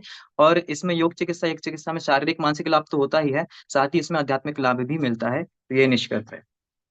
शोध में मैंने दंत शोधन में बहुत कोई शोध तो मुझे प्राप्त नहीं हुए हैं, लेकिन कुछ जलनेति के शोध मैंने देखे। तो कोरोना में जलनेति पे कई शोध किए गए, जिसमें गले से संबंधित रोग, कोरोना से संबंधित जो है स्वास्थ्य वर्धक साबित हुआ है जलनेति।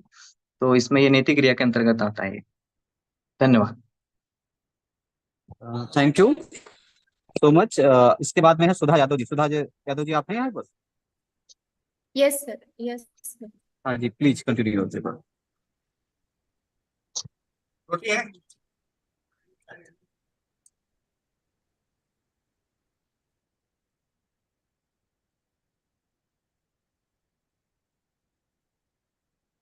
सर स्लाइड्स शो हो रही है?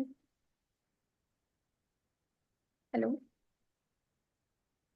Hello sir. विजिबल है, विजिबल। सर स्लाइड चेंज हो रही है सर? यस, चेंज हो रही है। आप सभी को मेरा प्रणाम। मैं सुधा यादव, रिसर्च स्कॉलर, काशी हिंदू विश्वविद्यालय। मेरा जो आज का सेमिनार का विषय है स्वास्थ्य लाभ में योग एवं आयुर्वेद की भूमिका। जैसा कि हम आयुर्वेद और योग दोनों के ही माध्यम से हम अपने स्वास्थ्य को अच्छा बनाए रख सकते हैं। ऐसे कुछ महत्वपूर्ण तथ्य हैं जिनको मैं आप सभी के समक्ष बताना चाहूंगी। जैसे आयुर्वेद एक पूर्णतम वेद है जो मनुष्यों के दोनों लोकों, इहलोक और परलोक दोनों के लिए हितकारी है।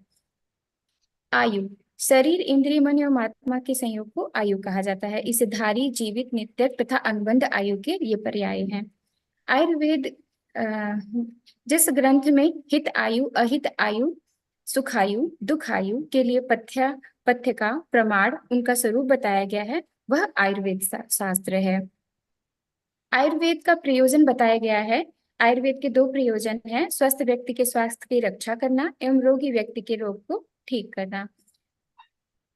आयुर्वेद के सुश्रुत संहिता के सूत्र स्थान में भी बताया गया है, समदोषा समग्निश्च समधातु मलह क्रिया प्रसन्न आत्मेन्द्रिय मन स्वस्थ इता विधीयते। अर्थात जिसमें सभी दोष सम मात्रा में हो, अग्नि भी सम हो, धातु मल और उनकी क्रियाएं भी सम हो, और जिनकी आत्मा, इंद्रिय और मन शुद्ध हो, उसे हम स्वस्थ समझते हैं। दोष क्या है? दोष दो प्रकार के बताए गए हैं। वात, पित्त एवं कफ को शारीरिक दोष कहा गया है, और रज, तम को मानस दोष कहा गया है चरक संहिता के सूत्र स्थान में।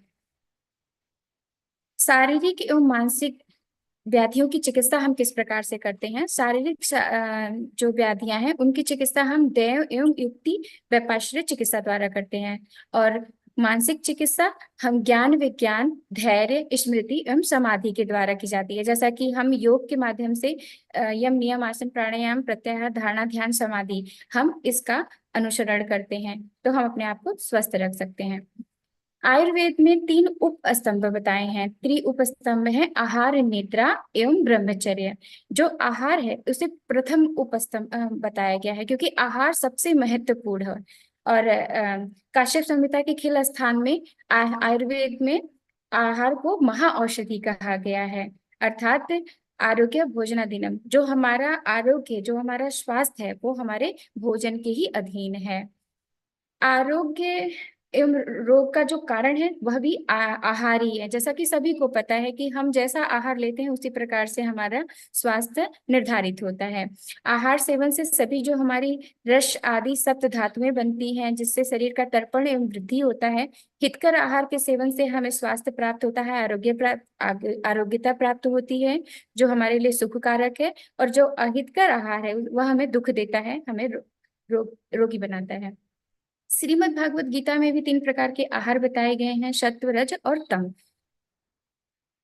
जो सात्विक आहार है वह आयु बुद्धि बल आरोग्यता सुख और प्रीति इन सबको बढ़ाने वाला तथा रस युक्त स्निग्ध चिकने स्थिर शरीर में बहुत काल तक सार रूप में हमारे शरीर में रहते हैं और जो हमारे हृदय को प्रिय लगता है वह आहार सात्विक पुरुष को प्रिय होता है। गीता में योग युक्त सुखी जीवन के लिए भी कहा गया है कि योग युक्त आहार विहार चेष्टा कर्म स्वप्न जागना इनका संयोग जीवन में आने वाले दुखों का नाश करता है। अगर हम सही तरीके से व्यवस्थित रखते हैं तो हम अपने आप को स्वस्थ रख सकते हैं। इसी प्रकार से चरक संहिता के सूत्र स्थान में बताया गया है कि जिस व्यक्ति को सात्म का ज्ञान है तथा उसका आहार विहार ऋतुओं के अनुकूल है, अर्थात किस ऋतु में क्या खाना चाहिए क्या करना चाहिए इसका ज्ञान है, तो वह अपने आप को स्वस्थ रख सकता है, वह अपने बल और वर्ण आदि की वृद्धि कर सकता है। इसी प्रकार से चरक सूत्र में यह भी बताया गया है कि जो पुरुष इस लोक और परलोक में अपना हित चाहता है उसे आहार एवं आचार दोनों के प्रति अत्यधिक प्रयत्नशील रहना चाहिए। श्वेतास्वर उपनिषद में भी बताया गया है कि जो योग अग्नि में अपने शरीर को तपा लेता है वह योगी के शरीर में न तो रोग होता है, न असमय बुढ़ापा आता है, न उसकी अकाल मृत्यु होती है। अतः हमें अपने जीवन में योग को शामिल करना चाहिए और योग के अनुसार हमें अपने जीवन को बनाना चाहिए। इसी प्रकार से चरक सूत्र में भी बताया गया है धर्मार्थ काम मोक्षणा आरोग्यम मूल उत्तमम। अर्थात धर्म अर्थ काम इन चारों पुरुषार्थों के मूल में आरोग्य ही है। अगर हमें इसकी प्राप्ति करनी है तो हमें सबसे पहले अपने स्वास्थ्य को बनाना है। पुरुषार्थ चतुष्ट की सिद्धि तभी होती है जब मनुष्य का शरीर स्वस्थ हो, मन और आत्मा प्रसन्न हो, वही सही पथ पर अग्रसर हो सकता है। मेरा जो आज के सार रूप में कम समय में जो मैंने बताने का प्रयास किया है वह यह है कि चरक संहिता में भी कहा गया है कि संसार में सब कुछ छोड़कर अपने स्वयं के शरीर का पालन करना चाहिए क्योंकि शरीर ही सभी सुख दुख के भोग का माध्यम है। और चरक संहिता में ही कहा गया है कि जिस प्रकार नगर स्वामी नगर तथा सारथी रथ की रक्षा में सदा तत्पर रहता है उसी प्रकार बुद्धिमान पुरुष को भी अपने शरीर की रक्षा में सदा तत्पर रहना चाहिए। अतः उपरोक्त शास्त्रीय प्रमाणों से यह प्रमाणित होता है कि आयुर्वेद एवं योग के द्वारा हम अपने शारीरिक मानसिक एवं आध्यात्मिक स्वास्थ्य की प्राप्ति कर सकते हैं। धन्यवाद।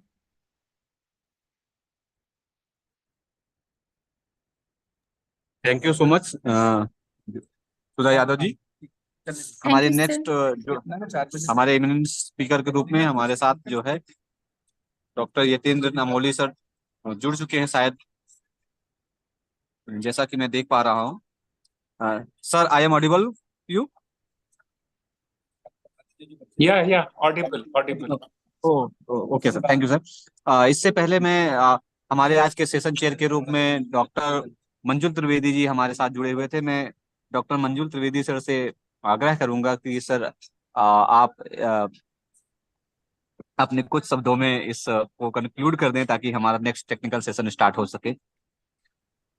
जी धन्यवाद जितेंद्र जी। अभी तक जितने भी प्रतिभागियों ने अपना शोध पत्र प्रस्तुत किया वो काफी अच्छा रहा और सभी ने योग के महत्व को एक तरह से स्थापित किया। कुछ शोध पत्र जो विशेष रूप से जिनका मुझे मैं करना चाहूंगा कि जैसे उमा रानी जी ने अष्टांग योग के महत्व को बड़े ही उससे स्थापित किया, और हेमंत कोरी जी ने अपने जो शोध पत्र प्रस्तुतिकरण में जो एक तरह से उन्होंने यज्ञ हवन इत्यादि की जो वैज्ञानिकता स्थापित की, आज ऐसे शोध पत्रों की विशेष आवश्यकता है ताकि हम हमारी जो प्राचीन परंपराएं हैं उनको हम जुड़ी वैज्ञानिक थी दृष्टि क्या? से एक तरह से शोध जुड़ी के थी साथ कि स्थापित कर सकें। नहीं जुड़ी और थी? अभी मुझे सुधा पता ही नहीं, यादव मेरी जी ने स्लाइड शो हो बहुत रही ही थी कि नहीं, अच्छे मैंने पूरा तरीके पढ़ से दिया। अपना जो शोध पत्र था स्वास्थ्य लाभ में योग एवं आयुर्वेद की भूमिका, आज राष्ट्रीय शिक्षा नीति के क्रियान्वयन के दौर में हम हैं, और राष्ट्रीय शिक्षा नीति का जोर है कि हम अपनी जो प्राचीन भारतीय ज्ञान परंपरा है उसकी पुनर्स्थापना के लिए प्रयास करें। तो सभी शोध पत्रों में जो बताया गया, जो योग के महत्व को इंगित किया गया, एक प्रतिभागी जो कि मुझे लगता है शायद म्यांमार से जुड़ी थी, उन्होंने बहुत ही अच्छे तरीके से योग के हमारी इनर लाइफ पर क्या इम्पैक्ट पड़ता है वो बहुत ही अच्छे तरीके से पॉजिटिव एस्पेक्ट्स में उन्होंने समझाया। तो मैं इस सेमिनार के ऑर्गेनाइजर को बधाई देता हूं और समस्त प्रतिभागियों को शुभकामनाएं देता हूं कि आप सभी ने योग के जो शोध पत्र प्रस्तुत किए, आप सभी योग दूत के रूप में आगे भी शोध करते रहें ताकि योग की पुनर्स्थापना समाज में की सके। धन्यवाद। कैमरा चाहे होगा। धन्यवाद मंजुल जी को। संतोष सर, धन्यवाद मंजुल सर, बहुत बहुत धन्यवाद आपका और जुड़ने के लिए हमारे साथ एज ए सेशन चेयर। अब हमारे साथ हैं doctor Yatin sir Amoli sir हैं, सर का हमारा विशेष लेक्चर है इस सेशन में। मैं चाहूंगा नवीन सर से कि वो सर का स्वागत करें।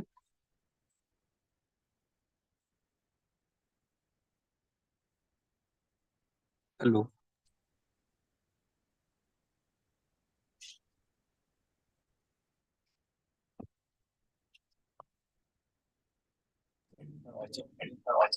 हेलो, हाँ जी जी सर, जी हेलो सर, प्रणाम। Now I would like to invite Dr. Yatindra Datta Amoli sir. He's a director and associate professor in the China India Yoga University.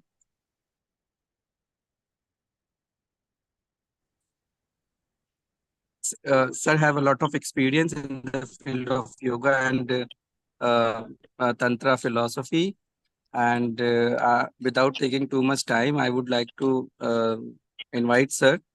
Please share your experience, share your knowledge with us in the field of yoga and tantra. Thank you very much.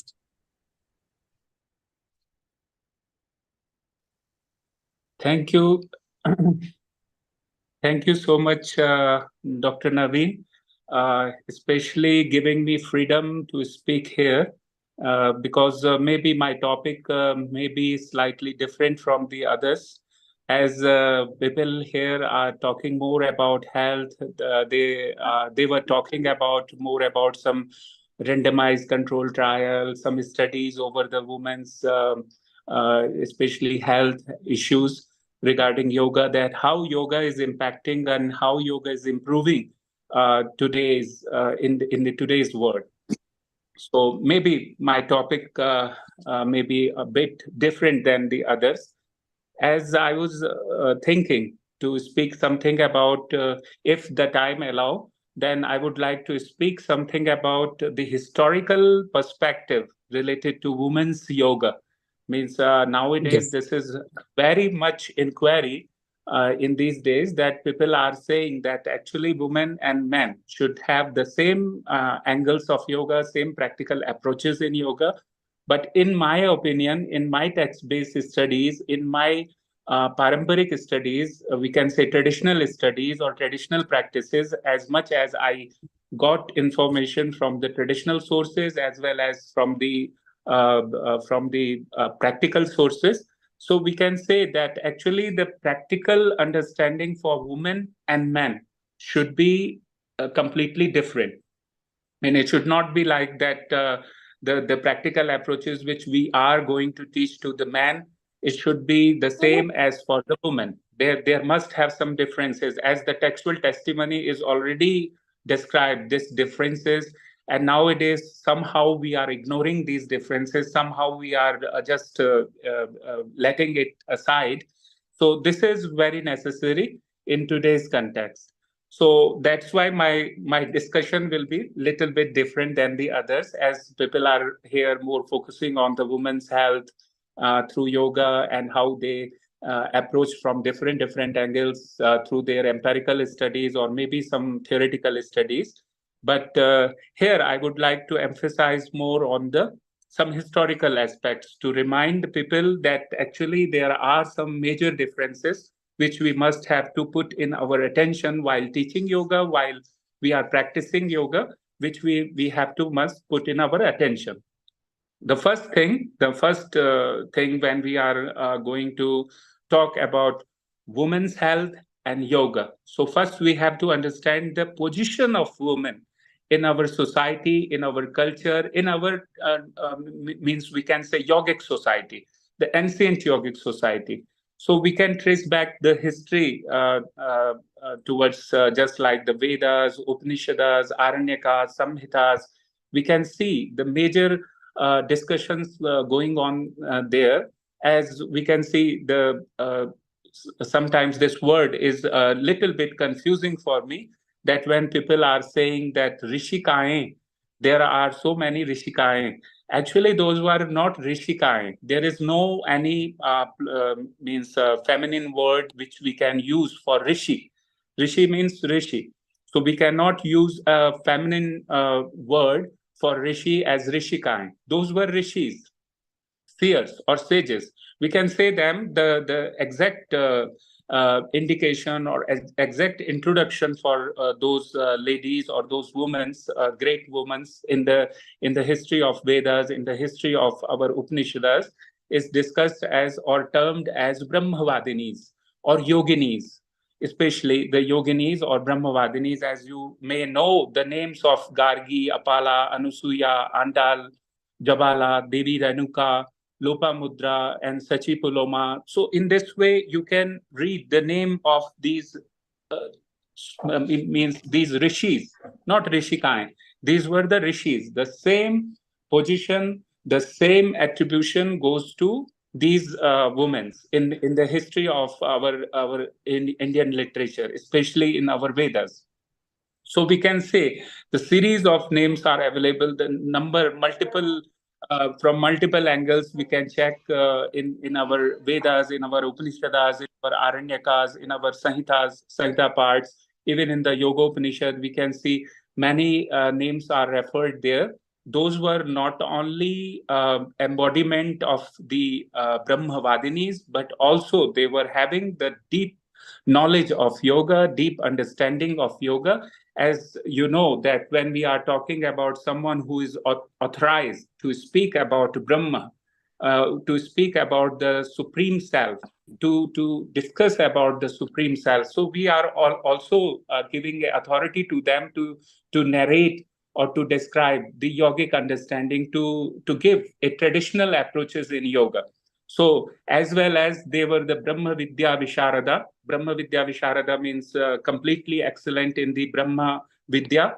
So in the same manner, we can say within the fold of Brahma Vidya, they were also having the course of yogic knowledge. They were having the course of yogic understanding. So in this way, we can say that Gargi, Apala, Anusuya, Lopamudra, Sachipulama, these all rishis, these all enlightened women were having the same thing as the rishis, Vishwamitra, Vasishtha, so many rishis, those were appeared in the Vedas, those were appeared in the Samhita part of the Vedas, were having. So same knowledge, same understanding of yogic wisdom, Brahma Vidya, they were having. So we can equate them, we can put them at the same place nowadays. Now we see that there are some major yogic texts, especially the Hatha yogic text, and I would like to put more attention over the Hatha yogic text in modern context, because when we are talking about the Hatha yogic approaches, So most of the Hatha Yogic approaches as narrated and described in the Hatha Yogic text are for the men, for the male figures. It's not applied for the, as it is not applied for the female figures, or we can say the women's. We cannot say the same yogic practices, same yogic approaches should be given to the women in the same way as described in the Hatha Yogic text. You can see the contradiction there in the Hatha Pradipika, in the Gherant Samhita, in the Vashishta Samhita, in other Hatha Yogic texts as Amrit Sudha, and so many Hatha Yogic texts. You can see Hatha Tattva Kaumudi, you can see so many Amrit Sindhu, means many. I cannot speak all the names of the Hatha Yogic texts, but you can see that most of the Hatha Yogic texts are speaking very clearly, or very, means in some manner we can say the contradictory things are there. They are saying that avoid the company of women. So it means that the indication in the beginning of the Hatha Yogic practices is clearly seen there, that they are saying that avoid the company of women. Stri Sangha Parityaga. So this is the major phenomena which we see in yogic cult, in Hatha Yogic cult, that they are avoiding the contact or communication with the woman. So this remains contradictory in terms of the yogic approaches nowadays equally given to men and women. So this is contradictory in context with that. But slightly, if we put our attention over the traditional approaches in yoga, so we will easily can find that actually the traditional approach of yoga is very systematic and already described there, that the woman should approach yogic practices differently than the man. So how this difference can be understood, as for example, from the physiological perspective, from the anatomical perspective, you can see the structure of our bodies are having some differences. Some fundamental differences are there. Strength differences are there. We can say the secretion of the many endocrinal and exocrinal glands have some differences. Some major glands have different secretion in our body. So we can find out this difference, and easily we can understood through the medical perspective. From the modern medical perspective, we can see these differences. So in that manner also, when we are saying that medically, from modern medically point of view, if we are noticing this fact, and traditionally we are comparing it to the Hatha Yogic ideas or Hatha Yogic traditions, then we can understand that actually the system of yoga should be, especially the practical implementation, especially for women's body, it should be slightly different than the man's approaches or the male's approaches. This I never have seen any notice by the people, those are teaching yoga, those are practicing yoga. I have not seen any differences in their practices, as people are saying that it should be equally distributed, it should be equally disseminated.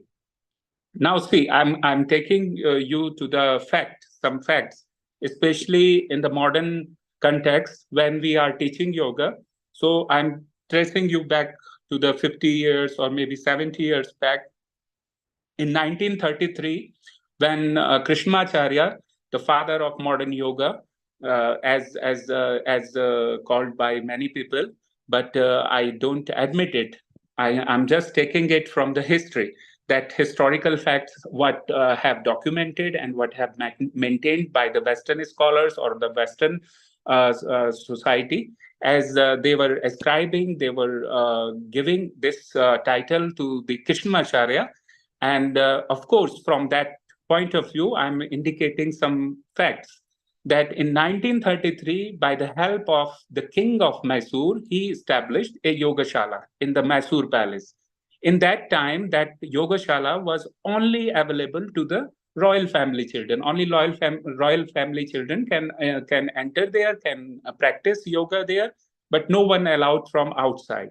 Slowly, because of some liberty, because of some openness, then the Maharaja of Mysore, he opened that school for the others also, that others can also join there. In 1938, a very strange phenomena happened there, that a lady, Eugen Peterson, she came from Russia, and nowadays that part is called as Latvia. So that place was in Russia in that time, in 1938. And in that time, that Eugen Peterson, that lady, later named as Indra Devi. So famous as Indra Devi, she was we can say, the exponent of women's yoga in the modern day society. So in that time, that lady approached Krishnamacharya, but Krishnamacharya denied to teach her yoga. So what was the fact? The fact was that Krishnamacharya, the modern father of yoga, the father of modern yoga, he clearly speak to her that actually yoga, what I am teaching here, or I am teaching to the royal family children, is only for male. It's not for female. Female should have the distinct approaches in yoga. Female should have the distinct practices in yoga. But you should. But I cannot teach you. I cannot give you any guidance. But anyhow, she got advice from the king of Mysore in that time, and by the influence of the king of Mysore, then anyhow, Krishnamacharya started teaching to Peterson, that lady. Later, she was named as Indra Devi, because she learned yoga, and she improved herself in the field of yoga, and she developed some skills. She developed some understanding about the Indian culture. So this name was given to her later. Then when Indra Devi, almost for 1 year, she stayed there in the Mysore palace, and she learned properly yoga from Krishnamacharya. And then she designed a style of women's yoga, what she learned from her master, Krishnamacharya. But in that time, it was also not that much open society we were having in India, that the girls were going to learn yoga, or females were going to learn yoga from any angle. It was in that time, it was also very much obscured in the hand of male dominant society. But later on, we see that she moved to Shanghai in 1939, and then first studio all over the world. First yoga studio, especially for females, were opened by Indra Devi in that time. That was in Shanghai. And fortunately, you see the condition nowadays in China, in Southeast Asia, not only in China, but in Southeast Asia, you can see that most of the public domain going to learn yoga, that is female. Females are more participating in yoga rather than male, because for the long history, we can see that we were teaching yoga only for male, only for men in India. But later on, we see that this devised by some foreigners, some liberals, or some open-minded people, they started teaching it to the society, and most of the female groups, they were joining it.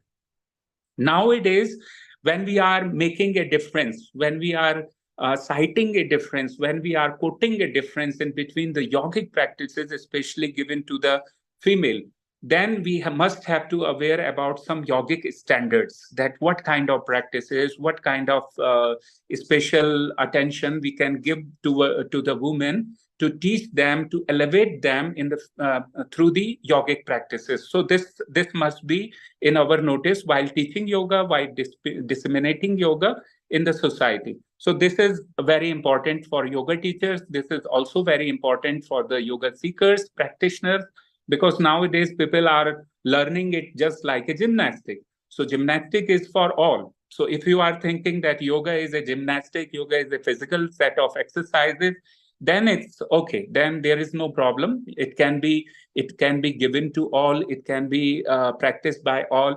There is no problem.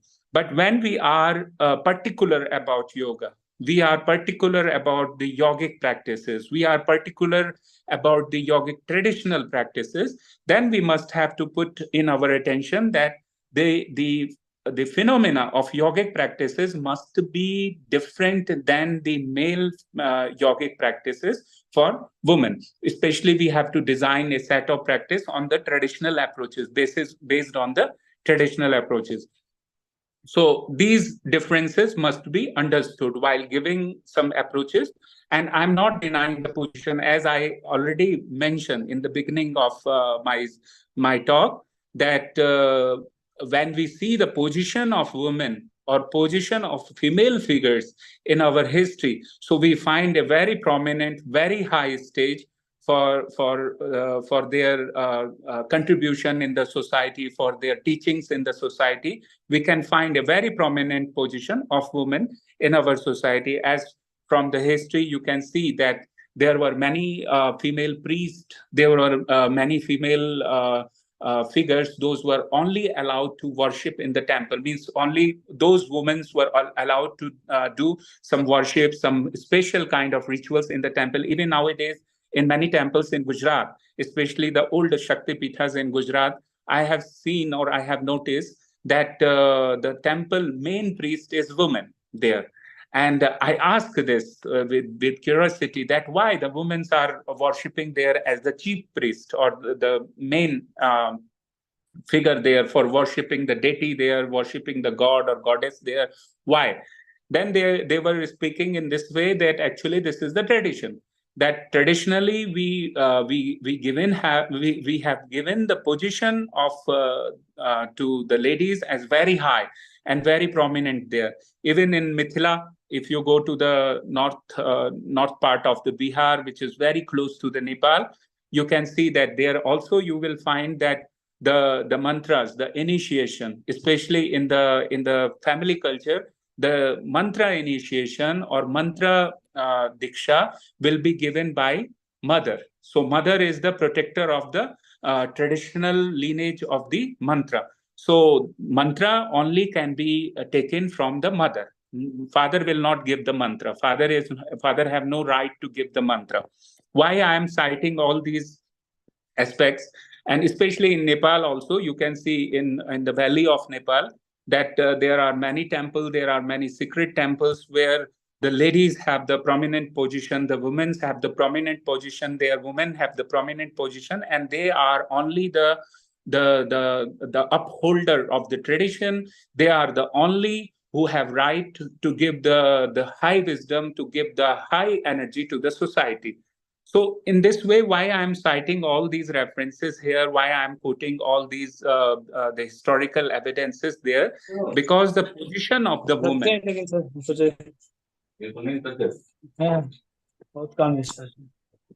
especially when we are talking,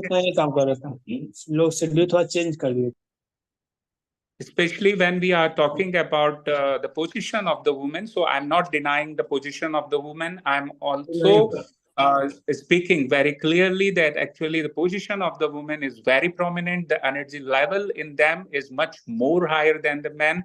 And that's why they are nowadays guiding. They are nowadays the teacher there. So a master there, just like the guru there.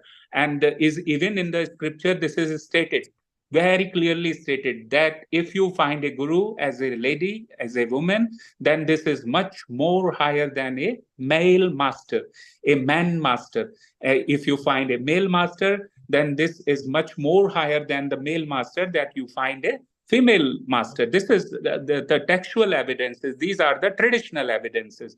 On the basis of these traditional historical evidences, I just want to let the people inform, or people have to put in their attention, that when we are talking about the yogic understanding of for the woman, then we must have to be aware about the differences, that their energy, their inner, we can say, development is different than the male.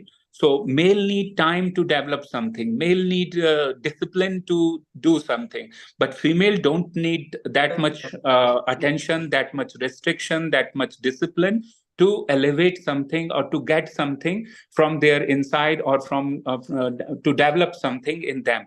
So they have the natural force within them to create something new, to create something high through the practices of yoga. So that's why the set of practice which are designed for the male is different for female. Female don't need that much strenuous practices or austere practices. They need a soft handling practices which are already described in our text, which are already mentioned or highlighted there, that these practices are especially applicable for women aspirants or women seekers, those really want to elevate themselves or to find their goals through the practices of yoga. So this is the main thing which I would like to emphasize here. Otherwise, that's why I was speaking that actually my topic, my discussion is a bit different than the others, as people are talking more about the impact of yoga on women's health. But before that, I would like to make people's attention towards the approaches for women's, even from the health perspective, if you are approaching. So you must have to be aware about the differences in between the yogic practices for male and female. That's all. These are the main things which I would like to highlight here more. If there are some questions, so I would like to listen the questions, or if there is nothing, then okay.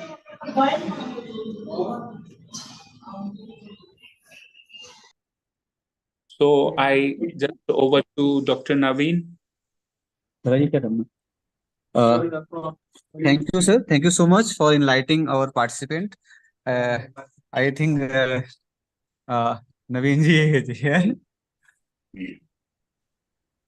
Sir प्रणाम, बहुत बहुत धन्यवाद sir, आप इस प्रणाम। Session 6 international conference में आप आए, आपका नहीं, मुझे भी बहुमूल्य समय खुशी मिला हुई। Sir. I'm also very happy to be invited here, and because you already have given me the freedom to talk on any topic, so I just picked the topic as the main topic from there. But my discussion, as you know, that is a little bit different from the others. So that's why, because of your liberty, I would be able to speak all these things. जी जी sir, ये कुछ session यहाँ चल रहे हैं, ये हमारा ऑडिटोरियम है जहाँ पे ऑफलाइन में प्रोग्राम हो रहा है। बढ़िया जी, बढ़िया। और जी, ये ऊपर का है हमारे चीजें चल रही है नाइस। सर। जी, बहुत अभी अच्छा, बहुत। जस्ट अ मिनट करके एक सेशन चल रहा है सर। हाँ हाँ, तो बहुत बहुत धन्यवाद सर। Thank you. आभार। प्रणाम प्रणाम सर। प्रणाम प्रणाम। सर प्रणाम मेरी तरफ से भी बहुत बहुत सर। अरे प्रणाम प्रणाम। हाँ सर, ठीक है। मिस कर रहे थे सर हम आपको सुना मैंने पूरा। रियली हाँ हाँ वंडरफुल सर, आपको बताया कि मास्टर कैसे बनाना, आप मिल जाए तो एक Indian teacher. Thank you so much sir. ये एक बहुत बड़ी जरूरत है, जेंडर बायसेस से थोड़ा सा हट के एक नई जो एक्सप्लोर करना, नई थिंकिंग को जनरेट करना। बिल्कुल बिल्कुल। Thank you so much sir for joining us. ठीक।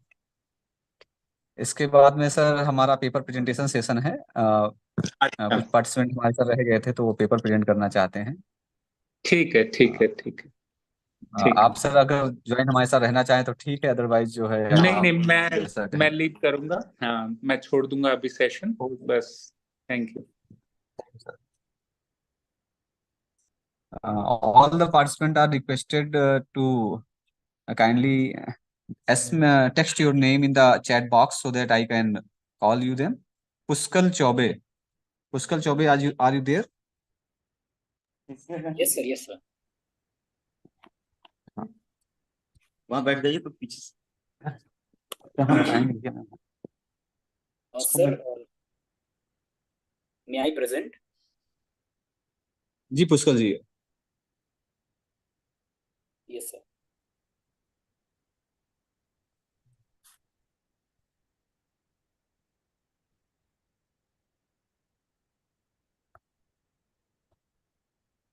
Pushkar ji. Sir, just a second sir, I'm trying to share. Pushkar ji, are you there?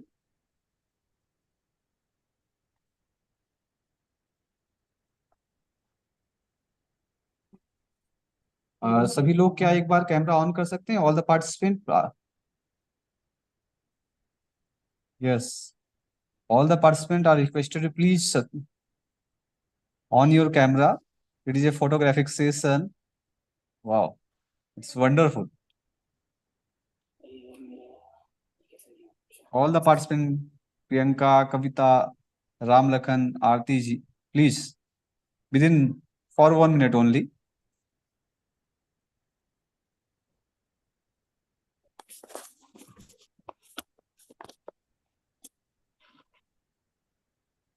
Thank you so much, all of you, for joining us.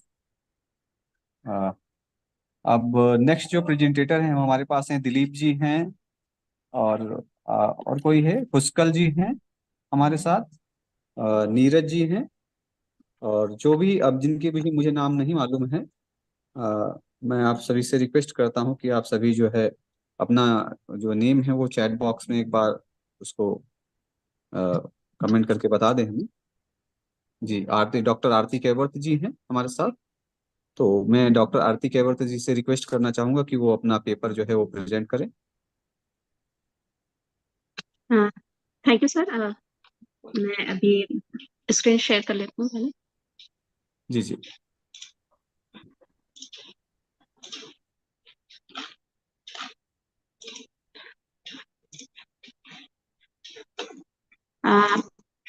सभी को प्रणाम। मैं doctor Aarti Kaivarta देव संस्कृति विश्वविद्यालय से, और मेरे आज के रिसर्च पेपर का टॉपिक है यज्ञ एवं नारी का महत्व पंडित श्री राम शर्मा आचार्य के साहित्यों में। थोड़ा सा परिचय श्री राम शर्मा आचार्य जी के बारे में, क्योंकि इनके बारे में आप सभी ने शायद सुना होगा। आलवट गायत्री परिवार जिन्हें हम कहते हैं, उनके संस्थापक हैं और उन्होंने यहाँ की स्थापना की थी। उनके अलावा इनका परिचय जितना दू कम है। युगदृष्टा कहलाते हैं, युगमनीषी कहलाते हैं, स्वतंत्रता संग्राम सेनानी रहे हैं। इनके नाम से डाक टिकट भी सरकार ने जारी किया था। पूरा जीवन ही इनका यज्ञ में रहा है। समाज की भलाई और पूरे सांस्कृतिक उत्थान के लिए बहुत काम किया है। पर आज जिस विषय पे मैं चर्चा करना चाह रही हूँ वो है उनके साहित्यिक रूप का। साहित्यिक रूप मतलब उन्होंने बहुत सारी पुस्तकें लिखी हैं। लगभग 3200 से अधिक पुस्तकों का लेखन किया है उन्होंने अपने जीवन काल में, जिसमें वेदों का, पुराणों का, उपनिषद, दर्शन, षट दर्शन, स्मृतियां सभी के भाष्य भी सम्मिलित हैं। और एक अखंड ज्योति नामक पत्रिका उन्होंने 1940 में प्रारंभ की थी, जो आज भी लगातार लोगों तक पहुंच रही है, अलग अलग भाषाओं, विभिन्न भाषाओं में पहुंच रही है और उनके विचारों को फैला रही है। तो एक तरीके से हम कह सकते हैं कि प्रेजेंट टाइम में एक सबसे बड़े लेखक, सबसे बड़े साहित्यकार यदि मैं कहूँ उन्हें, तो अतिशयोक्ति नहीं होगी। आज के समय में जो डिमांड है कि हम जिस विषय पे ये इंटरनेशनल कॉन्फ्रेंस भी हो रहा है यज्ञ के बारे में और नारी की महानता के बारे में, उसी के विषय में मैंने इनकी बुक्स को लिया है, कुछ बुक्स को इंक्लूड किया है इस रिसर्च के अंतर्गत। तो नारी की महानता को दर्शाने के लिए एक छोटी सी बुक है, पॉकेट बुक्स की टाइप में, उन्होंने श्री राम शर्मा आचार्य जी ने लिखा है, जिसमें वो इसमें लिखते हैं, वद नारी विना कुण्यो निर्माता मनुसंते महत्व रचना सकते स्वयं नार्या ही ज्ञायाता। मतलब मनुष्य की जो निर्मात्री है, नारी है, और उसकी शक्ति, उसकी महानता को हमें समझना चाहिए, क्योंकि एक नारी के कारण ही पूरे एक परिवार की रचना होती है, परिवार से समाज और समाज से राष्ट्र की रचना होती है। उसके ही हाथ में होता है कि किस प्रकार से वो बालक का पालन पोषण करे, निर्माण करे, गर्भ में किस तरीके से उसकी देख रेख करे। ऐसे बहुत सारे रिसर्चेस भी पाई गई हैं जिसमें ये बताया गया है कि नारी की मानसिक स्थिति जिस प्रकार से होती है उसी तरीके से गर्भ में शिशु की संरचना होती है। यदि बहुत ज्यादा उत्पीड़न में, बहुत ज्यादा क्रोध में नारी होती है, तो एक रिसर्च में तो ये भी बताया गया कि एक छोटा सा बच्चा जो मात्र 3 दिन का था, उसके शरीर के अंदर फोड़े पाए गए सिर्फ, और जिसकी वजह से उसकी मृत्यु हो गई। तो रिसर्च करने पे ये पाया गया कि वो फोड़ा किसकी वजह से था, क्योंकि नारी जो प्रेगनेंसी के दौरान वो बहुत ज्यादा क्रोध करती थी, इस वजह से उसके शिशु में वो फोड़े पाए गए। नहीं तो ये सामान्यतः ये जो फोड़े पाने की प्रॉब्लम होती है वो यंग एज में, एडल्ट एज में ज्यादा पाई जाती है। तो इस तरीके से हम कह सकते हैं कि नारी का जीवन ही हम लोग के लिए बहुत महान रहा है। उनके माध्यम से ही हम अपने आप में उन्नति, बौद्धिक, सामाजिक और शारीरिक, मानसिक सभी रूप में अपनी उन्नति देख पाते हैं, अपने आप को सक्षम बना पाते हैं। क्योंकि जिस तरीके से हमारी माता हमारा निर्माण करती है, उसी तरीके से हम आगे बढ़ पाते हैं। तो नारी की महत्ता को तो हमेशा बताने की आवश्यकता नहीं है। वेद पुराण भी कहते हैं, यत् नार्यस्तु पूज्यन्ते रमन्ते तत्र देवता। और एक अरस्तु जी की भी का भी कथन है कि नारी की उन्नति या अवनति पर राष्ट्र की उन्नति या अवनति निर्धारित होती है। ये गांधी जी ने भी कहा है कि स्त्री और पुरुष के चरित्र में स्त्री का जो स्थान है वो ज्यादा ऊंचा माना गया है, क्योंकि पुरुष अपने आप में अहंकार बस भले ही मान लेता है कि उसका स्थान अधिक ऊंचा है, लेकिन जब भी उसे आवश्यकता पड़ी है, हमने देखा है कि वेद पुराणों में भी वर्णन आता है कि जो ऋषिगण अभी इससे पहले अमोली सर अपना लेक्चर कर रहे थे, उसमें भी उन्होंने कहा कि जो ब्रह्मवादिनी बहनें होती थी वो उनका शास्त्रार्थ में शामिल होती थी। तो जो ऋषियों के बीच में शास्त्रार्थ हुआ करते थे, उनकी जज की भूमिका में उनके निर्धारणकर्ता के रूप में ब्रह्मवादिनी लोगों का ब्रह्मवादी बहनों का नाम लिया जाता है। बहुत सारे लोगों के नाम उन्होंने बताए भी। तो इस तरीके से हम कह सकते हैं कि नारी अपने आप में हमारे प्राचीन समय से आगे हमें बढ़ाने का काम करते आए हैं, और इसे सबसे ज्यादा प्रमाणित करने के लिए हम नाम भी जैसे सुनते हैं कि राधा कृष्ण कहा जाता है, कांता को दिखाने का प्रयास किया गया है। ये मध्यकाल में कुछ ऐसा समय बीता जहां पर नारियों को और यज्ञ को दोनों को ही दबा दिया गया, पिछड़ा मान लिया गया, जिसकी वजह से आज उसकी महत्ता कम हो गई है और आज भी हम उसे पिछड़ा ही समझते हैं। पर जितना ज्यादा उन्हें प्रोत्साहन दिया जाए, जितना ज्यादा उन्हें आगे बढ़ाया जाए, उतने ही हमारे समाज की, हमारे राष्ट्र की उन्नति आगे हो सकती है। कुछ पुस्तकें जो पंडित श्रीराम शर्मा आचार्य जी ने नारी आधारित लिखी हैं, उनका यहाँ पर ये इमेजेस मैंने यहाँ पे लगा रखी हैं। आप लोग यदि कभी नारी पर कुछ इस तरीके से टॉपिक पर कोई और रिसर्च करना चाहते हैं तो बहुत अच्छे टेक्स्ट आपको उनकी बुक से मिल सकते हैं, तो एक बार जरूर देखें। दूसरा इसी पॉइंट में मैंने लिया है यज्ञ को। यज्ञ का मतलब होता है, यज धातु से निर्मित शब्द है और जिसका 3 अर्थ बताए हैं पंडित श्री राम शर्मा आचार्य जी ने, देव पूजन, दान और संगतिकरण। तो यज्ञ को पिता का की तरह से बताया गया है। जिस तरीके से बालक जो होता है अपनी छोटी मोटी इच्छाएं सभी कुछ पिता के द्वारा ही पूर्ण करवाता है, ठीक उसी प्रकार से हमारे सभी इच्छाओं को पूरा कर सकती है यज्ञ। कहा गया है यज्ञ को कामधुक कहा जाता है, सभी कामनाओं को पूर्ण करने वाला यज्ञ होता है। और अपने आप में भगवत गीता में भी वर्णन मिलता है कि यज्ञ श्रेष्ठ कर्म है, यज्ञ को करने से कोई बंधन नहीं होते। प्राचीन काल में हमारी जो परंपराएं रही हैं, संस्कार परंपरा रही है, षोडश संस्कार का वर्णन मिलता है अनेक ग्रंथों में, उसमें भी बताया गया है कि यज्ञ के बगैर कोई भी संस्कार पूर्ण नहीं होता। चाहे आप देख लें, विवाह संस्कार यज्ञ के सामने होता है, नामकरण संस्कार में भी यज्ञ की महत्वपूर्ण भूमिका होती है। जब बच्चे का अन्नप्राशन कराया जाता है तो यज्ञ करके उस भोजन को प्रसाद के रूप में बनाया जाता है, तब बच्चे को भोजन कराया जाता है। इसके अलावा जब हम बात करें अंतिम क्षणों की, अंत्येष्टि की भी, तब भी उसमें अग्नि की उतनी ही इम्पोर्टेंस है, उतनी ही भूमिका है। मतलब यज्ञ का अपने आप में बहुत ज्यादा ही महत्व है हमारे जीवन में। तो यज्ञ को अलग अलग तरीके से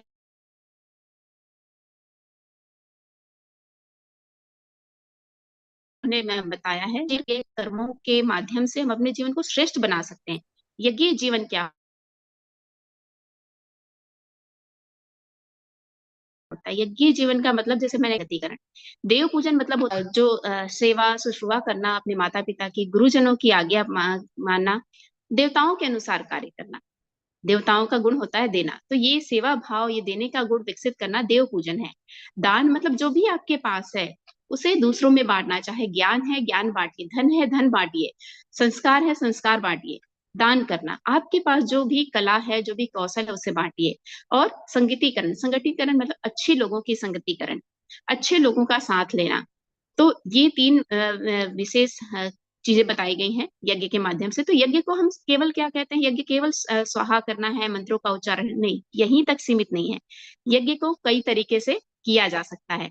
तो यज्ञ पे आधारित एक वेद भी है हमारा, ऋग्वेद, जिसका पहला ही श्लोक, पहला ही जो मंत्र है वो यही कहता है कि अधिमेले पुरोहितम यशस्य देव मृत्युजम होतारम सस्तधातत्वम।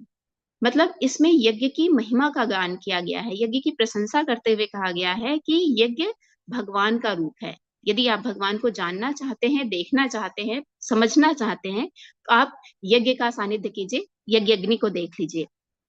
तो ये क्या है, क्योंकि इसलिए इसकी महत्ता है क्योंकि यज्ञ के माध्यम से जो कुछ भी यज्ञ में डाला जाता है वो खत्म नहीं होता, बल्कि कई रूपों में बढ़कर हमें प्राप्त होता है, वापस प्राप्त होता है। कहते हैं जहां पर यज्ञ लगातार कराया जाता है उसके आसपास के क्षेत्रों में उर्वरक क्षमता बढ़ जाती है। वहां पे आप लोगों ने शायद सुना भी होगा भोपाल त्रासदी के बारे में। जिस घर में यज्ञ रोजाना किया जाता था वहां के लोगों को उस भोपाल त्रासदी गैस त्रासदी से कुछ खास असर नहीं हुआ। क्यों नहीं हुआ? क्योंकि उन्होंने प्रतिदिन यज्ञ को अपने जीवन में धारण कर रखा था। तो इसी तरीके से यज्ञ को यदि हम अपने जीवन में धारण करके रखें तो यज्ञ के बहुत सारे लाभ हमारे जीवन में देखने को मिलते हैं। यदि किसी के व्यक्तिगत रोग है, किसी को शारीरिक रोग दिखता है, तो ऐसे रोगों के लिए भी यज्ञ को कहा गया है कि विभिन्न प्रकार की औषधियों का कॉम्बिनेशन, जो अभी कुछ देर पहले हेमंत जी ने वर्णन किया था कि हमारे शरीर में आंखों को लेकर या कानों को लेकर, मुख को लेकर जो भी समस्या हो, उसके लिए उन्होंने कुछ औषधियों के, कुछ जड़ी बूटियों के नाम बताए थे। तो इन औषधियों का जो कॉम्बिनेशन बनाकर यज्ञ किया जाता है, हवन सामग्री बनाकर निर्मित करके यज्ञ किया जाता है, तो उससे उससे जो यज्ञ किया जाएगा वो भेषज यज्ञ कहलाता है। तो किस प्रकार से कर सकते हैं? एक बड़ी विधि जो आप सभी जानते हैं, हवन कुंड हो, कुछ सामग्रियां हो, उसके माध्यम से हवन सामग्री और लकड़ियों के माध्यम से, समिधाओं के माध्यम से यज्ञ किया जाता है। दूसरा, उससे भी यदि कम समय में आपके पास यज्ञ, इस तरीके से विस्तृत यज्ञ करने का समय ना हो, तो आप छोटा यज्ञ कर सकते हैं। दीप यज्ञ जिसे कहते हैं। कल शाम के समय में इस इस इंटरनेशनल कॉन्फ्रेंस में दीप यज्ञ का आयोजन करवाने की बात की गई थी, करवाया गया था, जिसमें दीप यज्ञ की महिमा आपने देखी होगी। तो दूसरा तरीका है दीप यज्ञ। यदि आपके पास हवन कुंड नहीं है, हवन सामग्री नहीं है, तो छोटा सा दीपक जलाइए, 5 दीपक जलाइए, 11 दीपक जलाइए। उसके माध्यम से अपने यज्ञ को पूर्ण कीजिए, भावनात्मक आहुतियां दीजिए। और तीसरा रूप है घर में प्रतिदिन किया जाने वाला छोटा सा यज्ञ। गैस के ऊपर एक छोटी सी तांबे की प्लेट रखिए, उस पे जो भी भोजन आपने बिना नमक का बनाया हुआ है उसकी 5 आहुतियां दीजिए। उसके साथ गुड़ और घी का कॉम्बिनेशन लीजिए, क्योंकि गुड़ और घी का कॉम्बिनेशन ऑक्सीजन जनरेट करने का काम करता है और बैक्टीरिया को खत्म करने का काम करता है। तो इसलिए ये 3 तरीके हैं यज्ञ करने के। आप किसी भी तरीके से जितना समय हो उस हिसाब से आप कर सकते हैं। और अपने दैनिक जीवन में यदि ये भी करने का समय ना हो तो आप माता पिता की आज्ञा मानकर देव यज्ञ कर सकते हैं, उनके संस्कारों पर चलकर देव यज्ञ कर सकते हैं, माँ और पितृयज्ञ कर कैंसिल सकते किए हो? हैं, ज्ञान अर्जन कर सकते हैं, ज्ञान का दान कर सकते हैं।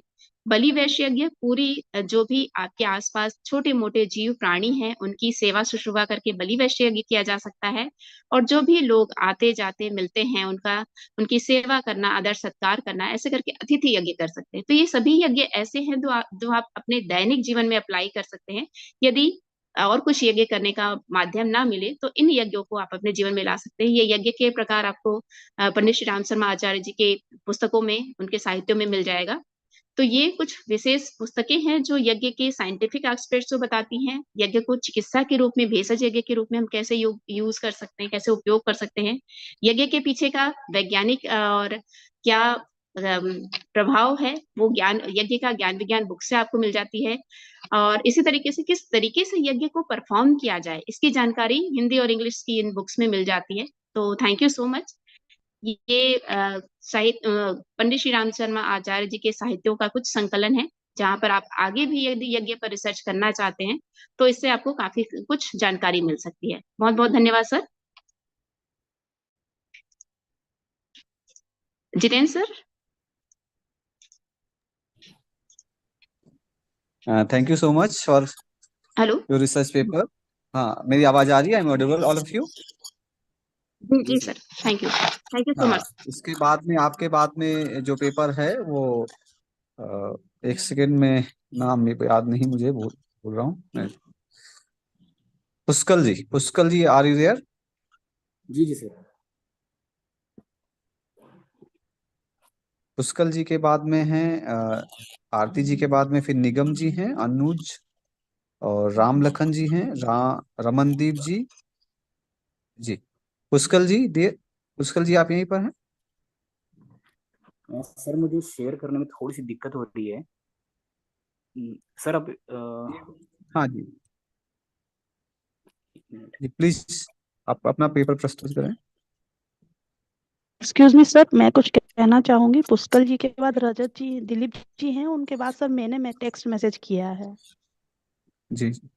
पुष्कल जी का मैम सुबह से ही आ गया था, मैं भूल जा रहा था बार बार। सर एक मिनट आप मुझे उनके बाद में कर लीजिएगा, ठीक है? जैसे ही पुष्कल जी का हो जाए तुरंत करिएगा। पुष्कल जी प्लीज जल्दी करिए, नहीं तो फिर मैम का नंबर आ जाएगा। पुष्कल ji are you?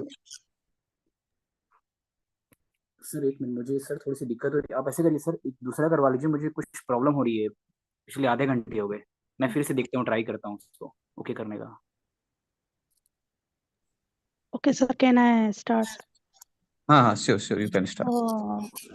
Okay sir, am I audible to all of you? A very good afternoon. My topic is fundamental principles of Ayurveda and Yoga for women's reproductive health. Now the question is, what is the reproductive health? मतलब जिस reproductive health वो रहते हैं जिसमें एक females अपनी female progeny और male progeny को वो डेवलप करती है, तो इसमें उसकी हेल्थ का क्या इम्पोर्टेंस है और उसमें भी आयुर्वेद और योग की क्या भूमिका रहती है, ये इस पर हम डिस्कस करेंगे। तो ये मेरा है कि आयुर्वेद जो है are well known for the therapeutic, curative and encouraging. The primary goal of Ayurvedic medicine is to encourage a healthy lifestyle through appropriate diet, avoiding diseases, and diagnosis-based personalized medications. And women health is the state of women's physical, psychological, social, and cultural well-being. हमारे आयुर्वेद का प्रयोजन भी यही है, स्वस्थ से स्वास्थ्य रक्षण, मतलब स्वस्थ व्यक्ति के स्वास्थ्य की रक्षा करना, और आतुरस्य विकार प्रशमन, मतलब रोगी को रोग ना हो, रोगी के विकारों को शांत करना। तो वुमेन्स हेल्थ जैसे कि जानते हैं कि are prone to many diseases, क्योंकि शुरू से ही आप देखते हैं घर में आपकी माताएं हैं, बहनें हैं, दादी माँ हैं, ये सब लोग अपनी हेल्थ को हमेशा नेग्लेक्ट ही करती हैं, क्योंकि सोशल इनके इतने काम्स रहते हैं, घर को संभालना, बच्चे संभालना, तो ये अपनी हेल्थ को बिल्कुल भी ध्यान नहीं दे पाती। तो इनके एटियोलॉजिकल फैक्टर्स जो देखे जाएं तो वो क्या रहते हैं, जैसे कि मिथ्या आहार आयुर्वेद में बताया है। इट मीन्स एबनॉर्मल डाइट, मतलब सुबह उठते ही पहले लंच बनाना, बच्चों का टिफिन, फिर हस्बैंड को तैयार करना, घर देखना, देन उसके बाद उनका जो लंच टाइम होता है वो दोपहर में किया जाता है। तो ये टाइम के अंदर ये लंच नहीं ले पाते, मिथ्या विहार, उनके एबनॉर्मल एक्शंस एंड एक्टिविटीज रहती हैं।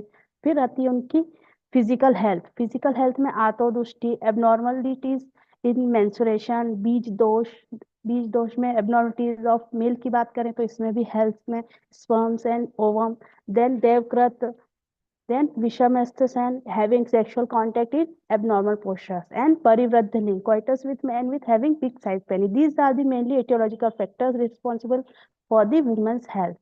Now coming to the, जैसे कि हमारे आयुर्वेदिक में कहा गया है, गायनेकोलॉजिकल डिसऑर्डर्स के अंतर्गत आपके फीमेल जेनाइटल ऑर्गन्स के जितने भी रोग आते हैं वो इसमें आयुर्वेद में योनि व्यापत के नाम से वर्णन किए गए हैं, जिनकी अभी मैंने एटियोलॉजिकल फैक्टर्स आपको बताए। मेनली जो हमारा मौलिक सिद्धांत आयुर्वेद बेस्ड है, वात पित्त एंड कफ, इन सबके एग्रीवेशन से ही योनि में दुष्टि होती है, देन उसके बाद में फीमेल डिसऑर्डर्स प्रोड्यूस होते हैं। ठीक है, तो इम्पोर्टेंट कॉज जो है इनमें सब चीज में क्या आएगा, वात दोष और इसके जो भी इटियोलॉजिकल फैक्टर्स मैंने अभी बताए हैं वो रहते हैं इसमें।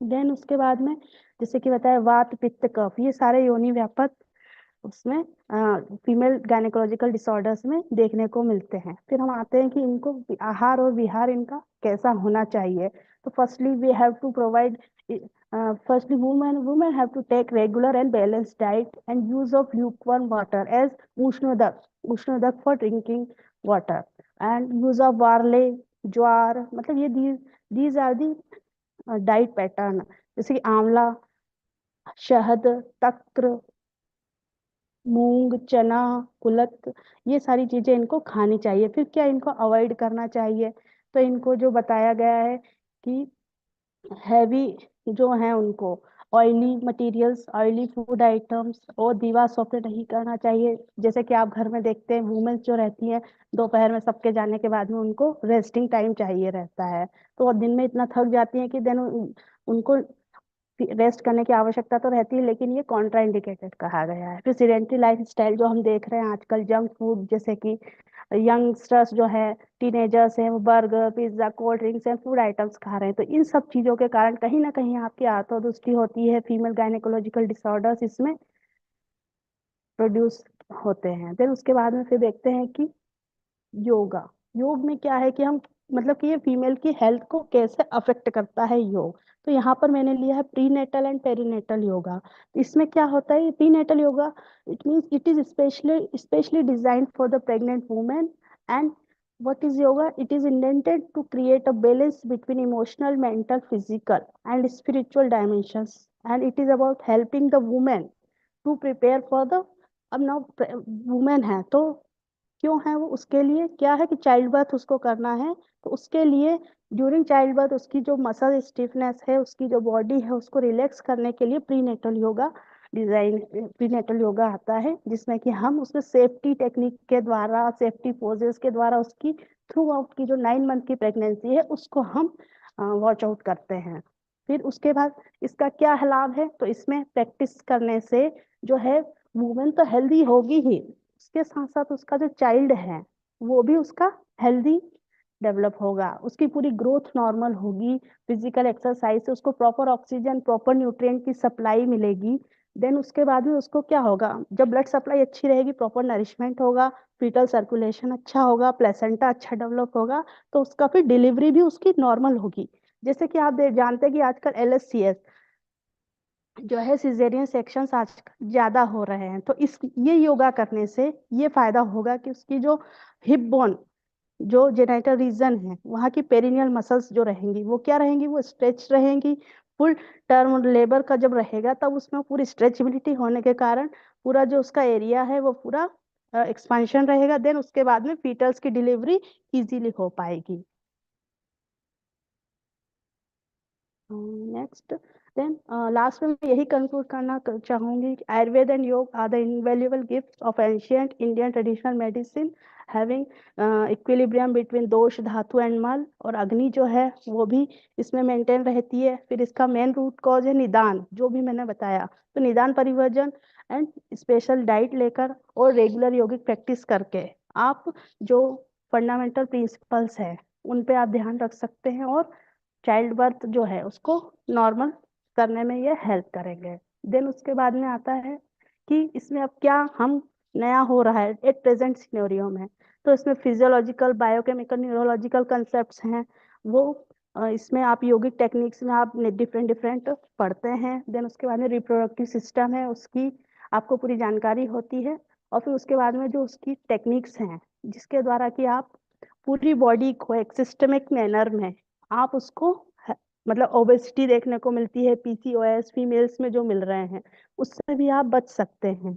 मतलब टाइप 2 डायबिटीज मिल रही है, डायबिटिक न्यूरोलजिया, डायबिटिक न्यूरोपैथी है, और न्यूरोलजिया है, जो वात प्रीडोमिनेंस, जो भी वात दोष जो प्रीडोमिनेंस जो है उससे आप बचा सकते हैं। उसमें ब्रीदिंग पैटर्न है, अलग अलग पोजेस दिए जाते हैं। देन उसके बाद में जब आप इन सब चीज का अच्छे से पालन करते हैं आयुर्वेद डाइट और योगिक टेक्निक से, तो एक फीमेल जो है कंप्लीट होकर के देन उसके बाद में वो उसका रिप्रोडक्टिव हेल्थ है, वो उसकी पूरी हेल्थ आप कैसे मेंटेन रख सकते हैं। That's all, thank you so much. Thank you. I think your name is Anuja. No, I am Dr. Priya Pejwar. Oh, sorry, because you have not mentioned your name in the name list. Sir, I have texted in the chat box. Okay, you have text, but okay. Sir, this is a short, brief description because I know the time is very short, so I have completed in very short time. Okay, no problem.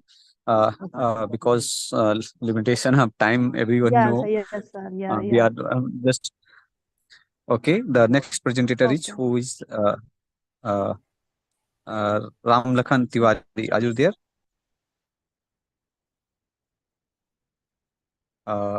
Nigam ji. Nigam ji. Ramandeep. Yes, sir. I'm Yes, here. sir. Ramandeep. हाँ जी जी, please continue.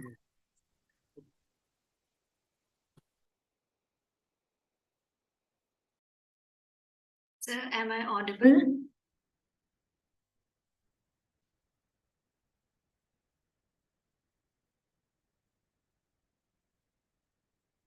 Am I audible, sir?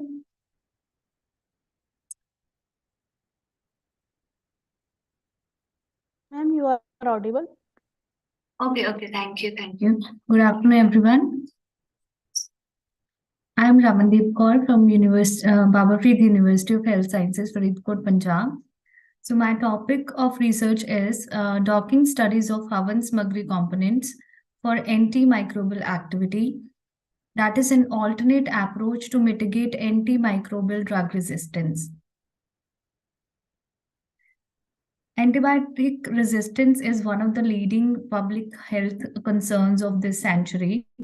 This occurs mainly due to emergence, spread, and persistence of MDR, that is multi-drug resistant bacteria, which are also known as superbugs, which cause infections that fail to respond to conventional treatments.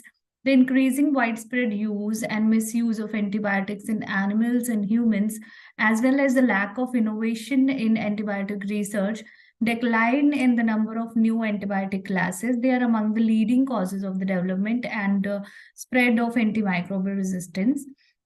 So there is a great need of development of new compounds to combat the increasing prevalence of these sort of infections like bacterial, fungal, and viral. So natural products have a long history of use in the treatment of various diseases, particularly in developing countries where herbal medicines receive the most patronage. Natural product scientists make efforts to find scientific evidence to support the traditional uses of various medicinal plant species. So, new bioactive compounds from medicinal plants are being identified and isolated to combat drug-resistant pathogens using standardized modern analytical procedures. In Indian culture, as we all know, use of Havan has been an indispensable part and a well-received worldwide therapeutic practice since the Vedic era. So this customary salivary system's ancient knowledge has not yet been meticulously explored. So in this scientific experiment in Havan, special herbs which are called Havan Smagri, they're offered in the fire of medicinal woods ignited in a specially designed fire pit that is known as Agni Kunda. The components of Havar are having a number of volatile oils that are specifically useful for curing different diseases through one or the other mechanism of action. Due to high temperature of the fire, the vapors of these oils enter into the central nervous system through nasal route, and the smoke sterilizes the environment. So there are some inherent challenges regarding medicinal plants which are used in Havan Smagri and their antimicrobial efficacy. So this manuscript aims to bring into limelight Havan, which is the age-old tradition, and its implementation in the modern era, and encapsulate its percepts, functioning, and its ostensive mechanism of action, as well as the effectualness of herbal fumigation in getting rid of harmful microbial flora. Molecular biology technique which I have used, it is used in this experiment is to study how a small molecule, that is Havan Smagri, any component of Havan Smagri, it interacts with the macromolecule, a protein, which is like of a microbe, protein which is used by a microbe. So molecular docking basically addresses three key goals: virtual screening, post-production, and binding affinity estimation. In the present work, in silico molecular docking and computational molecular modeling were employed to investigate the antimicrobial properties of 158 bioactive compounds present in the herbs used in Havan fumigation. Out of 158 bioactive components, 27 components have shown antimicrobial properties comparable to a number of standard drugs. So next is literature review. A study draws attention to the fact that about medicinal smoke, as that many organic substances have the potential to be used as medications in the form of smoke, which may be utilized to deliver drugs. scientists attempted to figure out whether this assertion might be supported by research by examining how this process affected microbial development and thus purifying the environment. They discovered that there were variances among the sheer number of microbiological colonies that grew on blood agar media prior to and following Havan. In a different study, a large-scale yagya of 108 kunds was carried out al fresco at Caravel Nagar, East Delhi. Similar to indoor test, sampling was carried out and the background microcolony counts were compared with those obtained during and after Havan. The results show that in comparison with the background counts, there was a reduction of 55% in bacteria, 15% in fungi, and 79% in the pathogens on the next day after the Havan was over. So the reduction in pathogen was 79% on the second day after Havan, and the total microflora had reduced by 49%. So the methodology which was used in this process was firstly protein and ligand database collection, then natural compound structure preparation, which is ligand preparation. Ligands are those are Havan Smagri components, actually phyto constituents. The chemical structures of the compounds were drawn using camera office tool assigned with proper 2D orientation, and energy of each molecule was minimized during ChemBio 3D. The structures were then downloaded and were put as used as input for Autodoc Vina in order to carry out the docking simulation. Then the protein target, that is to which we are targeting to kill the bacteria, that is the protein target. Proteins critical in this disease conditions, in various disease conditions, have been downloaded from database such as RSCB, Protein Data Bank. The protein used were the following: penicillin binding protein 1A, 2ZC3 and 2ZC6 from Streptococcus pneumonia, DNA gyrase subunit B, 3G7E from Escherichia coli, oxidoreductase inhibitors 3PJD from Escherichia coli K12. The protein preparation was done using the reported standard protocol by removing the co-crystallized ligands, selected water molecules, and cofactors. The target protein file was prepared by leaving the associated residue with protein by using auto preparation of target protein file, Autodoc 4.2 MGL tools. Then at last, virtual screening of all the compounds were performed using against penicillin binding protein 1A, that is 2ZC3 and 2ZC6, DNA gyrase subunit B, 3G7E, and oxidoreductase inhibitor 3PJD using Autodoc Vina. During the docking process, a maximum of 9 conformers were considered for each ligand. Pyrex, that is a virtual screening tool, was used to manually analyze the docking poses in order to verify the pose occupied in the active site of each protein. The result of top conformation predicted by Autodoc 4 was then compared to experimental co-crystallized binding poses, and RMSD values were calculated. The results from molecular docking study revealed that mesoferrol A, rhamnitine and quercetin, these are the flavonoids which can be found in the Havan Smagri. They bind effectively to the active site region of cephalosporin, that is a standard drug we have used, and these are the values of those. And basically these values predict that mesoferrol A, rhamnitine and quercetin, they showed acceptable drug likeness and binding energy properties as comparable to the standard drug. So this is the chart which is having all the values. Then finally the conclusion is, from the results, it is concluded that these 3 components like mesoferrol A, rhamnitine and quercetin, they could serve as potent antimicrobial agents, and further in vitro and in vivo studies are required to determine the mechanism by which these compounds interact with receptors for antimicrobial activity. Some compounds did not exhibit affinity for the target protein considered, so possibly they use other target structures to exert their activity.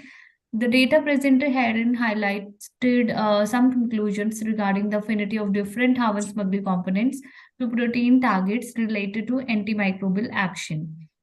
So these are the volatile components which are present in Havan Smagri. So they are mentioned here. This is the whole chart, and last is the referencing. And thank you all for your attention.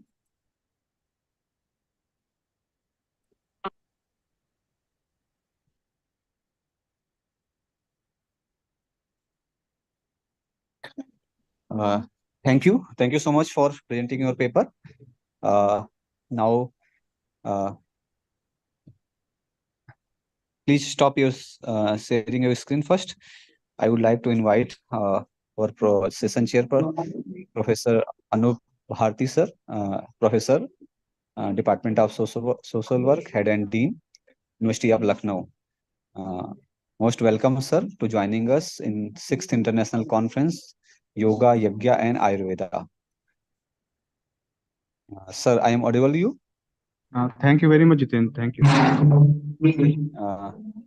Thank you so much for How joining us. many participants presented the papers in this presentation?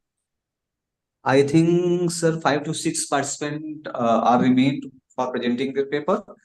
And please raise your hand or text your name in chat box so that we can recognize the participant who are going to present their paper. Dilip, are you there? And how many left? Yes, sir. Yes, sir. I think, sir, only 5 to 6 candidates are left. Puskalji, please stay on your screen. 5 minutes or the 10 minutes will be given to the every participant? 5 minutes. 5 minutes every individual person for presenting their paper. Okay. Sir, can I share? Thank you. Pushkal Chobe. Please. Next participant, go ahead, please. Okay. Please introduce yourself. Then we'll. My screen is visible. Yeah, you are visible. Your screen is visible. Hello, sir. Hello, everyone. Namaskar. Pranam. My name is Pushkal Chobe. My title is Functional Anatomy of Gluteus Maximus and its correlation with yoga. I'm a research scholar from Department of Yoga, Shri Ravpura Sarkari University, Raipur.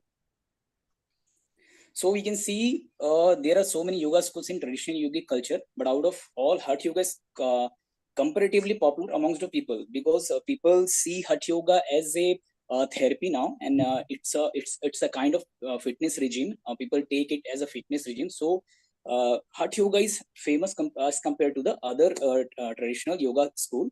In Hatha Yoga practice, the knowledge of anatomy is very important. With the knowledge of our body, we can make our practice better and avoid injuries.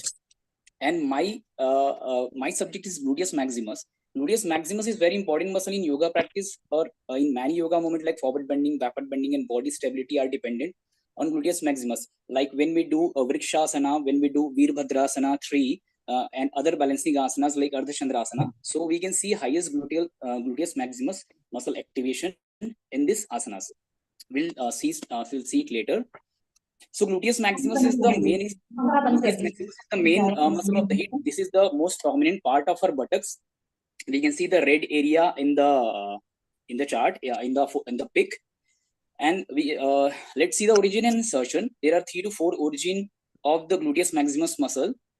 According to canehub.com, origin are latero-posterior surface of sacrum and coccyx, gluteus surface of ilium behind posterior gluteal line, thoracolumbar fascia, and sacrotrubus ligament. So gluteal surface of ilium behind posterior gluteal line. So see, this is the gluteal line, and this is posterior gluteal line area. So this is the origin of gluteus maximus, one of the origin. See, you can see the red muscle. This is gluteus maximus muscle. This is the it originates from here. And the second origin is, see, the green structure is sacrotrubus ligament, and this is a structure, thick fascia structure. This is thoracolumbar fascia. And insertion, 75% of the fiber into iliotibial tract. We can see this is iliotibial tract. It's again a thick fascia structure, and 25% into deep gluteal tuberosity. Gluteal tuberosity is a prominent line in the femur bone.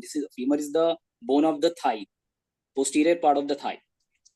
Now let's see the function. The function of gluteus maximus is hip extension. यानी कि जब हम पैर को पीछे की तरफ लेके जाते हैं, whether it is standing position or sitting or prone position, जब भी हमारा पैर पीछे की तरफ जा रहा है, that is called hip extension. And hip external rotation, जब हम पैर को बाहर की तरफ घुमाते हैं, when we rotate the leg externally, right, we can see the Padmasana. This is external rotation in both legs. So this is the function of gluteus maximus muscle. And antagonist muscle of gluteus maximus means इसकी जो opposite muscle होती है वो होती है hip flexor muscle, जो पैर को सामने की तरफ मोड़ती है hip joint से. So let's see the imbalance, result of imbalance. जब gluteus maximus में imbalance होता है, so ये इसकी जो टाइटनेस है, इम्बैलेंस मींस या तो मसल टाइट हो जाएगी या तो मसल वीक हो जाएगी. तो tightness limits forward bend. So whenever we do any forward bending posture like Padahastasana, पर्वतासना और शशकासना, so it's all forward bending posture. So it gluteus maximus tightness limits forward bending and weakness limits hip extension. weakness मतलब अगर वो muscle कमजोर हो जाती है तो उसका जो फंक्शन है वो हिप एक्सटेंड करना, यानी कि पैर को पीछे की तरफ ले जाना, वो कम हो जाएगा. सो यहाँ पर जो हम देख रहे हैं लोकस पोस्चर जो है, या जिसे हम शलभासन कहते हैं, शलभासन में जो प्रोन लेग रेस्ट पोजीशन होती है उसमें आप लेग को ज्यादा उठा नहीं सकते अगर आपकी ग्लूटियस मैक्सिमस मसल वीक हो जाती है. तो अगर टाइट हो जाएगी you can not bend forward, weak हो जाती है you can not raise your leg back side. So अब इससे होता क्या है, इम्बैलेंस का रिजल्ट ये है कि अगर ग्लूटियस मैक्सिमस वीक हो जाती है तो आपको एंटीरियर नी पेन हो सकता है, एंटीरियर क्रूशिएट लिगामेंट इंजरी हो सकती है, लो बैक पेन हो सकता है, एंकल स्ट्रेन हो सकता है. और इसका रीजन है ये लाइफस्टाइल एंड प्रोलॉन्ग सिटिंग. ज्यादातर हम क्या होते हैं, बैठे रहते हैं. और उस बैठने का मतलब है अगर हम सिटिंग, अगर हम जमीन पे बैठे, हम चेयर पे बैठे, कहीं पे भी बैठे, हिप है वो एक्सटेंशन नहीं होता, वो फ्लेक्शन होता है. यानी कि ग्लूटियस मैक्सिमस मसल का जो फंक्शन है उसका अपोजिट मूवमेंट यहाँ पर होता है. यानी कि ग्लूटियस मैक्सिमस मसल है वो पूरी तरह से खींची हुई है, तो वो उसके कारण वीक हो जाती है, कमजोर हो जाती है, और इसी कारण आपको ये जो समस्याएं हैं इससे आपको जूझना पड़ता है. अब देखते हैं इसका कि आसन with open chain. So what is open chain? In open chain pose one और मोर लिम्स आर फ्री. आप देख सकते हैं कि एक पैर इनका जो है ये हवा में है. इस तरह के पोस्चर्स को बोलते हैं ओपन चेन मूवमेंट. तो जब भी हम ओपन चेन आसना करते हैं तो इसमें उसका दूसरा फंक्शन है ग्लूटियस मैक्सिमस का, यानी कि एक्सटर्नल रोटेशन, वो इसमें ऑकर होता है. तो वॉरियर 3 में आप देख सकते हैं कि इनका जो पैर है वो थोड़ा सा बाहर की तरफ घुमा हुआ है क्योंकि इनका एक पैर हवा में है. बट इसी को अगर हम क्लोज चेन में देखें, क्लोज चेन मतलब जिसमें दोनों पैर जमीन में होते हैं, यहाँ पर इनके जो पैर हैं वो बाहर की तरफ नहीं घूम पाते हैं. तो क्लोज चेन मूवमेंट में क्या होता है कि ज्यादातर एक ही उसका ग्लूटियस मैक्सिमस का एक ही पोर्शन, एक ही फंक्शन आप परफॉर्म कर पाते हैं, that is hip extension, not external rotation. Now highest gluteus muscle activation. So according to B J Lehecka et all, उन्होंने एक स्टडी किया तो उन्होंने देखा कि highest gluteus maximus activation occur during ardha chandrasana and warrior 3 posture. So this is warrior 3 as I explain you earlier, that in first slide that gluteus maximus plays important role in balancing asanas. So these both asanas are balancing asanas where the practitioner are raising their leg against the gravity. So they are fighting with the gravity. That's why they can find the highest gluteus maximus muscle activation in warrior 3 posture, Virabhadrasana 3 और अर्ध चंद्रासन में सबसे ज्यादा gluteus maximus muscle की activity देखी गई. इसका मतलब अगर हमको इन मसल्स को, इस मसल को मजबूत बनाना है, इसको स्ट्रॉन्ग करना है, तो हमें इन आसनों का अभ्यास ज्यादा से ज्यादा करना चाहिए. तो जो समस्याएं हमने ऊपर देखी थी पहले की स्लाइड में कि आपको नी प्रॉब्लम हो रही है, आपको एंकल में प्रॉब्लम हो रही है, आपको कमर में दर्द हो रहा है, वो सारी प्रॉब्लम समस्याएं दूर हो सकती है अगर हम इन आसनों का अभ्यास करें तो, क्योंकि अकॉर्डिंग टू रिसर्च इनमें सबसे ज्यादा ग्लूटियस मैक्सिमस एक्टिवेशन देखा गया है. तो कंक्लूजन यही है कि हमने ये देखा कि different aspects of gluteus Maximus क्या होते हैं, उनको हम कैसे यूज कर सकते हैं, उसमें इम्बैलेंस कैसे होता है, उसकी लिमिटेशन क्या होती है, हाईएस्ट मसल एक्टिवेशन कैसे होता है, और उसका जो एडवाइस, उसमें जो थेरेपी में है हम उसको एडवाइस कर सकते हैं. जो जिस तरह की डिजीज हमने देखी उसमें उसकी अगर थेरेपी है उसमें हम इन आसनों को एडवाइस कर सकते हैं as a therapist, being a yoga therapist. And future के लिए electromyography testing each muscle and each asana should be done to make our practice better. तो इसमें मैं रिकमेंड करना चाहूंगा कि रिसर्चर्स को फ्यूचर में हर एक आसना पे इलेक्ट्रोमायोग्राफी टेस्ट करना चाहिए, जिससे कि आपको जो कि मसल एक्टिविटी का टेस्ट होता है कि आपकी मसल कितनी ज्यादा एक्टिव है, तो उससे आपको हर एक आसन में ग्लूटियस मैक्सिमस मसल का हाईएस्ट एक्टिवेशन पता चलता जाएगा. तो जिसमें भी ग्लूटियस मैक्सिमस का हाईएस्ट एक्टिवेशन मिलेगा उन आसनों को हमको परफॉर्म करना चाहिए इस मसल को मजबूत बनाने के लिए, ताकि इन समस्याओं से हमको ना जूझना पड़े. ये फ्यू रेफरेंसेस हैं. Okay, thank you so much everyone और respected listeners. Thank you.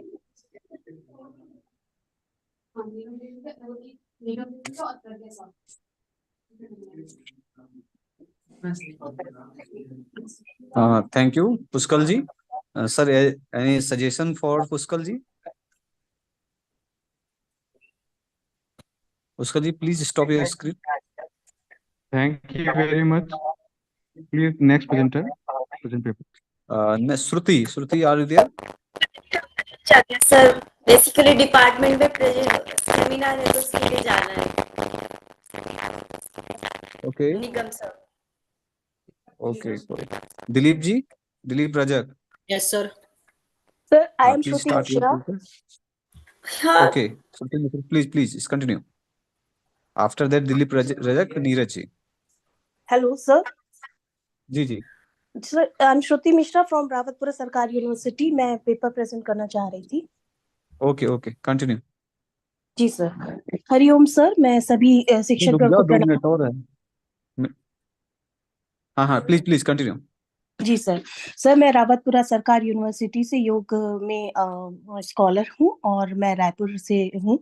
Sir, मैं आधुनिक जीवन में योग के महत्व पर एक प्रेजेंटेशन देना चाहती हूँ, जिसका छोटा सा सार सर ये कि जिस युग में हम जी रहे हैं आधुनिक युग का कहा जाता है और इसके कारण हमने बहुत सारी मशीनी और प्रौद्योगिकियों को अपने जीवन को बहुत ही आराम से भर लिया है और हम अपने पुराने स्वदेशी समाज और जीवन शैली से पूरी तरीके से दूर हो चुके हैं।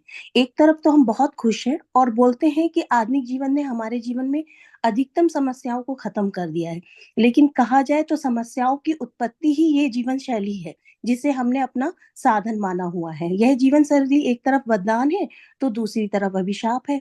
यह हमारे जीवन को शारीरिक रूप से प्रभावित कर रहा है और मानसिक और मनोवैज्ञानिक रूप से प्रतिकूल है। इसका असर केवल हमारे इस परिवार पर ही नहीं, समाज पर भी पड़ रहा है। इससे इलाज की सख्त जरूरत है। हम पश्चिमी संस्कृति और दूसरे देशों की तरफ देख रहे हैं। हमने एक ऐसी जीवन शैली को चुना है जिसे हम आधुनिक कहते हैं, हमें ऐसा जीना है जिसमें हमारे पूर्वज पहले से जी रहे हैं। उनकी कड़ी मेहनत, उनका स्वस्थ भोजन, उनका साधारण आदतों से भरा हुआ जीवन, एक साधारण जीवन शैली को जीना, ये सभी हमारे जीवन पर, शरीर पर और दिमाग पर सकारात्मक प्रभाव डालते हैं। हमारे दैनिक जीवन में योग अभ्यास करने से इसे आसानी से प्राप्त किया जा सकता है और इसलिए यह पेपर आधुनिक जीवन में योग से महत्व से संबंधित है। इस लेख में यह कहा गया है कि मैं अपने व्यवहारिक अनुभव पर आधारित है जो मैंने अपनी कक्षाओं में पढ़ा है। इस लेख में मैंने अपने प्रतिभागियों को प्रशिक्षित करते समय जो स्थिति को देखा है सर, मैंने उसको शामिल किया है कि स्वस्थ होना जरूरी है और इसका प्राथमिक लक्ष्य है कि ज्यादा पैसा खर्च किए कि बना ही यह सिर्फ योग अभ्यास से ही संभव है। यह केवल पाठकों को अच्छा आध्यात्मिक, मानसिक और शारीरिक लाभ प्राप्त करने के लिए योग अभ्यास करने के लिए प्रेरित करता है और इसके मुख्य शब्द है योग, आध्यात्मिक, मानसिक, शारीरिक सद्भाव, निर्वाण और मोक्ष। अब अगर योग का अर्थ कहा जाए तो एक स्वस्थ और सुखी जीवन जीने का तरीका है, ना केवल शरीर बल्कि मन को भी स्वस्थ रहता है। यह विज्ञान और कला दोनों है। शरीर और मन के बीच में सामंजस्य बनाए रखना योग है। योग शब्द का अर्थ ही है जुड़ना और योग का अर्थ है मोक्ष, निर्वाण, उदारीकरण, मुक्ति या परमात्मा में अपने आप को समाहित करना। जो व्यक्ति योगाभ्यास करता है उसे योगी कहा जाता है। हजारों वर्ष पूर्व इसकी उत्पत्ति हमारे प्रथम योगी शिव योगी से ही कहा गया और महान संतों ने भी उनसे अपनी एक समृद्धि या संतगिरी प्राप्त की है। दुनिया के विभिन्न हिस्सों में योग जैसे कि एशिया, मध्य पूर्व, उत्तरी अफ्रीका, दक्षिण अफ्रीका, हालांकि यह भारत में ही था। योग प्रणाली को स्वामियों ने भी अपने जीवन में महानपूर्ण अभिव्यक्ति मिली है। बहुत सारे ऐसे योगाचारी हुए हैं जिनका नाम शायद सभी कोई जानते हैं। वर्तमान में इसको लोकप्रिय बनाने का उद्देश्य या भारत ही नहीं अपितु सभी जगह श्री बाबा रामदेव जी को दिया जाता है। इसका प्रोत्साहन करने के लिए हरिद्वार योग मंदिर में ट्रस्ट की एक स्थापना की है। योग आयोग और वेदों का पतंजलि योगप्रीत ट्रस्ट में उपचार की एक सुविधा भी लिखी गई है या बनाई गई है। इस प्रकार हमने जो लिखा है कि योग शरीर, मन, भावनाओं और ऊर्जा के विभिन्न स्तरों को लाभ पहुंचाता है, जिसमें 4 मुख्य लाभ मिलते हैं, जैसे कि योग विद्यालय में कर्म योग, भक्ति योग, ज्ञान योग, हठ योग। कर्म योग जहां हम शरीर का उपयोग करते हैं, भक्ति योग जहां हम भावनाओं का उपयोग करते हैं, ज्ञान योग जहां हम मन और बुद्धि दोनों का ही उपयोग करते हैं, हठ योग जहां हम ऊर्जा का उपयोग करते हैं। ऊर्जा का अभ्यास हठ योग और आसन में ही सीमित है। व्यापक रूप से इसे योग प्रथाओं में प्रयोग किया जाता है। यम, नियम, आसन, प्राणायाम, प्रत्याहार, धारणा, ध्यान, समाधि और संयम, बंध और मुद्रा, षटकर्म, युक्त कर्म, भक्षण कर्म, मंत्र और जाप इत्यादि शामिल हैं। आता है प्राणायाम। श्वसन के सचेत प्रबंधन के बाद प्राणायाम में बनना सीखना शामिल है। किसी के अस्तित्व के लिए एक कार्यात्मक महत्वपूर्ण आधार के रूप में सांस के बारे में जागरूकता होना बहुत आवश्यक है। यह विकास में सहायता करता है। ठीक है, आसनास से हम अपने शरीर को तो बैलेंस कर सकते हैं, पर इंटरनल के लिए हमें प्राणायाम की तरफ झुकना पड़ता है। मानसिक जागरूकता और मानसिक नियंत्रण में भी यह बहुत सहायककारी है। प्रत्याहार के लिए अनुसंधान बंधन और मुद्रा है। योग के उच्च रूप में प्राणायाम है, क्योंकि वे हमें लोगों से जुड़ने में सक्षम बनाते हैं। अपने मन को उनके नुकीले अंगों से अलग करके बाहरी वस्तु को विश्राम प्रक्रियाएं कहलाती हैं, जिन्हें षटकर्म के नाम से जाना जाता है, जो प्रकृति में नैदानिक है और अंदर जमा हुए विषाक्त पदार्थों को हटाने में सहायता करता है। शरीर में यथावत स्वस्थ भोजन और खान पान को बढ़ावा भी देता है। इससे हम कहा जाता है कि सादा जीवन उच्च विचार। यह हम योग की पद्धति को जब अपनाते हैं तो वैसी भावनाएं हमारे अंदर उपस्थित होना शुरू हो जाती हैं। आज के समाज में ये बहुत महत्वपूर्ण है, क्योंकि इससे शारीरिक मानसिक और स्वास्थ्य पर बहुत ज्यादा फायदा भी है। मानसिक स्वास्थ्य में कुछ इस तरह के है। शारीरिक स्वास्थ्य योग शारीरिक स्वास्थ्य, लचीलेपन, संतुलन और सामान्य शक्ति को प्रोत्साहित करता है। जोड़ों की गतिशीलता को विकसित करने, हृदय संबंधी सुधार के लिए अभ्यास के लिए कई आसनों का उपयोग, स्वस्थ और मांसपेशियों को टोन करने और इसे बेहतर पाचन, बेहतर नींद और वजन का प्रबंधन भी नियमित होता है। यह नियमित योगाभ्यास के लाभ है। मानसिक और भावनात्मक स्वास्थ्य के लिए आज के समय में तनाव को प्रबंधित करने के लिए योग एक उपयोगी उपकरण है। व्यस्त और मांग करने वाला समाज, योग में सांस लेने के व्यायाम, शारीरिक गतिविधियां आदि शामिल है। विश्राम को बढ़ावा देने के लिए ध्यान की तकनीक। योग मानसिक स्पष्टता को बढ़ावा देता है, चिंता को कम करता है और मन को शांत करता है। इसके अलावा यह जीवन के प्रति सकारात्मक दृष्टिकोण पैदा करता है और आत्मसम्मान को बढ़ा सकता है। इसी प्रकार तनाव में कमी। योग तनाव के स्तर को कम करने के लिए अपनी क्षमता के लिए पहले ही प्रसिद्ध है और यह इसकी सहायता है। हमारी जो तंत्रिका तंत्र है, इसको सक्रिय करना, लड़ो या लड़ाओ प्रतिक्रिया का प्रतिकार करता है।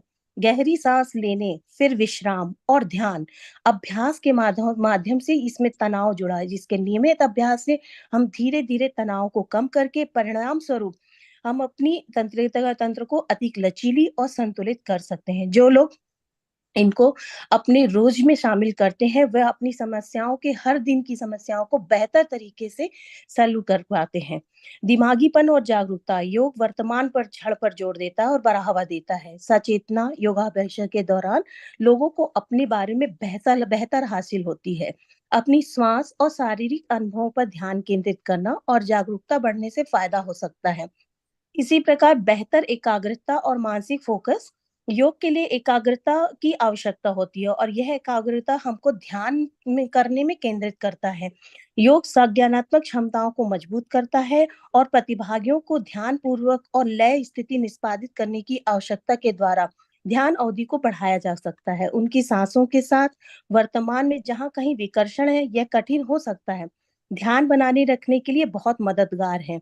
और इसकी स्वास्थ्य और इसकी रोकथाम के लिए पारंपरिक तरीके से, जिस तरीके से पूरे हमारे साधु या हमारे पूर्वज करते थे, हम उन विधियों को अपनाकर अपने आने समय वाली या हम जिन परेशानियों से जूझ रहे हैं, जैसे रक्तचाप, ऊंचा नीचा होना, चक्कर आना, बहुत ज्यादा तनाव लेना, नींद का ना आना, अनावश्यक क्रोध करना, ऐसे कई स्वास्थ्य हैं, हमारे स्वास्थ्य से जुड़ी समस्याएं हैं जिनको हम बेहतर कर सकते हैं। और ये प्रणाली और ये सारी चीजें पुरानी से पुरानी बीमारियों को, जैसे कि मधुमेह है, उच्च रक्तचाप है, इनको बेहतर तरीके से नियंत्रण कर सकता है। इसी प्रकार कुछ अन्य योगाभ्यास को शामिल करेंगे तो आज की परिस्थिति को बहुत ही बेहतर बना सकते हैं। तो निष्कर्ष बताना चाहूंगी सर कि आज की जीवन शैली आसान नहीं बल्कि जटिल और तनावपूर्ण है। परिणाम स्वरूप लोगों को ना तो अपने परिवार के लिए समय है और ना खुद के लिए। वह एक जीवन सिर्फ शरीर को चलाना है, सिर्फ मशीन की तरह चलाना है। और ये क्योंकि ये हमारी अस्तित्व की लड़ाई है और हम एक में रह सकते हैं। दुनिया में प्रतिस्पर्धा और स्वार्थ भरा हुआ है। आज के समय में खास तौर पर जीवन शैली, शहरी क्षेत्रों में रहने वाले लोगों की कार्यशैली, खान पान और पारिवारिक संरचना पूरी तरह बदल जाती है। इस समाज में आधुनिक पारिवारिक संरचना अकल्पनीय है, अविश्वसनीय कहे जाने वाली पारिवारिक संरचना है। असीमित मांगों के कारण परमाणु स्वयं व्यस्त है। इस प्रकार की जीवन शैली केवल तनाव कहलाती है। हरिओम सर। हरिओम भाई, thank you so much for presenting your paper. Thank you sir. हाँ, हेलो जी ये सर. आप ना इनके साथ connect करिए. जी. पेपर ठीक है, तो पहले मंत्रशाला से स्वागत हो जाएगा, हेलो उसके बाद presentation में फिर 109. ठीक. अवार्ड की जो बात है Anuj Kumari. Yes, sir. Anuj Kumari. जी जी, please continue. Can I present? Ji, thank you so जी. much. Anuj Kumari from Department of Yoga Center, University of Haryana. My topic is effect of yogic practices with Kumbhaka and Bandh on hemoglobin level in COVID-19 recovered adults. Here we have taken the yogic practices, but special thing is here that each and every practice is with Kumbhaka and Bandh. And we are हम इनका जो effect देखने जा रहे हैं वो haemoglobin level पे देखने जा रहे हैं, वो भी कोविड-19 रिकवर्ड अडल्ट जिसमें मैक्सिमम फीमेल्स को लिया गया है. इसमें हमने कोविड-19 रिकवर्ड अडल्ट्स को इसलिए रखा है क्योंकि जब भी पोस्ट कोविड-19 के बाद जो अबनॉर्मलिटीज थी जो वो ज्यादा थी और वो ज्यादा प्रोन टू डिजीजेस थे पीपल्स, इसलिए हमने कोविड-19 के टाइम की स्टडी है, इसलिए हमने उस टाइम पे कोविड-19 रिकवर्ड एडल्ट्स को इसमें रखा. और haemoglobin level as we know today anaemia is a very prevalent issue in present time, specially in womens, or we can see even in children, adults and girl or women reproductive age, especially in pregnant women. So occurrence of anemia increases with age, especially in women, as intractable problem that requires innovative solution. और इस study को practical करने से पहले a conceptual paper which I have published कि how bandha and kumbhaka especially which we synchronized with yogic practices, how this kumbhaka and bandha can improve hemoglobin level or can improve other markers in our body or can maintain a state of equilibrium. So first I want to explain that concept, that what was that concept behind this practice. Yes, I will just explain through a diagram very simply. During breath hold, what happens during breath hold? According to Le Chatelier principle, Le Chatelier principle states that concentration, when a variable of concentration, volume, pressure or temperature are changed, a system in equilibrium will react accordingly to restore a new state, steady state by compensatory mechanism. In the same way, what happens when we go for a breath hold, kumbhak or bandh with yogic practices, उससे क्या होगा? Hypoxia generate होगा, oxygen level कम होगा, hypercapnic condition generate होगी, carbon dioxide level बढ़ेगा body में, जिससे एसिडोसिस क्रिएट होगा. And this acidosis will trigger adaptation mechanism in our body. In the same way जब हम हाई एल्टीट्यूड्स पे जाते हैं तो हमारी बॉडी एक्लिमेटाइज करती है according to the environment. So we are just giving that situation or that from your sitting room. Trigger adaptation mechanism, and this mechanism will neutralize this acidosis and maintain a homeostasis or equilibrium in the body. What happens when acidosis increases? Your body will what will do during breath hold? Peripheral vasoconstriction, because the most sensitive part of our body, which is our brain, which needs oxygen. So brain को सबसे ज्यादा oxygen चाहिए और हम breath hold में है, कुंभक में है, बंद में है, तो हमारी बॉडी अकॉर्डिंगली एडजस्ट करेगी. इक्विलिब्रियम को कैसे करेगी? वैसो कॉन्ट्रिक्शन के थ्रू. वैसो कॉन्स्ट्रिक्शन के थ्रू पूरा ब्लड फ्लो ब्रेन की तरफ डाइवर्टेड हो जाएगा. ब्रेन में जो डॉर्मेंट सेल्स थे, न्यूरॉन्स थे, वो क्या हो जाएंगे? एक्टिवेट हो जाएंगे, स्टिमुलेट हो जाएंगे, जनरेट होंगे. तो ये न्यूरॉन्स का स्ट्रक्चर इस डायग्राम के थ्रू मैं एक्सप्लेन करना चाहूंगी. Neurons will generate, neurons will stimulated and mitochondria will stimulated. और इससे क्या होगा? हमारी जो किडनी से एरिथ्रोपोएटिन हार्मोन रिलीज होगा और वो स्टिमुलेट करेगा हमारी बोन मैरो को to produce maximum RBCs. And RBCs produce किए जाएंगे. इसी के साथ में erythropoietin will stimulate our spleen, red blood cells को सिक्रीट करेगा, जिससे हमारी बॉडी में आरबीसीज एचबी लेवल इंक्रीज होगा, और क्योंकि हमारे ब्रेन को नीड है. तो ये एक एडेप्टेशन मैकेनिज्म है. जिस बंध और कुंभक भी बिल्कुल इसी तरह से हमारी फिजियोलॉजी, हमारी बॉडी की रिएक्ट करती है इसके दौरान. तो इस कंसेप्ट को मैंने प्रैक्टिकल सेंस में इसको टेस्ट करना चाहा. तो ये जो स्टडी है, मैं मेथोडोलॉजी पे जाऊंगी direct. Objective of the study, to access the efficacy of yogic practice. Here is with Kumbhak and Bandh on hemoglobin level in COVID-19 recovered peoples. My hypothesis that there would be no impact of yogic practices on hemoglobin, or there will be a significant change in hemoglobin. In this study, my subjects was COVID-19 recovered peoples of Mehendergarh, South Haryana, were taken from record of civil hospital Mehendergarh or Narnaul from March 2020 to March 2022. Subjects were randomized into two groups, experimental group or control group. Males in experimental group were 25 and female were 40, total 65 samples. And in control group, 24 male, 35 female, total 61 samples were in my control group. This was the inclusion and exclusion criteria of my study. And randomized control trial was conducted. Sample size I have taken after calculation 110. Independent variable in this asanas, pranayam, bandh, mudra selected practices were present, but all asana were also with bandh and kumbhak, pranayam with also with bandh and kumbhak, and mudra like viprit karni mudra. All are with bandh and kumbhak. My focus was on this breath hold, kumbhak and bandh.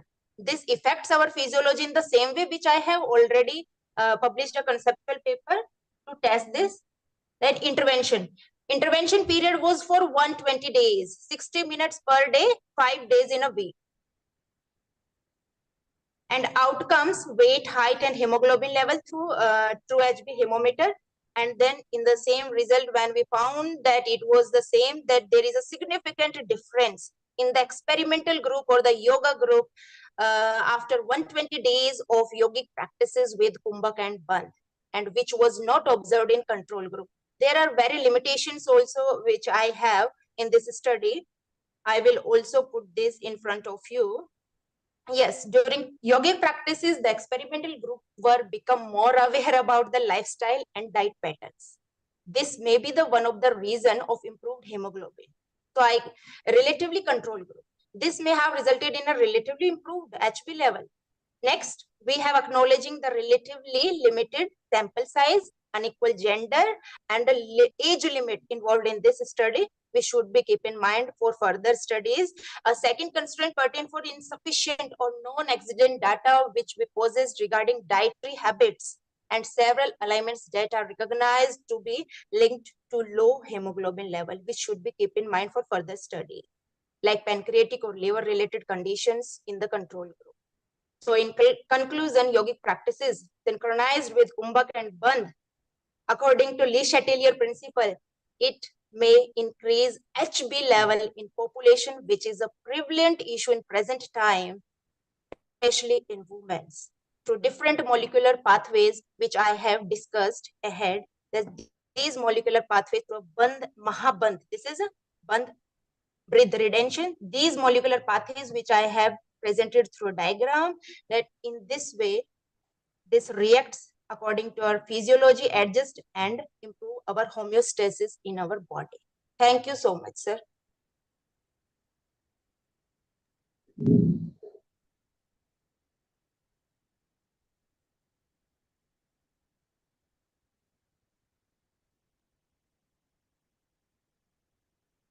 Namaste. Amantram aksharam nasti, nasti moolam anaushadhu. अयोग्य पुरुषो नास्ति योजक तत्र दुर्लभ। तो दोस्तों कहते हैं कि ऐसा कोई अक्षर नहीं है जिसमें मंत्र ना हो, ऐसा कोई पौधा नहीं है जिसकी कोई औषधि ना हो, ऐसा कोई व्यक्ति नहीं है जिसके अंदर गुण ना हो। दुर्लभ वही है कि ऐसे व्यक्ति ही दुर्लभ है जो हर व्यक्ति के गुण को छांट कर उसके अंदर के गुणों को तलाश कर उन्हें उभारे। तो ऐसे ही उभारने वाले हमारे बहुत ही विद्वज्जन टीचर्स, गेस्ट या यूं कहें तो जिनको हम पूजनीय मानते हैं, उन सभी आदरणीय जनों को हम अभी बुलाने वाले हैं। Requesting our distinguished faculty members, director ma'am, director AIIMS Rishikesh, professor Meenu Singh, requesting you all to please come on the dais. Then Dean of Academics, Dr. Jaya Chaturvedi ji, I would want everyone to please have a big round of applause for all of our GPs. Swami Brahmadev Ji, President of Honorary Ashram, Dr. Naveen Pandey Ji, founder of Shriram Yog-Society, Dr. Vartika Saxena, HOD of Department of Ayush, Dr. Vandana Gupta, Dean of Academics. Hello, I am audible, all of you? Yes, sir. Hello, तालियों की गड़गड़ाहट रुकनी नहीं चाहिए. I am audible? Yes, sir. Oh, ताली वादन से क्या होता है पता है? What happens? please mute your mic. Correspondence points of our body are consisted to be present on two parts, specifically the palms and the legs. अब पैरों से तो हम नहीं कर सकते, हथेलियों से बिल्कुल जोरदार करतब ध्वनि के साथ.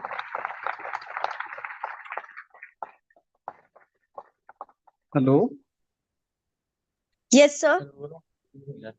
Please continue. There's some technical error, so you are listening unwanted noise.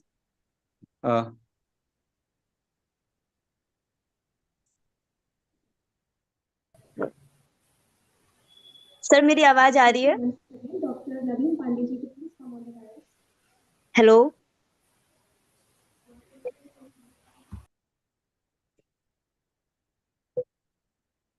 Hello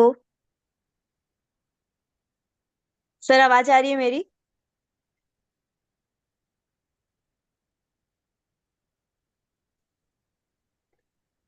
हम स्वागत करेंगे स्वामी ब्रह्मदेव जी का अंग वस्त्रम के द्वारा.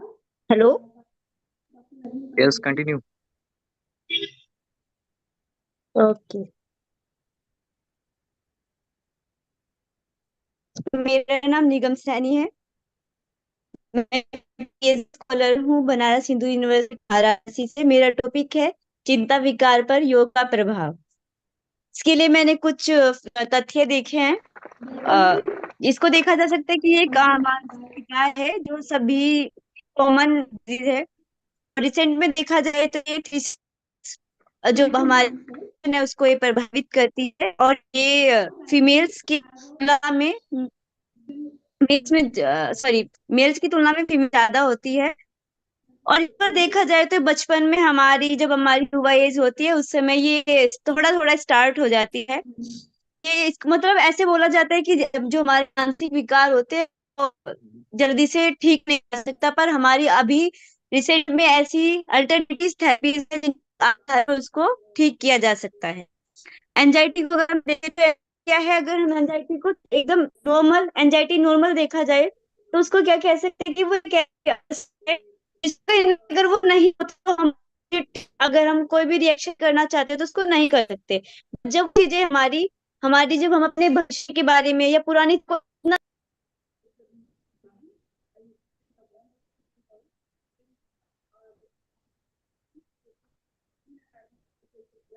हेलो,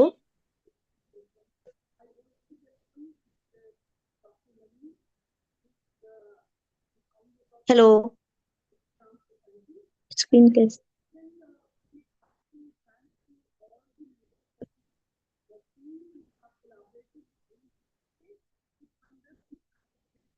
हेलो, मेरी आवाज आ रही है?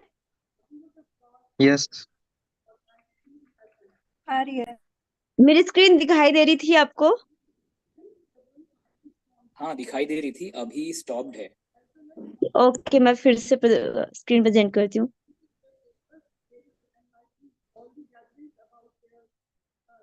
दिखाई दे रही है?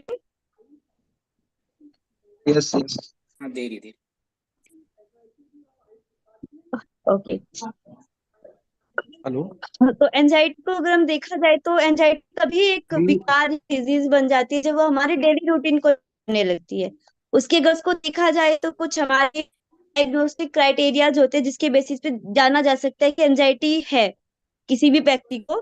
तो कहीं ना कहीं क्या होता है कि जब वो ज्यादा बढ़ जाती है कि हमारे डेली रूटीन को इफेक्ट करती है और हर समय किसी एक पर्टिकुलर चीज हमको एकदम डर रहता है तब उसको बोला जा सकता है. और छोटी सी घटना हमारे साथ घटे उसमें में क्या होता है हमारी हार्ट बीट बढ़ जाती है और कहीं ना कहीं मतलब हमारे हाथों पैरों में ऐसा कंपन जैसा फील होने लगता है। तो उस अवस्था में, और कहीं ना कहीं जब कभी क्या होता है कि कोई ऐसी बातें ऐसी होती है जिनसे हम भागने की कोशिश कर रहे होते हैं, फिर भी वो बार बार हमारे मन में आ रही होती है। आगे आने वाले जो उस कारण हो सकते हैं, सबसे पहला कारण इस अनुवांशिक कारण बताया गया है कि अगर किसी की पुरानी फैमिली में मम्मी पापा किसी को शुरुआत है करना तो चाहूंगी। कहीं जो वस्तु है आ सकती है। शतक में इसका और जिक्र कहीं ना आता कहीं है। अगर कोई ऐसा व्यवहार हमारे साथ हो जाता है पुराना कि हम क्षमा च जननी शांतिश्चिरं गेहिनी सत्यं मित्रमिदं ये क्या हो रहा है भाई? इसका माइक ऑन रह गया। एक सौ दयाता मना हेलो सर। संयमा जी जी। शय्या भूमि सर मेरी स्क्रीन दिखाई दे रही है? सर स्क्रीन प्रेजेंट नहीं नहीं नहीं, हो अभी रही नहीं है। दिखाई दे रही है। मैंने नहीं, आपकी स्क्रीन प्रेजेंट नहीं दिखाई किया दे रही। था। मैंने स्क्रीन प्रेजेंट किया सर, फिर से पता नहीं क्या हो रहा है कि बार बार स्क्रीन ऑफ हो जा रही है।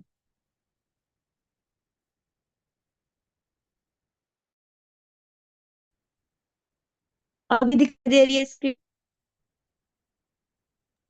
हाँ हाँ जी जी दे रही है, आप हेलो। फटाफट खत्म कर लीजिए। तो उसके लिए मतलब एंजाइटी को हमारे योग से कैसे किया जा सकता है ठीक, उसके लिए यौगिक चिकित्सा उसमें दी है। जैसे फर्स्ट हम देख सकते हैं कि कोई भी आसन या प्राणायाम करने से पहले शोधन क्रिया करना चाहिए। तो शोधन क्रिया के लिए इसमें हमने नेति क्रिया और संकल्प रखा है। दोनों अभ्यास ऐसे हैं, जैसे नेति क्रिया जो होती है हमारे हमारे ऊपर जो सर वाले रीजन को क्लीन करने का काम करती है। संग प्रक्षालन कहा जा सकता है, तो हमारी पूरी बॉडी विकारों को का शोधन करता है। इसमें कुछ आसन दिए गए, पर्टिकुलर उन आसन को इसमें दिखाया बताया गया है जिन आसन का अभ्यास करके जब हमारे ब्लड का सर्कुलेशन जो होता है ब्रेन की हो जाता है, और जब ब्रेन में प्रॉपर ब्लड का सर्कुलेशन होता है तो क्या होता है कि हमारी जो सेल्स होती है उनको प्रॉपर ऑक्सीजन मिलता है, और जिससे हमारी जो ब्रेन है वो रिलैक्स हो जाता है। प्राणायाम में हमने अनुलोम विलोम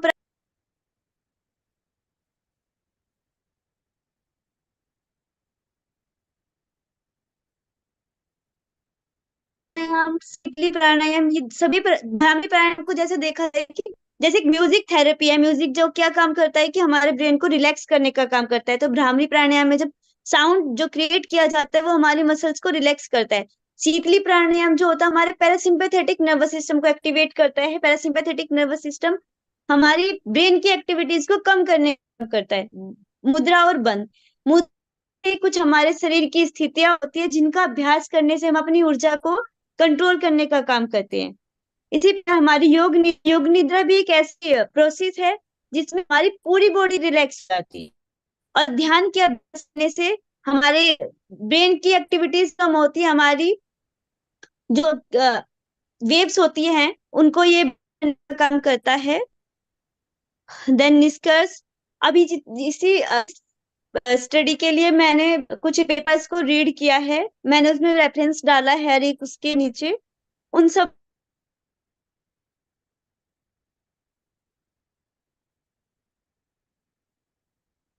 हेलो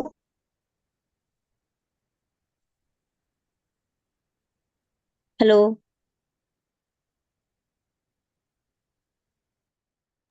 यस, कंटिन्यू।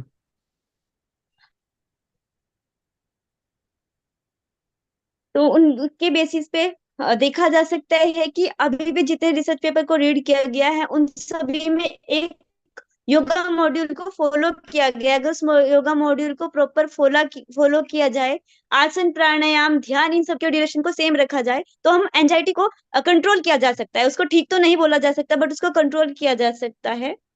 धन्यवाद। थैंक यू आपके प्रेजेंटेशन के लिए। नेक्स्ट अप किसका है? करण मैम, करण सती। हाँ करण, आप अपना प्रेजेंटेशन दे सकते हैं। प्रणाम मैम। हाँ प्रणाम।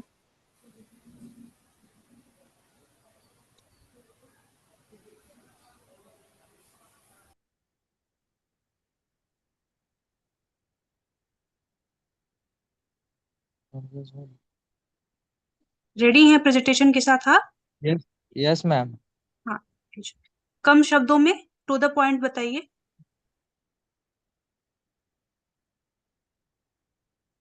Open to you. हेलो हाँ, आपकी आज आवाज आ रही है। स्क्रीन शेयर ओके कीजिए मैम अपना। कर दिया मैम स्क्रीन शेयर ओके, आज स्टार्ट कीजिए।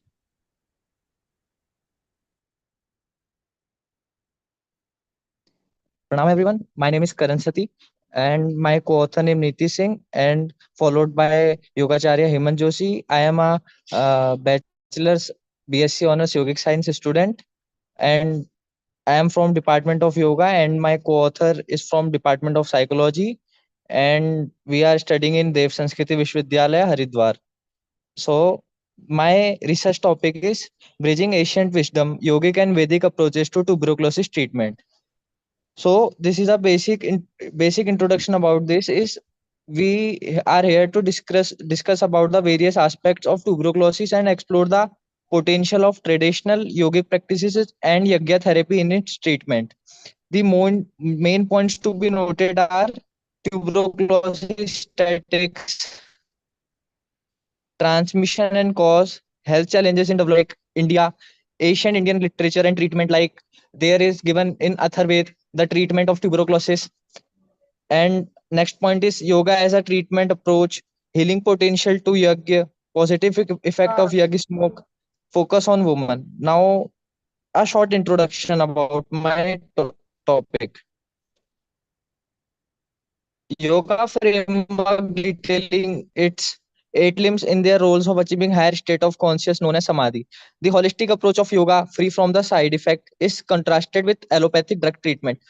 जो एलोपैथिक ट्रीटमेंट है मैम उसके बहुत ज्यादा साइड इफेक्ट होते हैं दवाइयों से योगा वो साइड इफेक्ट भी ठीक करता है और हम योगा और यज्ञोपैथी से हम जो वुमन फेस कर रही है मैम आज के टाइम पे ट्यूबरोक्लोसिस की दिक्कत वो भी हम हील कर सकते हैं ट्यूबरोक्लोसिस को इसका लिटरेचर भी हुआ है मैम हमारे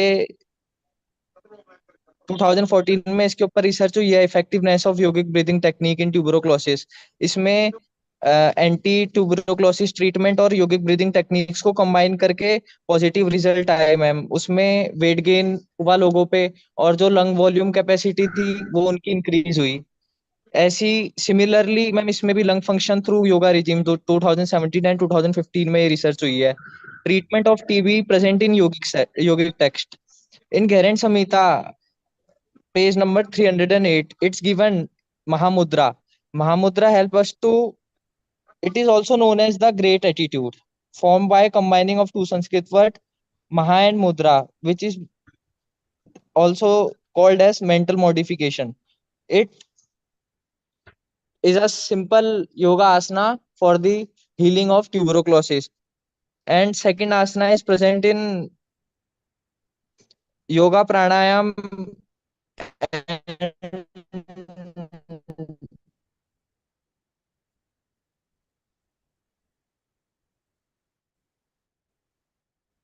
health for health it's given viprita matsyasan and now to tell treatment mentioned in way 3/11 sloks are given in this god Indra said that जिसके भी घर में रोज हवन होता है उसके घर में ट्यूबरोक्लोसिस आ ही नहीं सकता है एंड ये जो यज्ञ सामग्री है मैम ये I have collected those information these are the yag samagris which are used in Havan for the treatment of tuberculosis. 51 samagris for tuberculosis. In yag result, both yag healing technique for the tuberculosis. And these are hello की आवाज आ रही है please continue आ रही है ma'am आ रही है Conclusion. In the summary, the research advocates a holistic approach to tuberculosis treatment, incorporating traditional yogic practices, yagya therapy, and specific yoga mudras and asanas. The emphasis is on promoting overall health, strengthening the immune system, and utilizing natural remedies from ancient Indian literature. And these are my references, ma'am. Thank you. Thank you. Next किसका है? Ma'am Neeraj. हाँ नीरज, आप अपना continue कीजिए। आप भी ऐसे ही to the point चीजों को बता करके कंक्लूड कीजिए। Yes ma'am.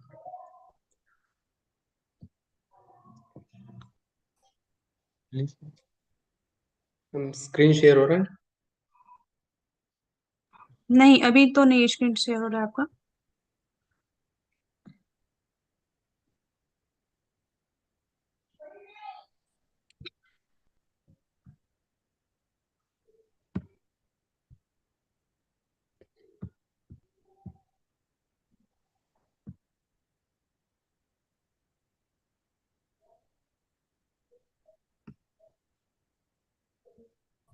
अब हो रहा है? हाँ हाँ। Hello everyone, my name is Neeraj. I'm PhD scholar, Department of Yogic Sciences, LNIP Gwalior, and my topic is effect of yogic interventions on lipid profile, a systematic review of randomized controlled trials.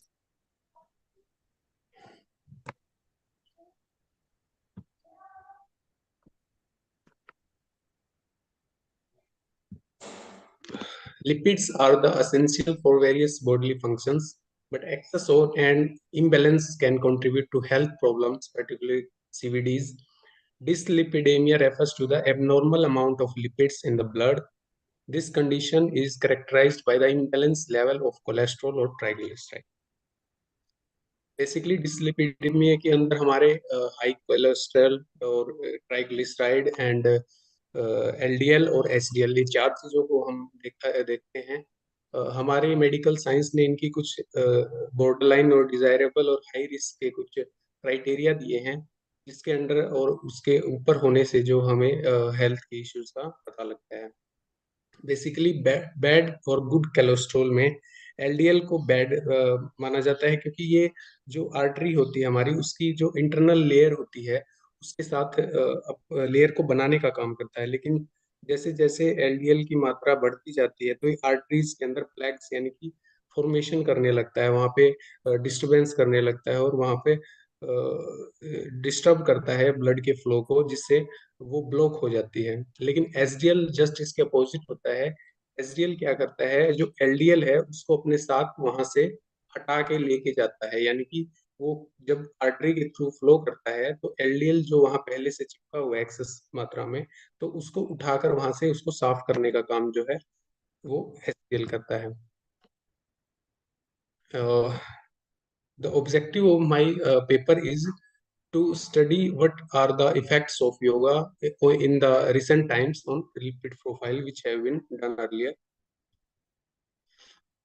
So my research methodology was I run a query on Scopus Web of Sciences, PubMed, and Google Scholar by heading yoga, yogic or yogasana, pranayama, or lipoprotein, SDL, LDL, and then I found studies. Then I select them according to the inclusion criteria.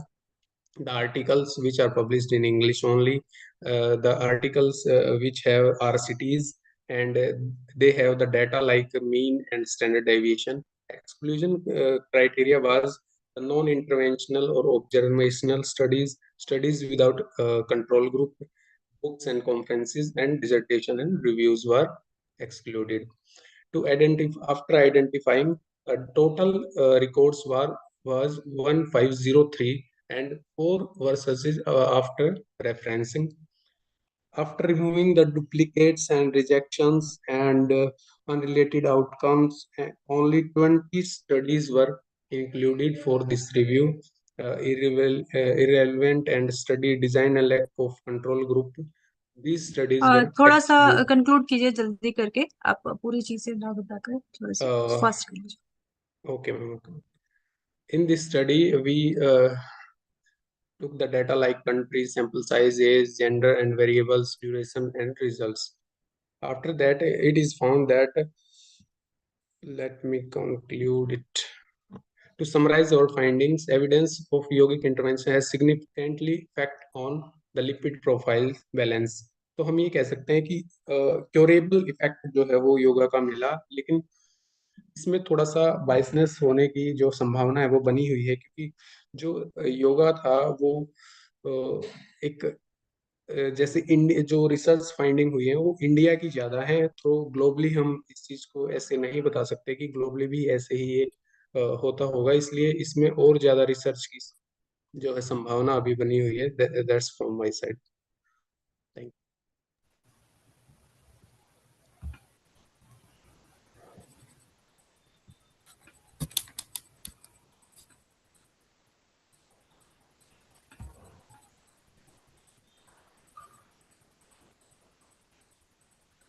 हो गया आपका complete? Yes ma'am, yes ma'am. हाँ, okay.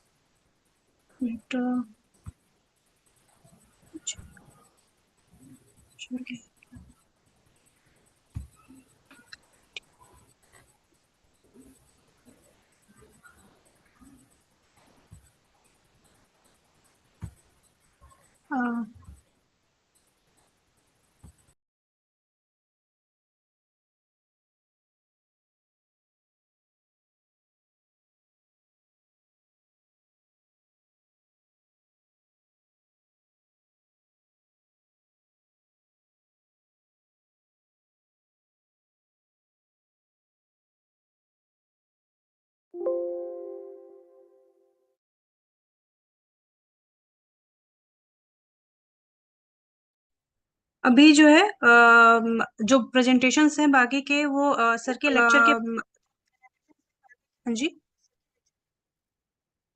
Sir का भी एक lecture है। Doctor Claudia अनेशा पोलेटो tutor हैं yoga Brazil के। सर का भी लेक्चर है। मुझे एक बार बस चेक करना है कि क्या सर जुड़ गए हैं। आप का जो बाकी लोग हैं उनका प्रेजेंटेशन जो है सर के लेक्चर के बाद होगा। एक minute check. Doctor Claudia, Yes, I'm okay, here. Yes, okay, Yes. I'm audible to you? Yeah, I'm ready. I would just Okay. would like to share this the screen, and also I would like to know how long I have. Sorry, I can't. How long I have? Like a 15 minutes, 10 minutes? Yeah, How long? yeah. Yes, you can have 10 to 15 minutes. 10 to 15. Okay. Yeah. Okay. Okay. Thank you so much. So right now I'm gonna share my screen. Okay. Okay. Okay. Just a second. Here we go. So let me go here. So first of all, I would like to greeting everyone here.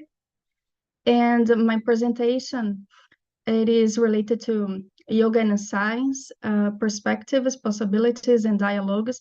And especially as my previous colleagues did before, like presented papers on research on yoga, I will do this with you. But first, I would like to show you an online survey. It is they try to find out who practices yoga around the world, including India, Great Britain, US, and they found out that the majority is female. So this is a very, very important index because we are talking here about yoga and women as well. So my topic is about the science and yoga. I started researching this during my PhD, and nowadays I run a platform called Yoga and Ciência, which means yoga and science, for the Brazilian audience or the Portuguese speakers. So I would like to show you as well this chart, which the title is The Increase of Yoga in Research Papers, especially in the last 20 years. And you can see this, how arose a lot of the increase of the researchers. So then I would like to point out the 8 reasons to research in yoga by science. So the first one, okay, so the first one, it is the body and mind approach, because in modern science they divided like the mind and body. And this Descartes, the French philosopher who had a huge influence on science, So we see this paradigm a little different than the holistic paradigm that involves yoga, right? Which it is based on, I would say here, integrative, relational, experiential, universal, and more based on consciousness. So the other reason it is yoga practice has a universal way of well-being, health, and self-knowledge. And also the third one, it is the therapeutic effects of yoga. So it is no invasive interventions, no toxic, no conflict of interests, and no patents as well, which is pretty good. So the fourth is yoga as a style of life around the world. The fifth, it is about the literature, Sanskrit, in terms of historical, philosophical, and epistemological sources. The next one is more related to archaeological perspective in terms of artifacts, sites, and monuments. So this is the very famous, the Pashupati Seal. And the next one I would like to say, the mind over matter that intrigued is science to discover why so. And the last one is the extrasensory perception. So this author, Dean Radin, he's based in America, and he launched this book called The Supernormal Science, Yoga, and the Evidence for Extraordinary Psych Abilities. So yoga and science understand at the beginning of the dialogues between science and yoga. We can point out to the first one in the N.E.C. Paul. So he was a physician born in Calcutta, and he was the first one who launched this book called A Treatise on Yoga Philosophy. And you see the date of his book, 1851. Like years ago, Theosophical Society launched his book as well. But the second one, we can talk about the influence of Arya Samaj over the Theosophical Society, because these are related how the yoga spread around the world. And the next author is Sri Yojendra, who founded the Yoga Institute. The next one, Swami Kuvalayananda, that he did many researches, launched many books as well related to science, and he was the first one who did a journal specialized to yoga. It's called the Yoga Mimamsa. And we see this yoga around the world because I'm Brazilian, and yoga came to me as well. So you see this spread of yoga around the world reached the yoga in the labs, especially in the neuroscience on meditation responses in the brain. So yoga in the science is examples of research papers on yoga related to women. So I picked some researchers. So the first one, it is yoga for persistent fatigue in breast cancer survivors. The next one is Iyengar yoga for women, a practicing tradition in the making. The next one, a pilot study of randomized controlled trial of yoga as an intervention for PTSD symptoms in women. The next one is more related to psychology, yoga and positive body image, a test of embodiment model. The next one we can see here, yoga in pregnancy. And the next, yoga decreases insomnia in postmenopausal women, a randomized clinical trial. So just briefly, I'd say that thousands of research papers around the world are pointing out the yoga effects on health and mental health as well. So yoga doesn't generate a patent, which means no conflict of interests, and low-cost interventions with no side effects. So many researchers have shown yoga as a viable intervention and safe option that complements multiple types of treatments for women as well, as we see with my colleagues. And last but not least, here, just a second. Yeah, that's it. So yoga has this vast human potential of self-enhancement. So I would like to thank Dr. Pandi for this invitation. And also I would like to thank very much to my professor, my mentor in India, Dr. Havi Prakash Arya. Yeah, thank you so much. Thank you, ma'am, for joining us and for the wonderful presentation. Thank you again. Thank you. Next, किसका है? दिलीप कुमार रजक. हाँ जी, आप start करें अपना presentation.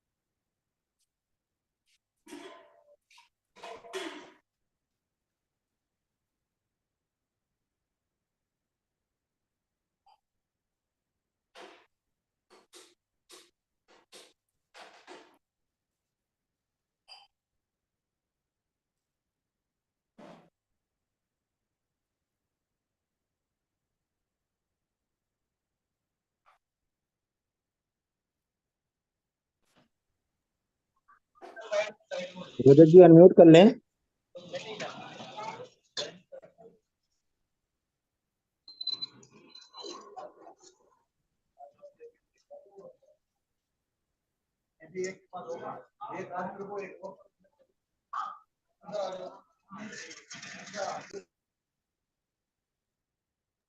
Voice नहीं आ रही है सर.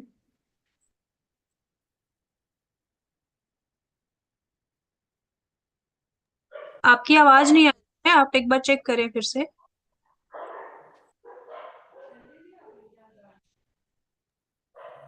माइक ऑन कर ले mic.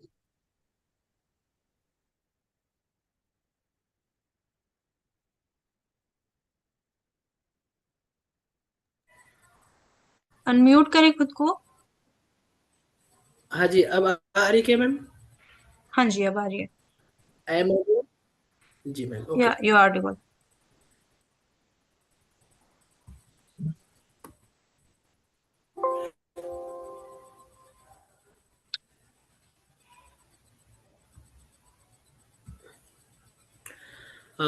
I am Dilip Kumar Rajak, research scholar, Department of Yogic Sciences, LNIP, Gwalior.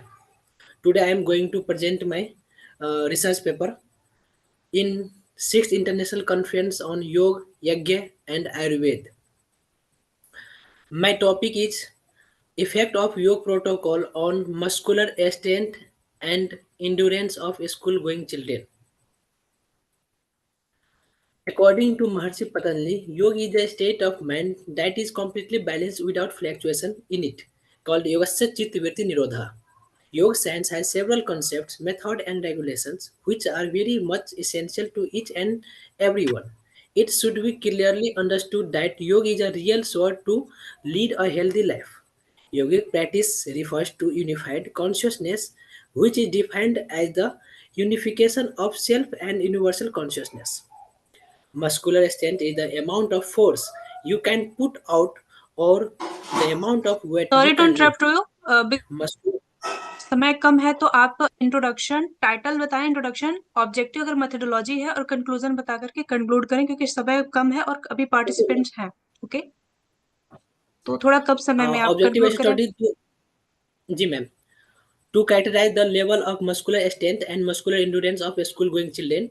दूसरा ऑब्जेक्टिव है to study the effect of yoga protocol on mean score of muscular strength and muscular endurance of school going children. इसमें हमने total 42 samples ले रखे हैं जो कि 14 to 17 age group के हैं। ये सैंपल हमने सरस्वती विद्या मंदिर इंटर कॉलेज श्रीकोट पौड़ी गढ़वाल से लिए है, उत्तराखंड से। इसमें बेसिकली हमने 2 वेरिएबल लिए हैं, जो कि एक है बैक स्ट्रेंथ और मस्कुलर स्ट्रेंथ, और दूसरा है मस्कुलर इंड्योरेंस। मस्कुलर स्ट्रेंथ का भी 2 पार्ट्स है, बैक और लेग। मस्कुलर स्ट्रेंथ को मेजर करने के लिए हमने बैक स्ट्रेंथ डायनोमीटर टेके 5402 इक्विपमेंट यूज किए हैं, और मस्कुलर स्ट्रेंथ को मेजर करने के लिए हमने सिट अप टेस्ट की यूज किया है, जिसको हमने टोटल 8 वीक ट्रेनिंग प्रोग्राम दिए है, और हफ्ते में 6 दिन, जो कि 40 मिनट हर दिन थे। ये हमारा योग प्रोटोकॉल ट्रेनिंग शेड्यूल रहा। सबसे पहले हम इस तरह से प्रेयर, सूर्य नमस्कार और योगासन की मतलब 4 standing posture, 4 sitting posture, 4 prone posture और प्राणायाम के 3 और शांति पाठ करके हम टोटल 40 मिनट की ट्रेनिंग हर दिन दिए। रिजल्ट्स के लिए हमने क्या कहते हैं यहाँ पे पेयर्ड सैंपल टी टेस्ट की यूज किए, जो कि 0.05 लेवल ऑफ सिग्निफिकेंस पे। और आप यहाँ पे देख सकते हैं कि हमारे यहाँ पे प्री लेग मस्कुलर स्ट्रेंथ और पोस्ट लेग मस्कुलर स्ट्रेंथ में मीन स्कोर हमारा 18.50 आया है। यहीं पे इन दोनों का डिफरेंस स्टैंडर्ड डेविएशन 17.468 आया है। इन दोनों का टी वैल्यू 6.86 आए हैं, जो कि 0 है ना, हमारे पी वैल्यू इनका 0.000 है। इसमें देखा जाता है कि ये भी सिग्निफिकेंट है। सेम इसी तरह से प्री बैक मस्कुलर स्ट्रेंथ और पोस्ट बैक मस्कुलर स्ट्रेंथ में इन दोनों का मीन डिफरेंस 6.226 आए हैं। ऐसा ही क्या कहते हैं स्टैंडर्ड डेविएशन डिफरेंस 14.1059 आए हैं, और टी वैल्यू 2.861। इनका पी वैल्यू 0.007 है, जो कि ये भी 0.05 से कम है।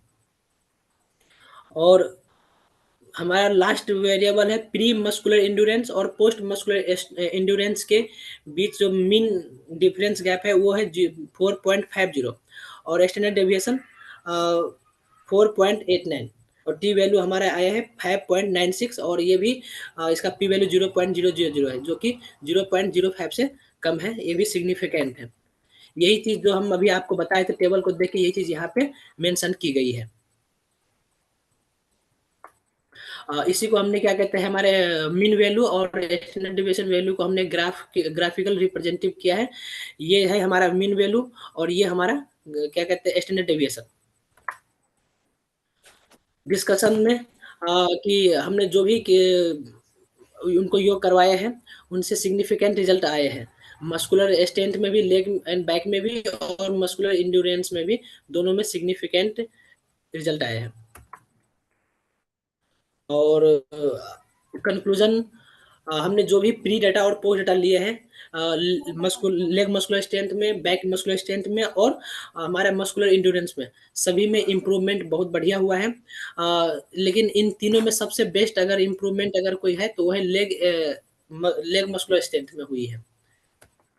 और ये हमारा कुछ रेफरेंस रहेगा। और थैंक यू। अगर कोई क्वेश्चन है तो आप पुट अप कर सकते हैं। Thank you for registration. Next किसका है?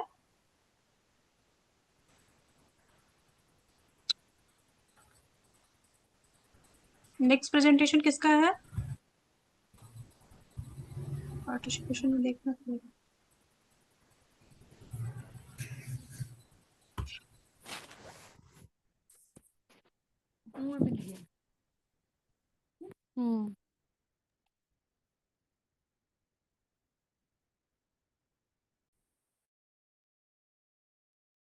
जिन लोगों का प्रेजेंटेशन है कृपया वो हैंड रेज कर दें, मुझे पता चल जाएगा। मैं 1 बाय 1 ऐसे ही आप लोग को कॉल कर लूंगी। प्लीज हैंड रेज कर दें जिसका प्रेजेंटेशन है अभी।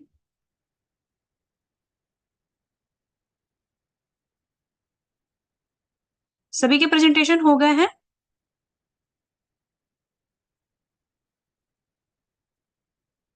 I'm audible to you?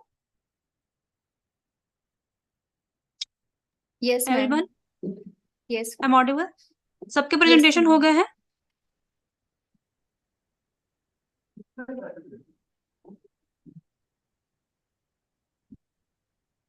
आप में से कोई ऐसा है जिसका प्रेजेंटेशन अभी बाकी है तो वो हैंड रेज कर दे।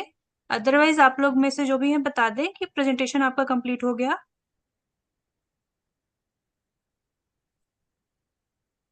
किसी का नहीं है, ओके। करना है कि प्रेजेंटेशन उस पर देख ले करती होता है हमारी क्लास के छोरे योगेश सुनाई तो नहीं देता है इसमें।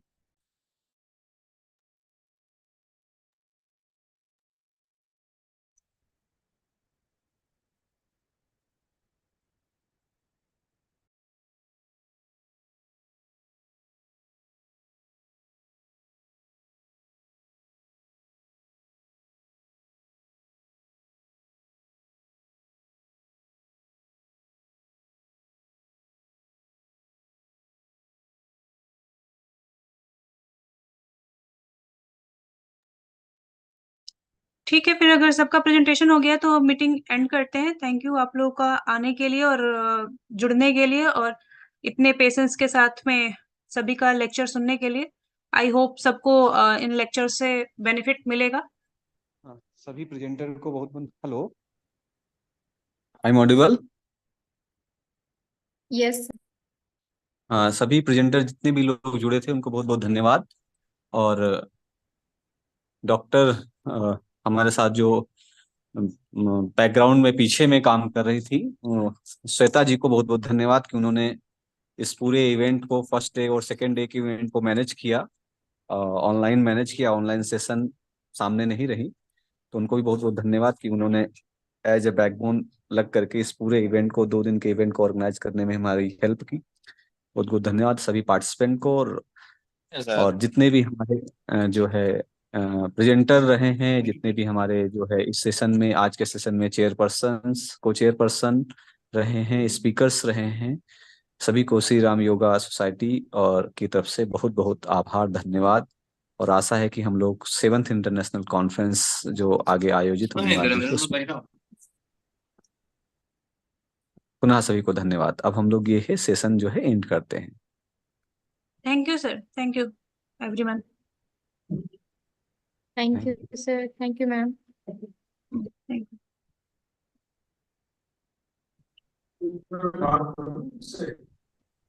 Second start.